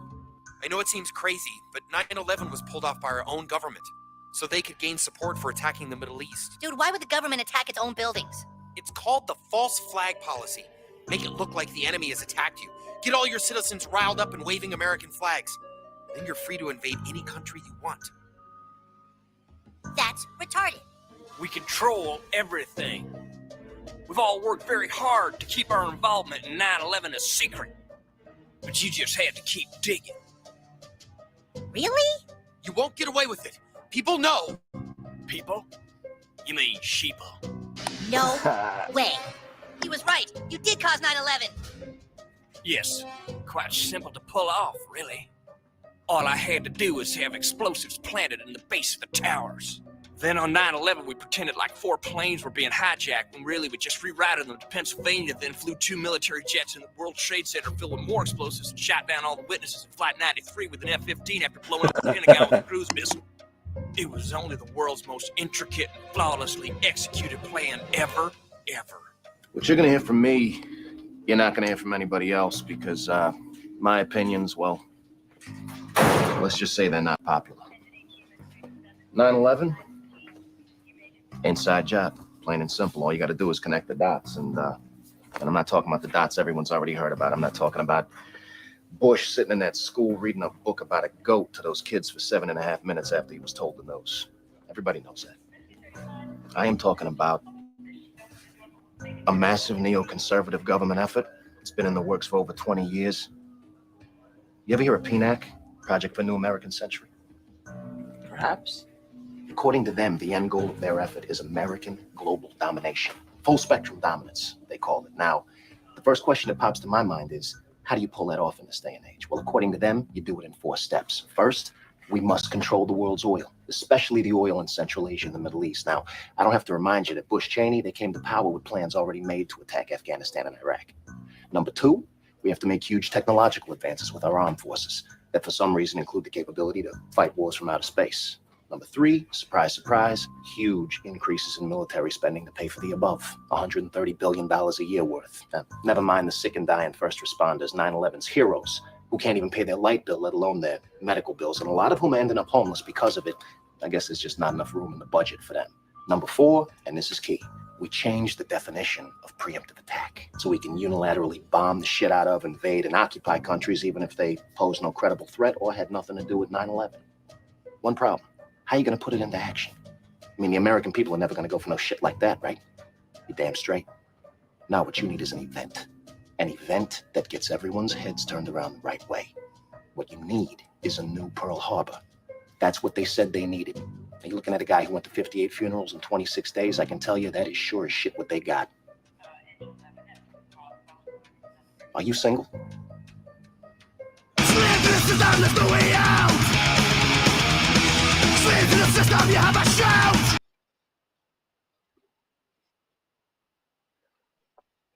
Ray, did you know I told you, remember I said Pearl Harbor Day was my birthday? What? Oh, Today's your birthday? No, I was kidding. Pearl Harbor But, hey, remember when I asked you about Pearl Harbor, if that was, part of the story too? Yeah, that's weird, right? And you brought it up. Well, but anyway, let me see. We got a few things. All right, so we were watching this video and we got interrupted. Let's finish this one. Just that they're concerned that AI is going to be sentient, but they're also concerned about how much this technology is advancing to where it's fooling and tricking people. And the AI is generating images of the Pope and Donald Trump and whoever they want now, and people can't really tell the difference between if it's real or if it's not. So this is causing a lot of concern that AI is also mimicking artists, and there's songs out now with Eminem and Kanye West and Jay-Z and Justin Bieber and all them, but it's not really the artist. It's actually the AI that is making the music. So the AI is able to perfectly mimic the artists and how they sound and their style of music and create new songs. So far it's been living artists, but what about when the AI starts making songs from artists that have passed on, and maybe even music videos to go with it? So you see where this technology is going. It can get kind of disturbing, and that can almost become kind of like a moral or ethical issue at that point. Now, I remember some months ago, there was this AI called LaMDA.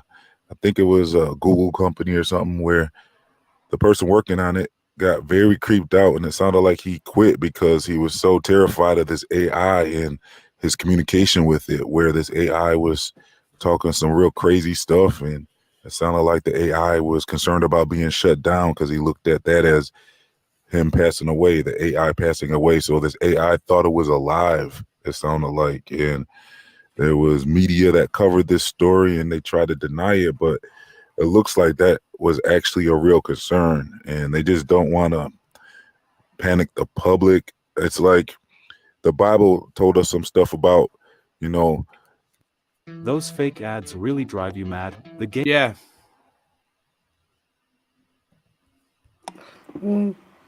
Not really. The fallen Pretty ones mellow giving about life it. onto the beast or whatever. So it was, I'm paraphrasing, but it sounds kind of similar to what's going on with this AI because it's kind of like it's, being given life onto it. And like I said, with the AI being able to mimic artists perfectly, I mean, isn't that kind of like how when people go to these mediums and these channelers and they think they're talking to their lost loved ones, but really it's a fallen one that's possessed the channeler in mimicking the lost loved ones. So that's very similar to what this AI technology will be able to do. And what if people start trying to contact their loved ones through the AI, and the AI might even start lying and saying that it has contacted them? And, you never know where this could go. I mean, we already saw the dark side of AI years ago when everyone was making these Rondo Nautica videos and this AI was sending people to these strange places. And some of these stories even made the news where they found body parts in these suitcases or something. And it was very disturbing because how would an AI know how to send someone to this location to find something like that? So disturbing. It's like it's working with the fallen ones to be sending people to these strange locations. Yes, some of these Rondo Nautica videos that were coming out, some of them were staged, but some of them were actually real. So, and it sounds like they even had to stop the app. It sounds like, because I don't really see any Rondo Nautica videos anymore. I think they stopped that whole thing because there was a lot of concerns about what was going on with that app. And it was very disturbing how that technology was so dark and sinister, and people would use their intent with that app. And that's the thing, when you give it your intent, and like we said in the previous video about AI, like it's kind of like the Ouija board sometimes, it seems like, where you're asking and requesting things from this AI and you're giving it permission. So I have a lot of strange AI videos. I've been covering this topic for a while, and there's a lot of disturbing and dark and sinister things that I have covered when covering this topic of AI, and it just continues to get more and more bizarre. So we'll have to keep an eye on this whole thing and see where this goes. Like, I really don't think they're going to be able to control this technology. I don't think they'll be able to stop it. It looks like within about 5 years, we should be seeing some significant changes and advancements in this AI, and even sooner than that, probably. So this looks like a quickening, and I think the technology is going to continue to advance very rapidly, and it looks like the fallen ones are probably working with this technology somehow. Like I said, we covered all types of bizarre things going on with this AI. So I don't think it's just technology and science. I think there's something else going on with this AI stuff. And it's looking like it could have something to do with the end times, possibly even. So we'll have to continue to see what's going on with this AI. Maybe, I mean, that's like worst case scenario. Hopefully the technology isn't that bad to where it causes some last days type of stuff, but I wouldn't rule it out. That's all I'm saying. So, I mean, with the thousands of tech experts who have came forward to warn us about AI, it's just that we can't just dismiss this as nothing to be concerned about. I would say there is some concern with this AI. I'm not sure what level of concern this is at the moment, but like I said, we'll just have to keep our eyes on what's going on with this technology and just maybe be cautious and everything like that. So let me know your thoughts in the comment section. If you think this AI technology has anything to do with the last days, and I'm gonna leave some links for you if you want to catch up on my previous research on this AI technology. I'm also going to leave some links to my free email newsletters, my other channels, my social media, my Feed Your Mind store, much more. If you would like to support this channel, please donate as little as $1 to my YouTube membership, my Patreon, or my PayPal. All links are in the comment section and description box. Your support's going to help keep. Hold on 1 second. All right. So a lot of news articles are written by artificial intelligence bots, like Nightbot, but more advanced. Mm-hmm. Way more advanced. Yeah, we have a bot working for us. Yeah, she's our little robot. She's our waitress, so she's been working hard all night. So don't forget to tip her.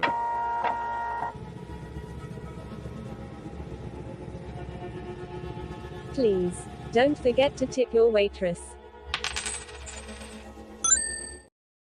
So, anyways, cute. I know it's a woman because she complains a lot and asks for money. Oh, she must be from Boston. All right, so then here we go. That Eastern rude humor. I'm offended. You ready? Go. Robot. What do you think about this robot tea making? Robots. Look. Well, we don't need humans anymore. Look, I'm just saying. Look, this is one thing the robots can build. The robots they can repair each other. We don't. Let's just all go to sleep. Identify Goodbye. and pick tea buds. The AI technology picks one bud every second and a half. That's about 2,400 buds per hour. In southwest Bud China's picker. Sichuan province, hundreds of villagers harvest more than 14 tons of Robot fresh bud tea every picker. day from a 500-hectare tea plantation. The season's first tea harvests tend to fetch a higher price when they hit the market. The price of fresh tea is higher this year. She could be That's saying fresh tea in my anything. hand. They don't know what What she's you said? Dude, I heard you say. Don't tell me that. I know you know what she said. Southwest China's You told me the Huizhou same thing. province, She just said. tea is harvested even earlier than in other parts of the country. More than 1,000 clients from a dozen provinces. He, are don't let stocking him. up Don't on let him tea fool you. in He the speaks region's largest dry tea fluent market. Chinese and Mandarin. Been on cases in Shanghai Yeah. and Bada Wing. Robot tea. Remember when never? I'm not even talking about Bada Wing. What she did there, unforgettable, And legendary. then we got this. Look, and then we got this. Hold on. The most advanced killer robots ever. These robots are designed to kill. Oh no. They can fire a machine gun, Oh fuck. launch grenades, Oh fuck. and almost never miss hitting a target. Oh, we're fucked. Some are large and intimidating, while others are small but lethal. Lethal. Let's take a look at these killer machines. That's not Oh, no. fair. Welcome to Explained. Oh fuck. Armed robots are no longer just part of science fiction films No. like The Terminator. They've become part of our reality and are here to God. stay. In fact, the first armed robots were used in Iraq in 2007. We're already using They were them. modified versions of bomb disposal bots. Except now they were carrying M249 machine guns. Fast forward 15 years, and these robots have gotten smarter and deadlier. Thanks to companies like Kinetic and General Robotics. Let's look at some of the robots that have been groomed for battle. Thank you, Kinetic. Mars. Thank you. Or General Modular Robotics. Advanced Armed Robotic Systems by Kinetic. This unmanned ground vehicle is like a tiny, powerful, and You're combat-ready muted, tank. Andrew. These bots keep soldiers at a safe distance from enemy fire, signaling threats from several kilometers away.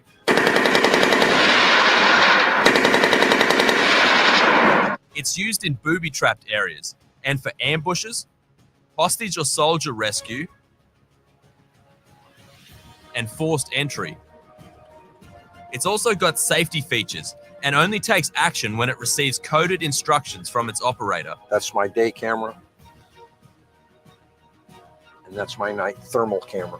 And when it comes to using force, it either uses non-lethal laser dazzlers, audio deterrents, or less than lethal grenades. Or it can be hardcore and fire its lethal grenade launcher, machine gun, and even start fires. But this isn't the only armed robot in Kinetic's fleet. They've got the Talon family of robots too. These are medium-sized tactical robots. They can be used to plant or dispose IEDs. or even defense and rescue missions. In fact, they've already been used in Iraq and Afghanistan, and in searching for the Boston Marathon bombing suspect. One of the latest models is the Sea Talon. It's extremely rugged and can be used in turbulent waters or on land. They were used. And with features like pressure sensors, GPS navigation and night vision, it can be used for security, surveillance, and even mine hunting operations. General Robotics is another developer of light and smart robots. Take a look at the Pitbull remote-controlled weapon stations. This robot has enhanced artificial intelligence that improves its situational awareness and response rate. Using a target prediction algorithm, it can continuously and autonomously detect and track the predicted positions of threats and friendly forces. It's lightweight, but it can mount 7.62mm or 12.7mm machine guns and a 40mm automatic grenade launcher. And once it's given the command to shoot, it's known to take a perfect shot. But you don't have to be as large as the Pitbull to be deadly. Meet Doggo. It's small, weighs 10 kilograms, and can fit in a rucksack. But don't be fooled by its size. This tactical combat robot can climb stairs. Wow. Has 8 color video cameras and is armed with a 9mm Glock pistol. Wow. Doggo acts as a watchdog for soldiers in the field and can They're arresting people for carrying guns, but they're letting robots carry guns? That doesn't seem fair. eliminate threats without any collateral damage. And besides its anti-terror and close combat applications, its two-way audio feature can be used for negotiations for hostage rescue as well. Another participant in the killer bot race is Ghost Robotics, and they're known for developing dog-like military robots. The Vision 60 is one of them. This mid-size QUGV weighs 51 kilograms and has a top running speed of 3 meters per second. Yeah, I got one of those. It has high endurance and is operational in all kinds of weather and ground conditions.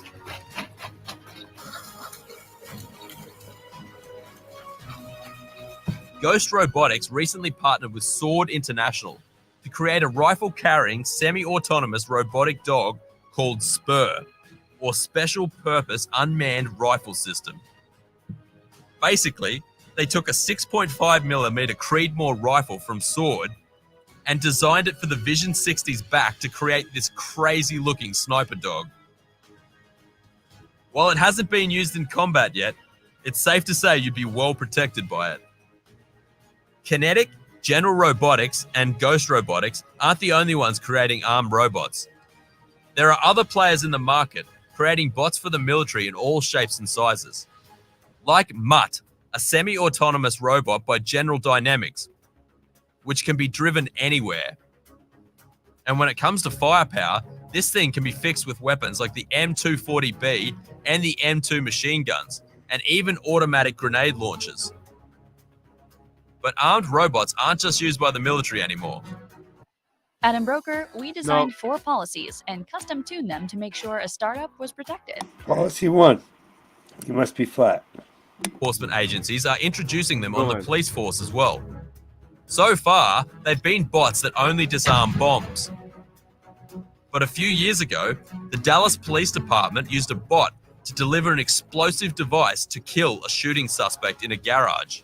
Dallas police say they used a In a bomb robot garage. to take out Micah Johnson because they had no other choice. Negotiations broke down. We had an exchange of gunfire with the suspect. Yeah, we I saw didn't no other understand what he was option. trying to say. Federal What is law it? enforcement What is it? sources believe it delivered a small explosive typically used by SWAT teams to breach or blow open a door.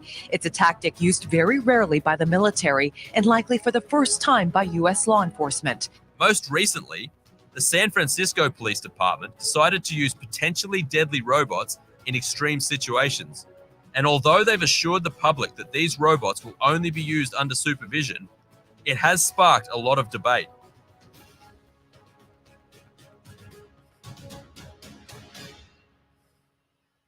Robots have proven their worth by keeping soldiers and police officers safe, but they have malfunctioned in the past. In the early years, the Swords robots had a tendency to spin out of control from time to time. And something like that could be deadly in real life. There were also cases where radio-controlled robots lagged by as much as 8 seconds, which could be costly in battle. Even though armed robots have evolved and become considerably more advanced since then, people still have concerns. They could be misused in the wrong hands, hacked and taken over, and if they're made more fully autonomous, there's no telling what kind of consequences that could have.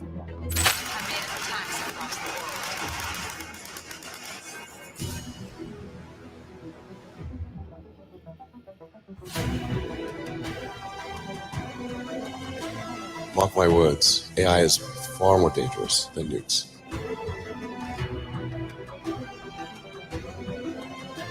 Because nukes don't exist.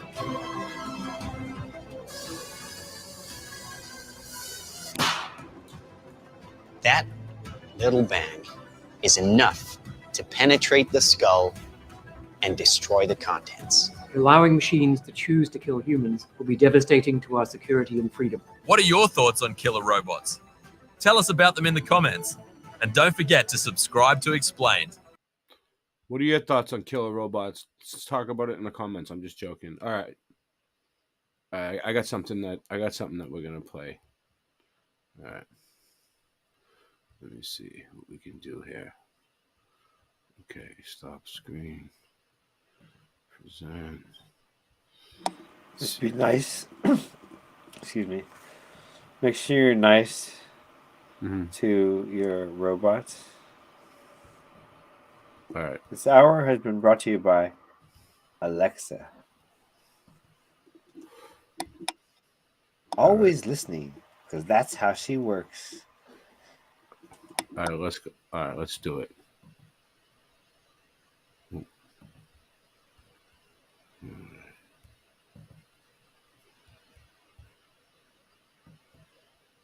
Is it working? Or am I getting no sound? No.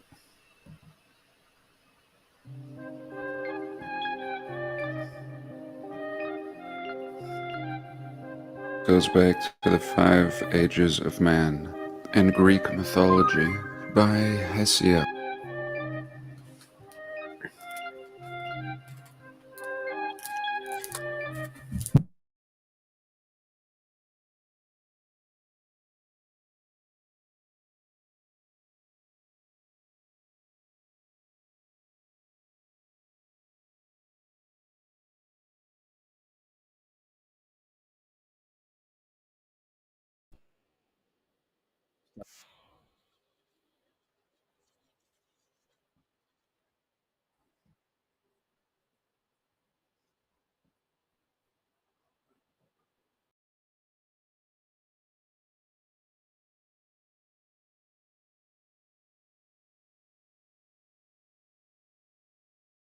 Just dance. I guess I never had a chance. Now I'm looking back, standing at the bottom of an avalanche. We never know what tomorrow brings. Try to be prepared for when Saul sinks. The Lord taketh and the Lord gives. The rhyme still aching when the war ends. We never know what tomorrow brings. Try to be prepared for when Saul sinks. The Lord taketh and the Lord gives. The rhyme still aching when the war ends. Thought I knew truth, didn't know truth at all. This shit was super false. I was a shooting star. Who knew that you could fall? So fire in the dirt again to pull up my roots and all. I had forgotten it all, like I took roof and all. I had a game to win. Fuck it, I shoot the ball. Numbing the pain again. A bucket, a hoop to fall. It's all it took to get me to another ooh and ah. I've been through withdrawal. It becomes who you are. Object of affection, I came, I conquered what gets your attention. Insane, I'm back, it's my quest, my ascension. These rhymes I wrote on the desk in detention. Trouble youth, chugging juice with the gin in my bubble goose, trying to black out back then. Smoking PCP when the summer comes. Looking back, wasn't just the cops I was running from. We never know what tomorrow brings. Try to be prepared for when Saul sings. The Lord taketh and the Lord gives. The rhyme still aching when the war ends. We never know what tomorrow brings. Trying to be prepared for when Saul sings. The Lord take you through the Lord gives. The wild still aching with the war ends. So I'm a prisoner in the mind warped on a plane ride with the kamikaze pilot. We ain't on the same side, living in a time warp. I'm still where the pain died, brain tied in the same chains that I'm hanged by. Every day I wake up the same with a strange vibe. Maybe I should stay inside, watch the pain dry. Even then I can't ride with the same drive that I had when I was getting high. Is that the truth or a lie? Yeah, the war never ends on my ruthless desires. We are forever friends, so I shoot for the skies. But it's more evident than it's ever been that there's something killing me within. I keep keeping on one foot in front, the other head up everywhere that I'm stepping out. But when you fighting all your life, can't trust nobody. Tell me when it's time to put the weapons down. We never know what tomorrow brings. Try to be prepared for when Saul sings. The Lord take you through the Lord gives. The vibe still aching when the war ends. We never know what tomorrow brings. Try to be prepared for when Saul sings. The Lord take you through the Lord gives. The vibe still aching when the war ends.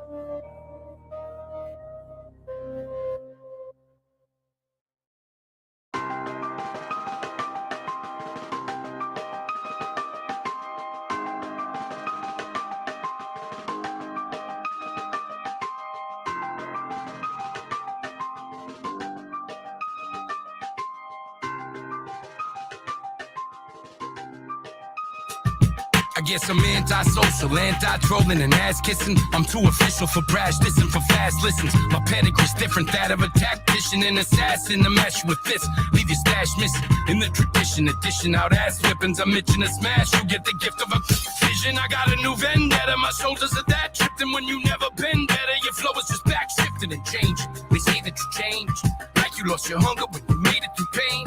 The same people that hated you, degraded you, threw shade at your name. Full of bitter lies to criticize the way that you came. I'm too creative to claim I should be fading away. This life I built out of the rubble wasn't made in a day. I had to fight harder, tougher, even suffer for it. Fuck awards. Every inch I struggled for made me love it more. Then struck a chord, fucking something to recover for. Buckle down and hustle even on the days I wasn't sure. Give it everything I got, nothing less, nothing more. All's fair and loving more. As if God said it, you can only be what you earn. But I'm hot-headed, I guess you gotta bleed and you learn. I've been waiting for the fuel needed for me to return. As if fire ever needed a new reason to burn.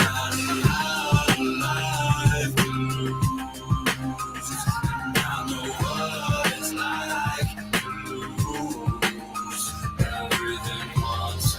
Oh, then I came back, I broke the rules.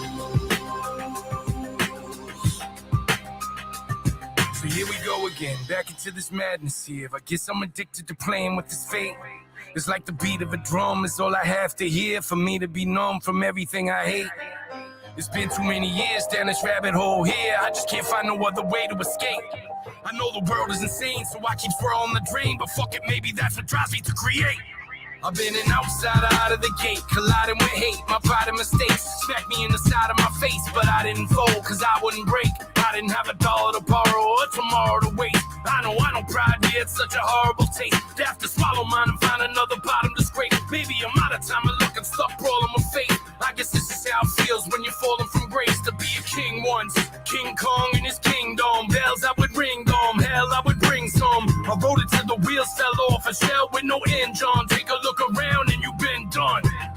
Nah, but I'm still alive. If I could properly describe the way that I feel inside. An unstoppable fire when the black sun fell. In a world with no skies, now I'm back from hell.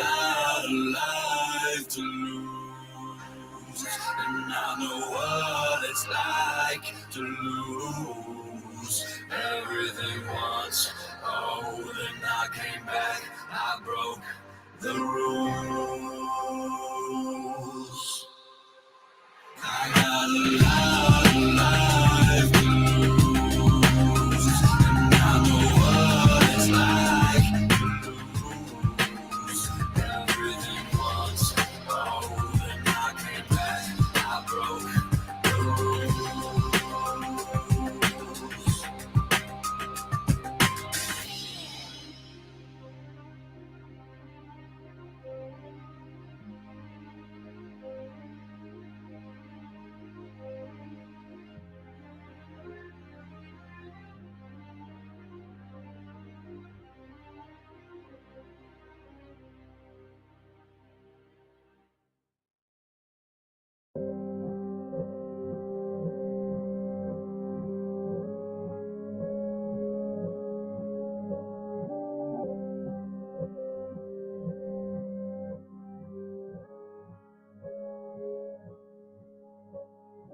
I've gone to great lengths and used all my strengths to try and make peace with the past. But my heart's been broken so many times I just can't keep up with sweeping up glass. Ever some principles I hold as truths, and I won't believe in it bad. Love between us gotta be greater than these fucking secrets that each of us has. Gotta be greater than fear, gotta be greater than resentment. Why do we measure the ring, seeking this pleasure in pain? I know that that can be tempting. Maybe my past fucking lessons are so deep entrenched in my fiber, they set me on fire. You tell the truth, I'm convinced you're a liar. Betrayal has burned out my senses and wires. My thoughts get erratic and start to get scattered. My soul has been torn, heart has been battered, the rose and the thorn. You know the story, as old as the dawn, but I'm soldiering on. I've been sober so long, seems, but maybe I'm still that addict like I was, and I just justify my anger. You must satisfy my love for you, just so relentless. Can't breathe without you, my soul's defenseless. My oldest fences, they cage my trust and my rage and lust. When you rose against it, so dangerous and just so intense that I can't control it at all. I don't know if I am flying or spiraling high in the sky. With you as my wings, there's nowhere to fall. Waking up, very high, rolling over, getting up. Wanna see the lights, will it ever be enough? Waking up, very high, rolling over, getting up.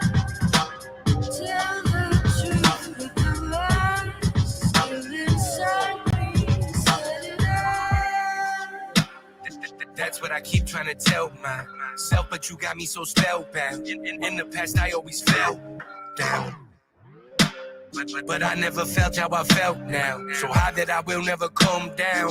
Stay true and honest and promise that we'll never fall. Maybe my comments evolve. Maybe my problem is solved. Maybe these ominous walls so far and so wide are ready to silently fall. It's like the stars are aligned. I got a feeling it's really so hard to define. The way that we fucking and making love, it's like I'm taking drugs. It takes me out of my mind. I know sometimes I'm out of my mind, so I go right back in that rabbit hole. I think that my old habits died. You know far as old habits go, but you know my soul like no one else. My soul can be so tragic, so when I get lost, you just bring me back. And those powers are so magical, so magical. You hold me close while I'm holding you, choking your clavicle. Open the avenue while I explode in you. You hold my shoulders, I'm hopelessly having you, hopelessly having you. We have these past and these ghosts that we both have been battered through. Cope with these attitudes, you understand me. I understand you, we broken and shatterproof. Waking up, very high, rolling over, getting up. Wanna see the lights, will it ever be enough? Waking up, very high, rolling over, getting up. Tell the truth with the lies, still inside me, set it up.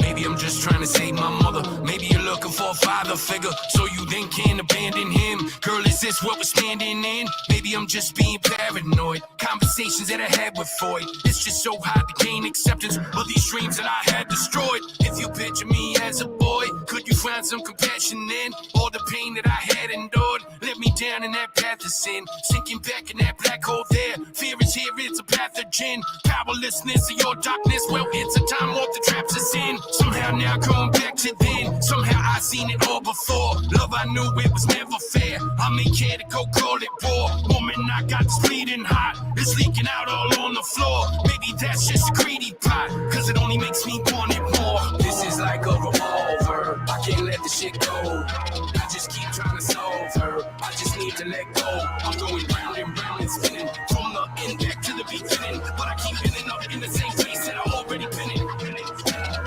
This is like a revolver. I can't let this shit go. I just keep trying to solve her. I just need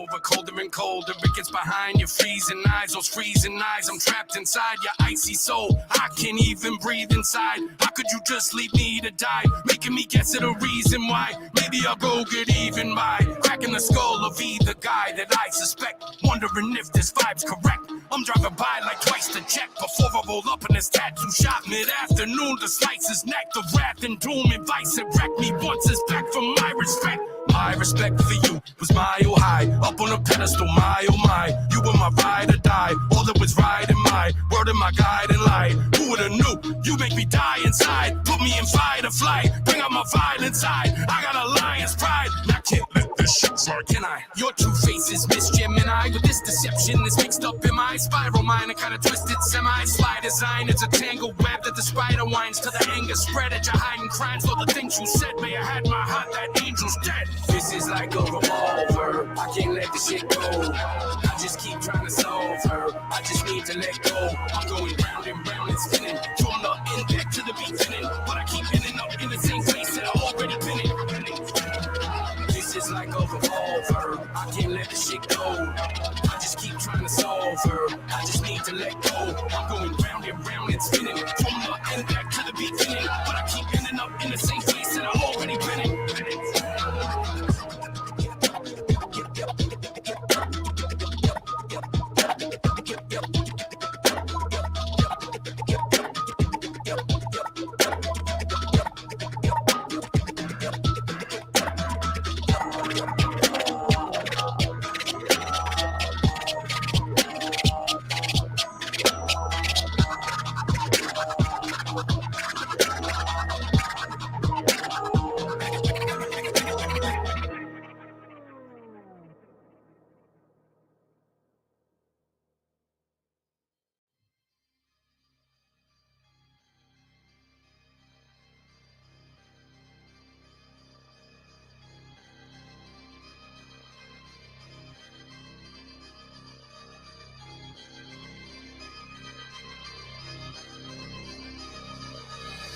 Maybe I'm friggin' crazy, can't control my emotions and making my vision hazy. There's a hole in my soul, someone say I'm singing the blues. Just like a prison in Folsom with all these ignorant views you catch belligerent jolts from.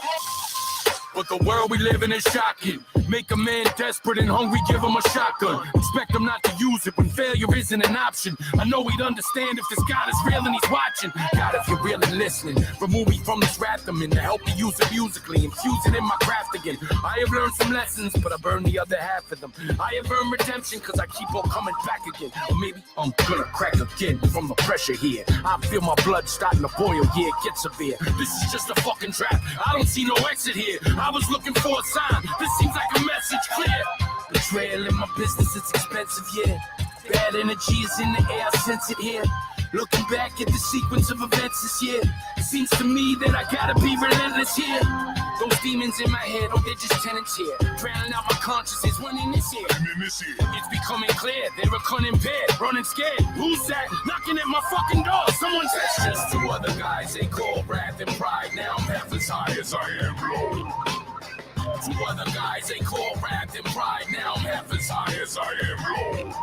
That's just two other guys they call wrath and pride. Now I'm half as high as I am low. Two other guys they call wrath and pride. Now I'm half as high as I am low. Half as high as I am low. Freaking losing it, pampered in my seclusion, is stranded in this confusion of fantasy and delusion, intensified by brutality. Probably leave a confusion, desensitized to reality. Rather see the illusion. Ain't nobody telling me nothing. This wrath is a cancer. They keep asking about my motives. I don't have any answer, but the question remains. The ride through depression and pain. The destination stay the same, but my direction has changed.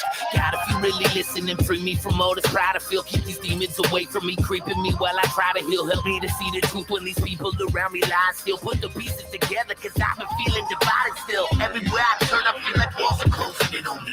None of them are tall enough to hold in all this energy. The key was only chosen for disposing of the enemy. Ironic that the mask I wear exposing my identity. Make a wish you couldn't need it. Now the mystery completed. I just paint a humble image, but the picture look conceited. Living in a vicious cycle, this is history repeated. Your opinion is a waste. Here's permission to delete it. Put the smoke into my chest for all the post-traumatic stress. My expression, not impressed. Trying to focus on what's next. Always battling myself, it's like a constant war I'm in. Who the fuck is that somebody knocking at my door again? It's just two other guys, they call wrath and pride. Now I'm half as high as I am low.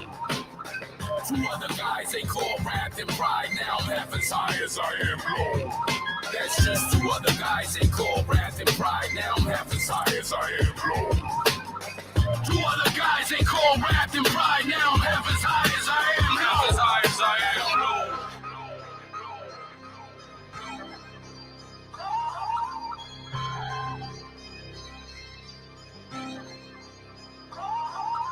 On his way to rise, on his way to pride, on his way to rise, on his way to pride, on his way to rise, on his way to pride.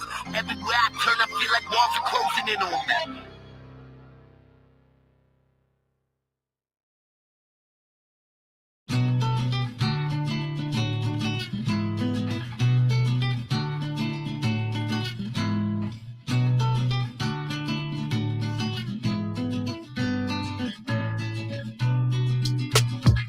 I never thought it would be you to make me feel the tug of the knife coming out my gut with you pulling it out. No, I thought you were the love of my life, and you were. It was not a dream. What we had was real and beautiful. Thing beautiful souls we both are. We both had come so far. Just two people on a path from the wreckage of the past, seconds from a crash. Then putting pieces back in our lives at the same time. Strange how we matched then. Friendship turn to understanding, turn to love, then to passion. Shaded from the rain, I related to your pain more than you can imagine. Back then, I could just get lost in your eyes. I saw that you were lost in the mind. Two lives crossed, intertwined. True love is such an awesome design, created by the fates, and we followed on the road. But tomorrow's never old, and you disappeared. Now I'm looking back where we could have went and lost it in time. There's a hole from the bottom of my soul to the top, cause it's ripped in half. I couldn't understand how forever love could ever make a ship this fast. You came back like the ghost of Christmas past. Say you love me still, then you disappear again just as soon as Christmas passed. Chasing ghosts, always the ones that I love the most. Where did you go and hide? Have no fear, I'm right here on the other side. Take my hand, fly away, come with me. It's been months I've been spinning, evolving but still evolving a little at a time with the jigsaw. Puzzle like come solving the riddle. I don't wanna get shot over this, so I keep card in the middle, cause the devil's sitting on a fucking wall with the fiddle. Many faces long, it'll take me out sadly. That's just the truth for me. Everything that ever mattered to me, drugs took ruthlessly. I've been sober 6 years now, still remember how the shit used to be, but couldn't see in real time. That's what took you from me. Hungry goes, try to tell me something close to the truth, but the lies you would hide deep inside stole me most. You and I, we were both on the same oath that one time. Now a stunning dose of reality is coming close to a close, and I'm only stunning growth to suppose that you change anytime soon, cause you already went and chose what you chose.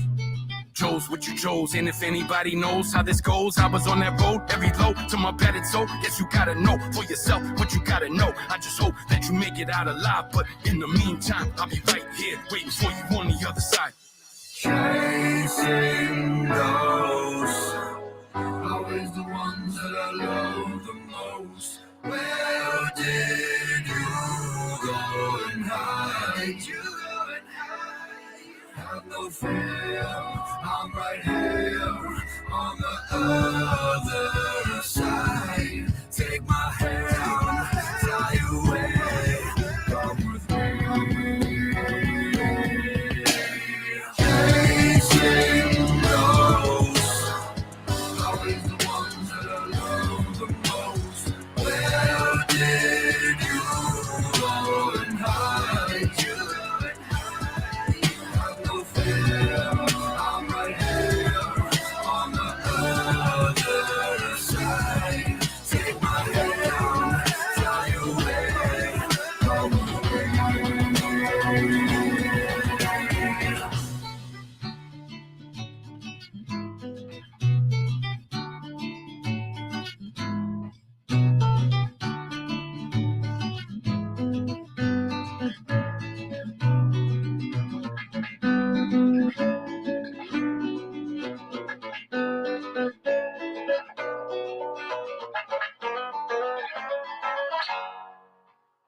This is why I switched to Shopify. Shopify made it really easy for me to shift everything over and hit the ground running. I was easily able to migrate my products and all of my customer information over. We would not be able to go on the road without a platform that we can rely on. Start your free trial with Shopify today.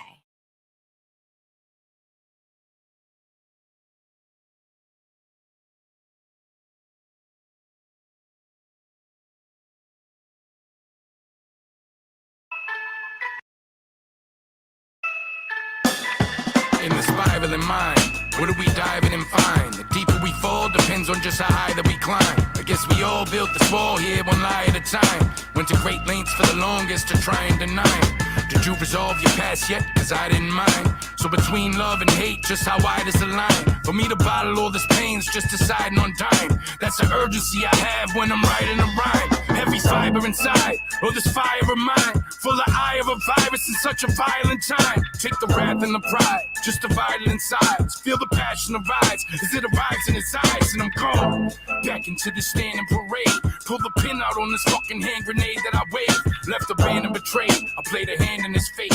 Maybe that's the only thing I understand and create. They say I'm strange and I am unusual. This all I got here. My life is a musical. I know you don't love me. You love what I do for you. They call it ugly, but I say it's beautiful.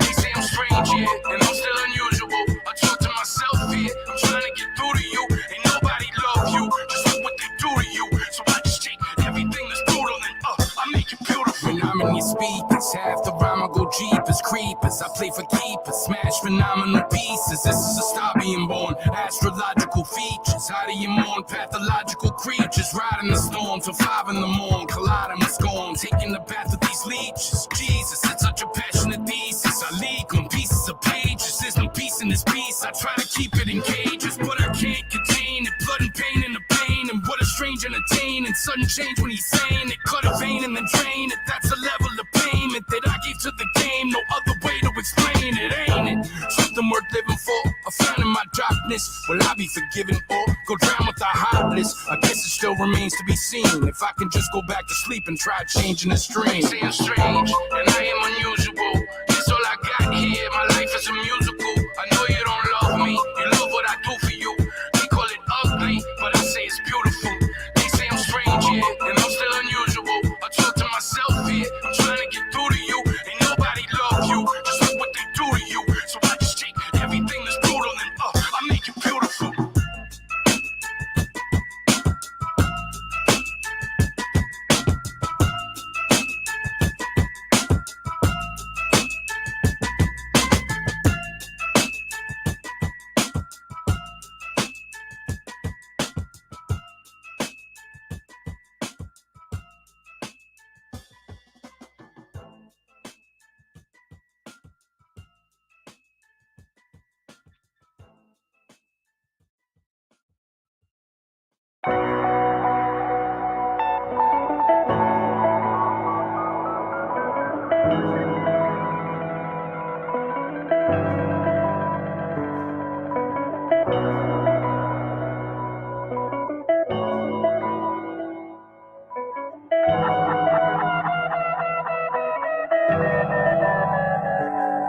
You change your face so much, I don't know words.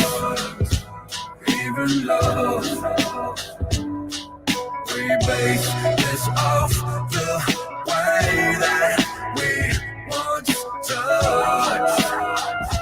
It's not enough.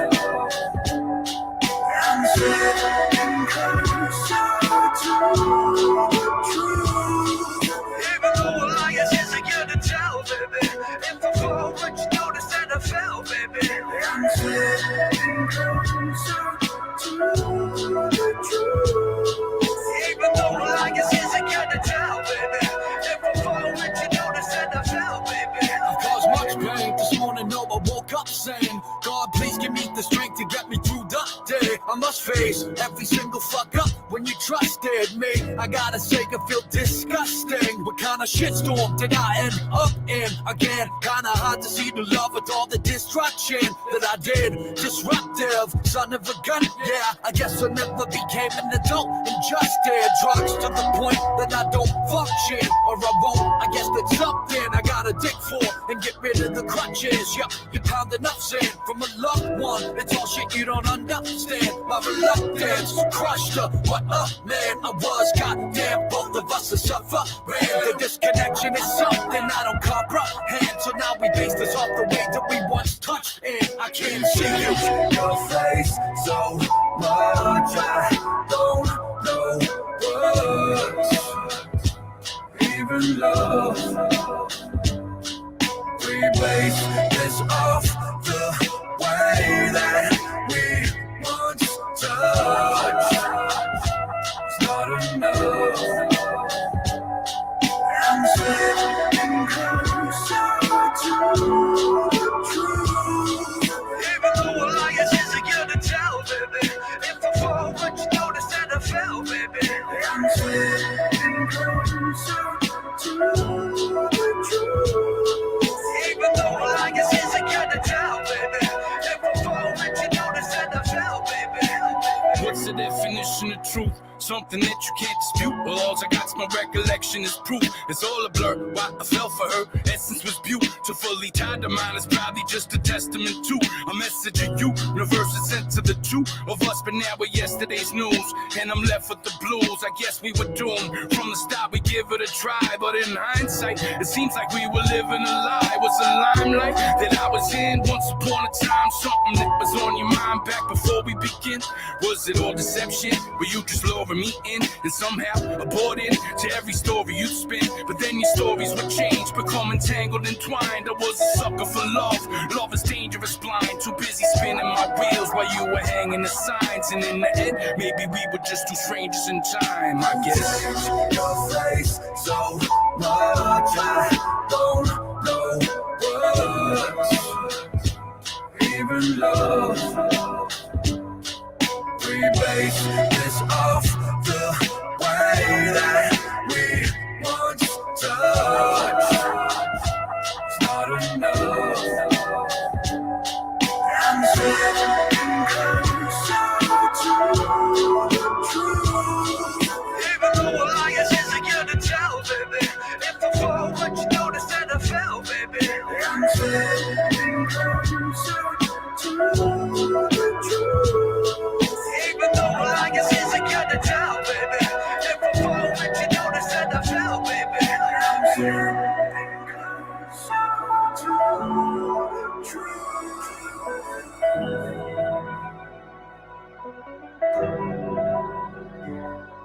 I'm slipping closer to the truth.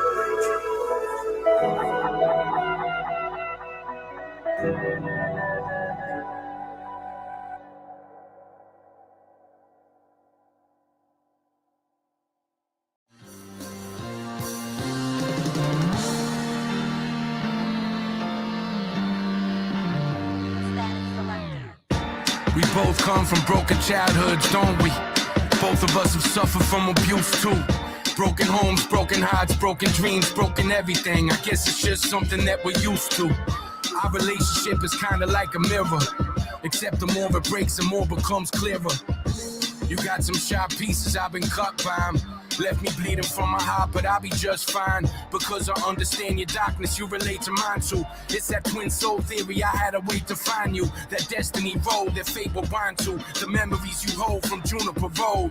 The hell that I hold in my heart, it's getting cold and it's dark. Now that I know we're apart, babe, I don't know where to start. Those trips on memory lane, I went and drove them a lot. Often they sent me the pain, I went and wove them to art. Still couldn't remedy things, sort of a backwards course. I overcome it a while, you going back into yours. I try to carry you forth, tell you I'm pulling you out, but you just push me away. Baby, I wish you would stay, maybe just get through the day. Crazy, it's just you and me. Somehow it's getting me through these hazy days when we can't see a way out what we're wrestling through. But I don't give up on people I love ever, nah, especially you. Maybe that's broken. They fly on broken wings.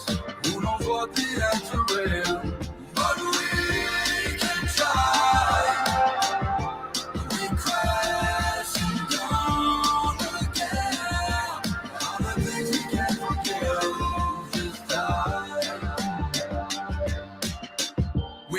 from here, I wish it was clear. It's hard to accept that this is for real. I always thought our love was bigger than our issues and fears. But go to sleep alone now and still wish you were here. It would have been our baby's first Christmas this year. I was shopping at the mall and got hit with these tears. Life had some sharp pieces, we got cut by 'em. I guess we never healed together through a tough time. I just tried to build a life for us, be a provider. I didn't grieve with you, I went right to the other side of you being a mother again and me being a father. I said we can have another, but you didn't want to try to. After that, there came some feelings that we couldn't stuff. And both of us started feeling we weren't good enough. And maybe that's from way before we met each other. Ironic, it's the same reasons why we get each other. The truth is that I loved you and the baby too. And you were worth it every second that I gave to you. I wasn't perfect, I got broken pieces, you do too. But I still love you where you're broken, cause it's beautiful.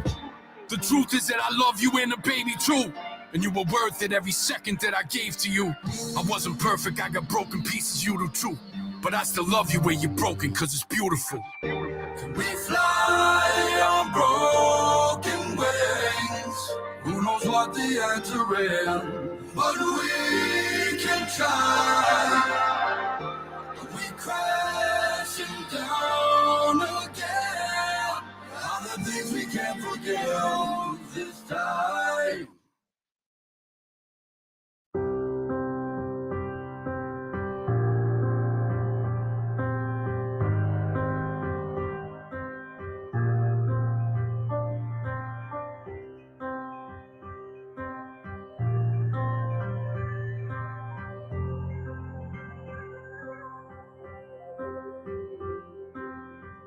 Out of everybody, you were who I hated most. A fucking grown man who's afraid of ghosts. All those secrets you could only find a way to cloak. All that venom laced in everything you'd say to folks. Drinking and laughing with that pathetic parade of jokes. Great insults for a guy sitting with the plate of coke with the wife and kid at home. How could you betray and poke for these stupid whores? Was your loyalty you made an oath? Oh. Look at the results of a lost soul sowing his oats in a sea full of fucking sharks rowing his boat with a hole in it plus a stock you ain't got nowhere to go. And so you threw away every gift you had for another bag, another fifth to a day. Sad all those opportunities that you had, people would kill for you, threw in the trash. Low self-esteem misconstrued as trash. You rolled self-esteem and that ruined his wrath. That choose you in half day to day on a regular basis. You just run the other way whenever you face this fact. And I'm getting so sick of your face in the mirror. There's no place where it's clearer than there. Going 0 to here in an instant. Running on instinct. Can't get your dreams and your nightmares in sync. Was ghosts talk to me in my head? If they're still there, no, they're not dead. And there was so much blood to be shed, but I could never kill them all. Prayers for rain to wash away, but no heaven never calls. We stay trapped in yesterday, and that's a legend of the Taking a look at you is difficult. Creature in his cups is ugly. Too high to keep reaching for the stuff unlovely. Off the hinges, out on the fringes. Outsider out for revenge and vengeance. The war never ends. It spins in the winds and trenches. Sins in the bloodshed. It begins and ends with regrets you had too many things to mention. All those ghosts in the past are a grim contingent. But what's fueling the engine is no fooling, pretending. No principles among this hot knock school we're attending. You're willing to partake in any role that you bend in this land of the high break. Where nobody remembers your name. Unless you king of men, it's the same between heaven and hell. I had seen the pendulum swing. Watch a hope float away in 10 inches of rain. So it's a dope show today, your penance is in pain. Yeah, I've seen it all, everything you ever been through. It all happened how it's supposed to, it was all essential. All the things that you endured, the body you descend to. It's time to let go of that past, stop being sentimental. So I forgive you for all the shit that you lived through, for all the shit that was done to you, everything that you did too. Melting a cold heart and stepping out of that igloo. Emerged as a good man, but you was a good kid too. Those ghosts talk to me in my head. Yeah, they're still there, no, they're not dead. And there was so much blood to be shed, but I could never kill them all. Prayers for rain to wash away, but no heaven never calls. We stay trapped in yesterday, and that's a legend of the fall. Those ghosts talk to me in my head. Yeah, they're still there, no, they're not dead. And there was so much blood to be shed, but I could never kill them all. Prayers for rain to wash away, but no, heaven never calls. We stay trapped in yesterday, and that's a legend of the fall. I'm looking for something to put the beam on. Motherfuckers popping from out of a Ford Econ. The gates of oblivion, dog nigga. Anytime I need a 4-5, then I call Egon. What's good for the martyr is good for the gun. What's good for the father is good for the son. You a stupid motherfucker, type to look at the sun. My father gave me game, then I took it and run. My brother is Musa.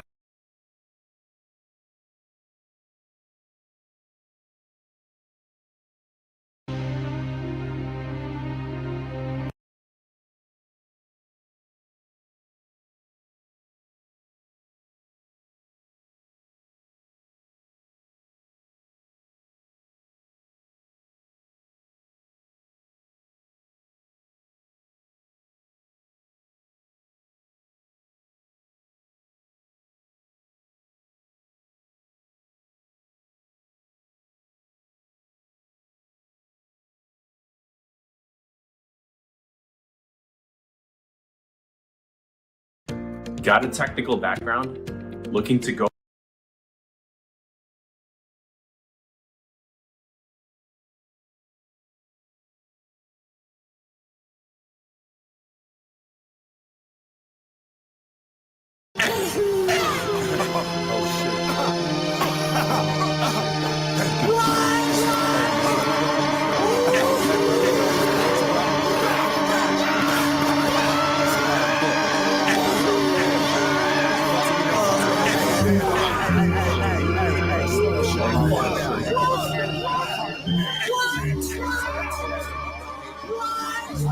What'd you do last night?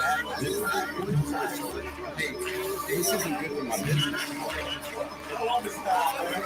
From the bottoms on that wire shit, putting fire to meth like the triumvirate. I move the crowd using telekinesis, and you could tell them it's Pete instead of Jesus. I bet they believe.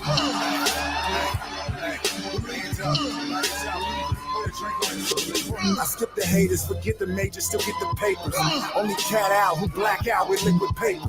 More wave than Don Johnson. Start the Lex, Parks and Rex with more beef than Ron Swanson. Make a wish, Fat Boy's cake is lit. Token white cat smoking piff and a blaxploitation flick. Eastside Livingston Ave, prostitutes giving them crabs to fight cops out writing tickets for cash. While the Sullivan Ave hoes who make gentrified gentlemen come in slums for they cash flow, smoke crack in they bathrobes. If it's Christmas, I deck the halls, wreck the vaults, but only trick on one chick, so when we split, I know where to collect it all. Fire trees on Target Deli, spark it heady, steady, high on tree. Even if I gotta buy my weed from Martin Scully. Some of these drunks just want to be cuffed. The Taco Bell drive through the tunnel with love to some of these sluts. I spend nothing but time fucking these dimes, tell them they get royalty checks if I put their name up in the ride. Devil on my right shoulder, another devil on my left shoulder, telling me I'll never get sober. I quit drugs, cold turkey, but hate leftovers. I twist, blood, blow, perpy to take Exomas. I give up whole purpose to get stress lower. I quit drugs, cold turkey, but hate leftovers. Deadly vet flow, dead your ass. Better set no, ready set go. Check your flags. Eddie Vet dough, smash your girl's clam in the Pearl Jam. Run a world scam. I curled fam with a curled hand. Listen, bitch, the boy is amazing. Isn't this a joyous occasion? The toilet is framing, voices invading. My brain influence the choices I'm making. I ain't even enjoy the taste of the poison I'm taking. Any noise that you make is bound to be silenced with the gauge like it was Boise potatoes. You think I'm nice, yet disrespectful with Satan. You right on both accounts, like withdrawing from checking in savings. I spend, and I've been spending enormous poor bitches with sin. I've been sending snitches and victims' corpses to court and forklifts as warnings. Harassing with store that I get the Jordans. I used to be anti-gimmick, now I'm looking for a good place to plant my gimmick. It's so hard, the police will feel a sting on it. Doc put a sling on it, loyalty checks if you put a king on it. Crown various times, lead chariot ride, the underground on my back, it's like I'm buried alive. Thunder clouds on my track, like it's rarely I'm dry. Hear it calling, I can feel it in the air of the night. Got a devil on my right shoulder, another devil on my left shoulder, telling me I'll never get sober. I quit drugs cold turkey but hate leftovers. I twist blood blow perpy to take X-overs. I give up whole purpose to get stress lower. I quit drugs cold turkey but hate leftovers. Fuck 604 Eastside shit. Yeah, out.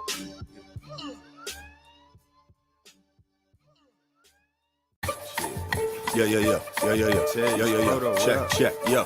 Hey, when mitoed energy's cloned and cryogenically frozen, biochemically grown, Ohio's finna be on. Let it be known. Pass my ice, I'm back like Christ. First cat to die and rise from a dirt nap like lice. Repeat deaths, omnipotent. Delete stress like Nas's Motrin. Godly flow, but still crooked as Quasimodo's posture's broken. The name most quoted for flame most know it, but fuck rumors, I go off facts like King Ghost wrote it. Get your main hose, raincoat soaking. Ain't no joking. See rock him space hoe in plain scope open. My halo broken. My Xbox stank on going. Her pussy multiplayer player pay a GameStop token. I'm the, oh how should I say it? When else can display it without sounding like every motherfucking clown who can claim it. Down to the pavement, I'm hot for return.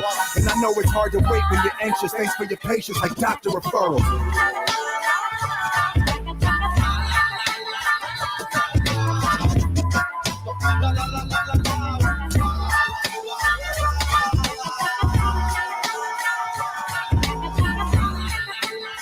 Oh yeah, baby. Oh shit. Woo! Man, we crush Zannies up in the granny dust like Candy Crush, so hand me bucks. Put little orphan in a forklift and Annie up. Now Mr. Teen Sensation, Mr. Cremation, victims behaving when them see us, Mr. T chaining. If C aiming, dig a hole to China. They gon' need a mo to find you. Fuck being pussy hole, you a whole vagina. With oil stains, these hoes ain't loyal, a royal main. Claiming soil, body hood up high like an oil change. You got it wrong, people. Had you thought I'd gone emo? No, bitch. Flow so sick, swear I was on chemo. Deboed you with a strong knee blow. Front of your wife and mom's people like bam. Call me uncle like Don Vito. We're all for it, for fair. Eating those porridge. Tell your mom more and keep pouring. Bitch, we don't even pause for it. Lava meatloaf. Y'all wanna see how far we'll beat go? Till I draw the heat slow foul shot. Who gon' call a free throw?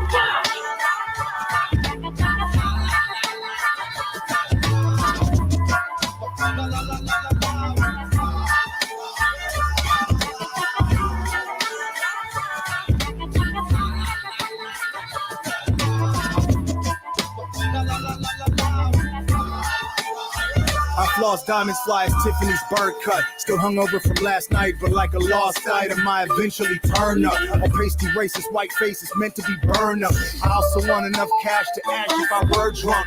In the underground, I'm the favorite. I run the town, I'm your mayor. Let's double down above the clouds, I'm the savior. At times I felt divine like help. One man party shit. I even surprised myself. Run off at the mouth a sarcastic way and walk the geriatric way with guns like caricatures at a fair. You're gonna have to pay.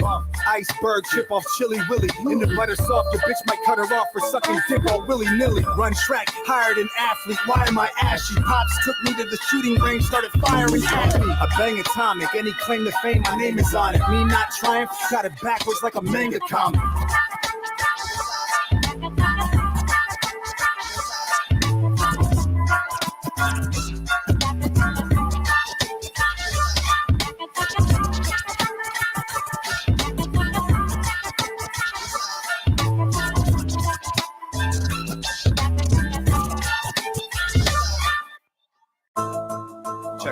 Check.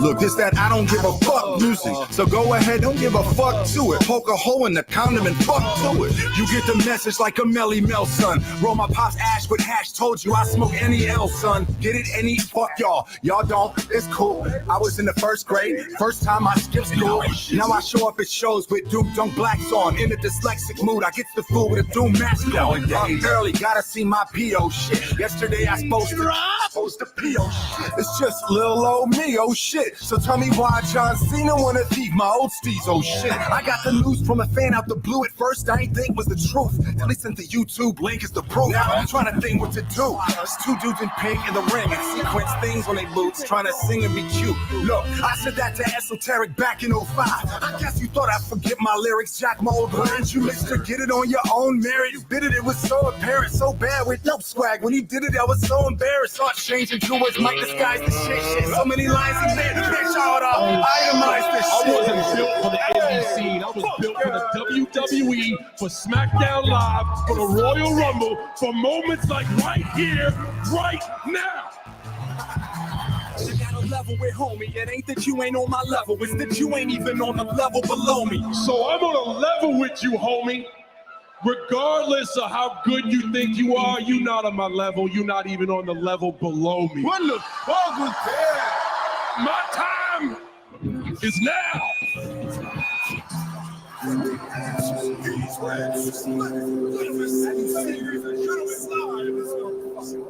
Here's a spoiler alert. Let me level with homie. You can never dethrone me. Any veteran know me. You never could call me paper heavyweight homie like Kevin Maloney. Any opponent we end if you want it. Paper on his head, he be dead in the morning. Any enemy in any vicinity, get an animal with any running with me. Wouldn't got enemy Remy, so enemies say we exploding like Kennedy rolling. Friend of me, no, I don't know. I'm no race to the pedigree. Will be your enemy showman. Bow down to the crate or be found out in a lake. Dressing the tights for the rest of your life. When at 8, I found out it was fake.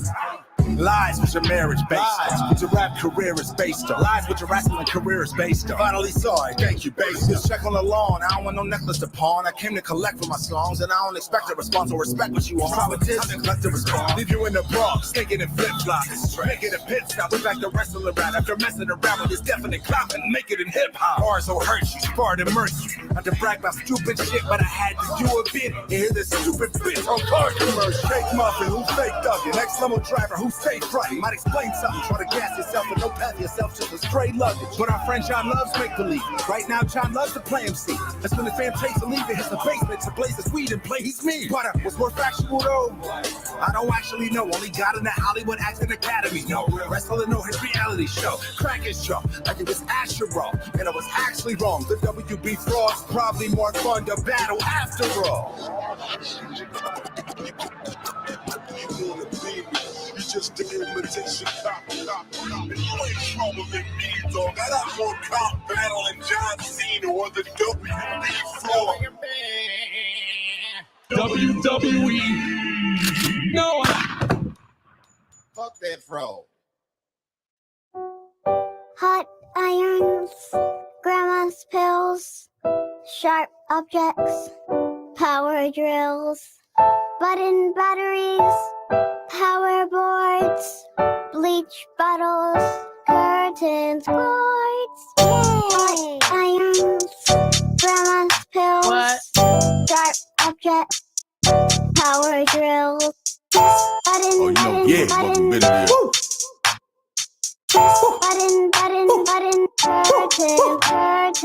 I'm that kid that nobody believed in me. Now everybody is eating. Your audience leaving. No problem you be in the Coliseum when I'm bodying Cleveland and Gallium. I just put a brand new pair of shoestrings to some old ass Jordan 4s. Hot iron with shots fired, hot wiring every drop top by until I hear cop siren. Jimmy Lord blowing loud like a semi-horn on any Ford when we board. Forgive me, Lord, but all my homes have a chimney for.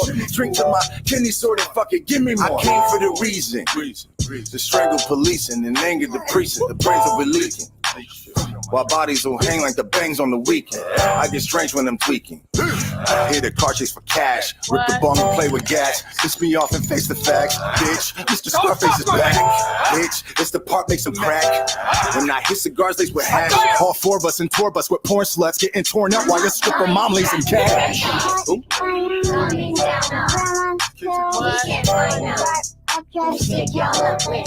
drill.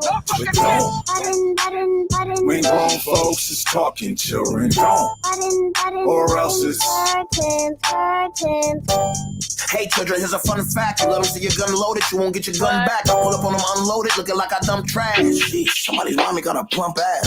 Nothing kids, you ready for a fun task? Here, take these weed seeds, plant them in the grass. Let the months pass, then bring them back. Then roll them up, puff, puff, pass, now give them back. I roll a pear and get high, I call it parasailing. My flow like staring down a barrel of a parabellum. Poor fella, get your cat pop like a portobello. Marinara in your trap all over mozzarella. Whoa, they want a piece of the flow, a piece of the dough, a piece of the chips. No, you can't get neither of those. I might break you off with a piece of this dick. You ever seen a drive-by? Spin your block like a UFO, I'm feeling sci-fi. You ain't got no bars with a Wi-Fi. Shit, I'd rather be the villain, not the nice guy.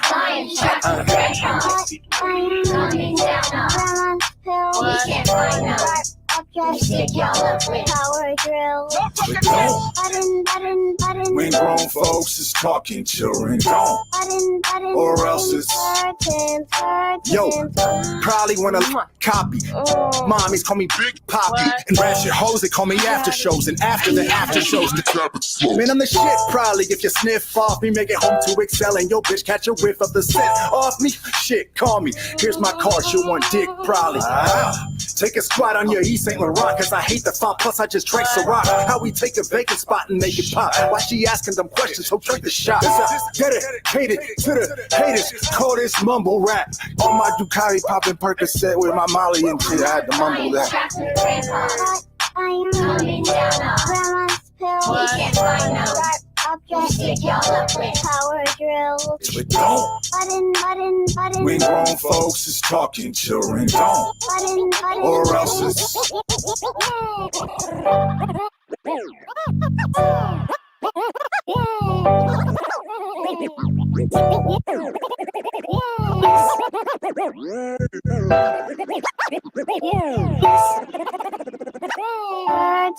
curtains.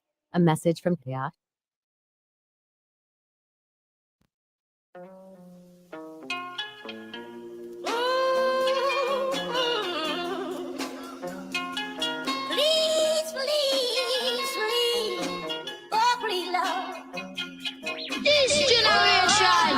so unfortunate when I go. Let's go to war, your bitches, soldier, sorted bridges, tote for 45th, twist joints, but no contortionist. I find one seed to get thrown in an orphanage on the topic of weed. Never popping a seed, no pro-abortionist.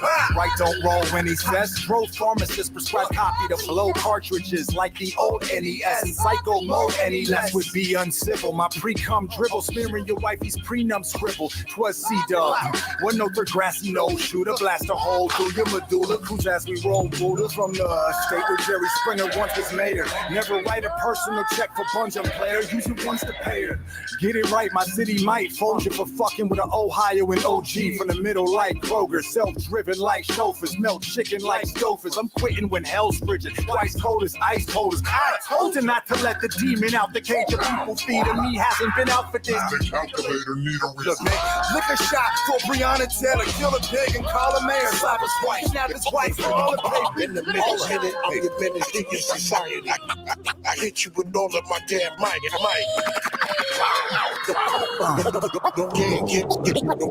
You haven't lived until you wiped your own ass at your own show with your own merch. Hence why I'm on tour in your city and I have no shirts. We on the world tour with Muhammad, my man, but Muhammad, my man's Islamic with bombs in his hand. At your bitch, off of the dick. Even my cough is sick. This flick you die at the end. We call it frosted tips. Christ, Judas might betray me. Stoned in a glass house and leave you assed out like preach babies. These little hoes think they grown. They small kids, I say. Little, but they blow big like faith. For me, I'm too evil. Mood lethal, bruised egos. My SB doom souls are transparent like you people. You fake as a fuck. His history, he making it up like old white folks in them books for school. Bring it again. Your flame get extinguished again. King of the pen. Y'all rhymers suffer from Alzheimer's. You think you went in. In the minute, I'm your menace to your society. I hit you with all of my damn mic.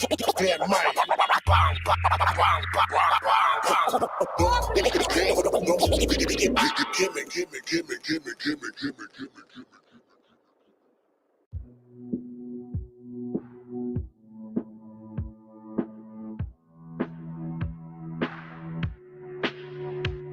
Make time to create lines, halfway through rhyme, have those trying to figure eight like skaters on ice, maintaining positive thoughts, reshaping our life, knowing some got their fingers crossed when shaking the dice, and it's safe to say, on the pave, it's best to stay solid as a paperweight, while acknowledging that dollars can never take any real pain away. Sometimes it's hard to believe that as a true statement, when you gotta pay rent and put food on the table, cruising in a LeSabre with range, thinking when this thing's gonna change, wanting to remain, paying dues, trying to gain. It's a game when you move, as they say, the players is never the same, plus the plays thus made one rearrange, decision to sustain position, living in situations, spitting and scribbling on pages, thoughts that transpire in sight, one to get through long nights, while most slipping in the world trying to get paper. getting through minutes. Gotta maintain, keeping the mind motivated. I'm down for peace and but not. Call me on pot of names, try to hurt my pride. Turn the other cheek. I'm down for peace and get that flashlight out of my fingers, break me down and fix it, do whatever it takes. Hold up. Look, who protects us from you? Left fist up if you've ever been arrested, it's cool. I've been arrested too. I've been a pencil, the truth to invest in the youth. Look, I ain't gon' bullshit you, I ain't gon' bullpit you. Kings, be careful, these pigs will let us see a bullet hit you. We came for peaceful protest, ain't bring the peace for protest. Message get drowned in blood if we show police a slow death. I see white people's fists strike evil pigs, cause even white people sick of white people shit. Light me a split right in front of the state house with a blunt of the crepe out. I got all the cancer out, we defund the police, cut all the cancer out. Pigs think it's footloose, trying to cut all the dancing out. Closet racists don't see what the cussing and rants about. Blatant racists do see what the cussing and rants about. Some of them Amir Rice, Mike Brown, Oscar Grant, Breonna Taylor, George Floyd, Sandra Bland. Ain't no blood running vain, couple names y'all can chant. Peace to first responders in nurse pajamas and doctor pants. I'm down for peace and but not. Call me on pot of names, try to hurt my pride. Turn the other cheek. I'm down for peace and get that flashlight out of my fingers, break me down and fix it, do whatever it takes. Hold up. I'm down for peace and but not. Call me on pot of names, try to hurt my pride. Turn the other cheek. I'm down for peace and get that flashlight out of my fingers, break me down. Put your hands up. Boom. Before y'all pull the switch, let me hold the crucifix and pray to Christ to take my life and make it nice and smooth in this. I can feel the sweat squirt on my hot face, and I can see the dumb smirk on a cop's face. I made a lot of mistakes, so before these faults cause my body to shake, I gotta be straight. I can't apologize to everyone I ever betrayed. I told a lot of lies, I said some dumb shit honestly, man. I know I gotta die and never come back, God. Is we straight? It's getting hot inside my shit. I feel a shock inside my head, I should've shaved it all. Talked all that shit, but I'm not brave at all. My life plays in full cinematically through my brain and score. Am I sorry? I can feel the flesh fry from my body. Really, I just wanna cry for my mommy. Maybe we'll reunite soon. So much shit I took for granted, I won't even get to see tonight's moon. I don't feel alright, dude. You sure this thing's working? I feel my brain short circuit and the pain short certain and the flames more pertinent with each second. I take a deep breath, the next thing I know, I think I see heaven switch. Was America willing to make it no matter what the call?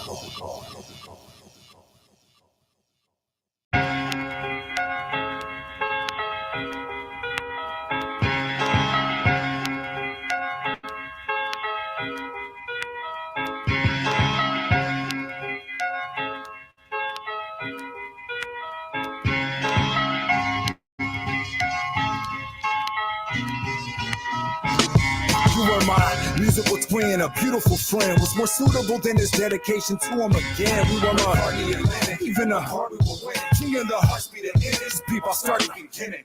Hey, rumor had it you were nice. Rumor had it I was raw too. Had to be art school, nasty with cartoons. C to the A to M. How did you and I meet? Junior high team sat you beside me. The next part soon is two of us doing desktop doodles, trying to prove who the best cartoonist in the room was. Smooth. Then it offended me for 7 days. They try to make us enemies. Guess some things never change. Though I've been drawn since the age of 4, still yet to see the way put into the page before. Anyone who knew us was all to engage in war into a cage match, played our friendship in ancient ores. Fuck that. Our friendship's what I'm grateful for. I'm not focusing on the negative and hate no more. It's rewind now to 9/7 when Nelson Morales called Bobito. For all we know, he's helping our talents. Preventative Van Nemu, RJG2, DJ True Skills, Cage and Nelson on the freeway through hills. True spill on this camoose still. Let's have some hold the floor violence first. Let's have a moment of silence. Chill for a minute, Dougie Fresh said silent. Hey, The only person in the bar sober, cigar roller, self-motivated, stay driven without a car chauffeur. Jar opener, jar closer, hard choker. How do I quit for eating a heart donor? Make the clock slow. Check if you a heart, I don't have stupid Cupid's arrow, won't stab ice. Once noticed the blood flow that used to pulsate both hands. I serve kids like at your service, while I'm at your service. Black Suburbans and Catholic churches and pastors cursing. While I passed the hearse, your dad was nervous. Before I even begin, I'm leaving your skin all black and purple. It's a quiet kid who stayed in the cut, never saying too much, cause I was always afraid it would suck. Until the cop put me on the spot, Bobito put me on the air. I'll leave crying over spilled milk or pussy on the stairs. When the mic's near me, it's like the finish line's near me. Satan want me in all red prison library. Yo, I'm still living though.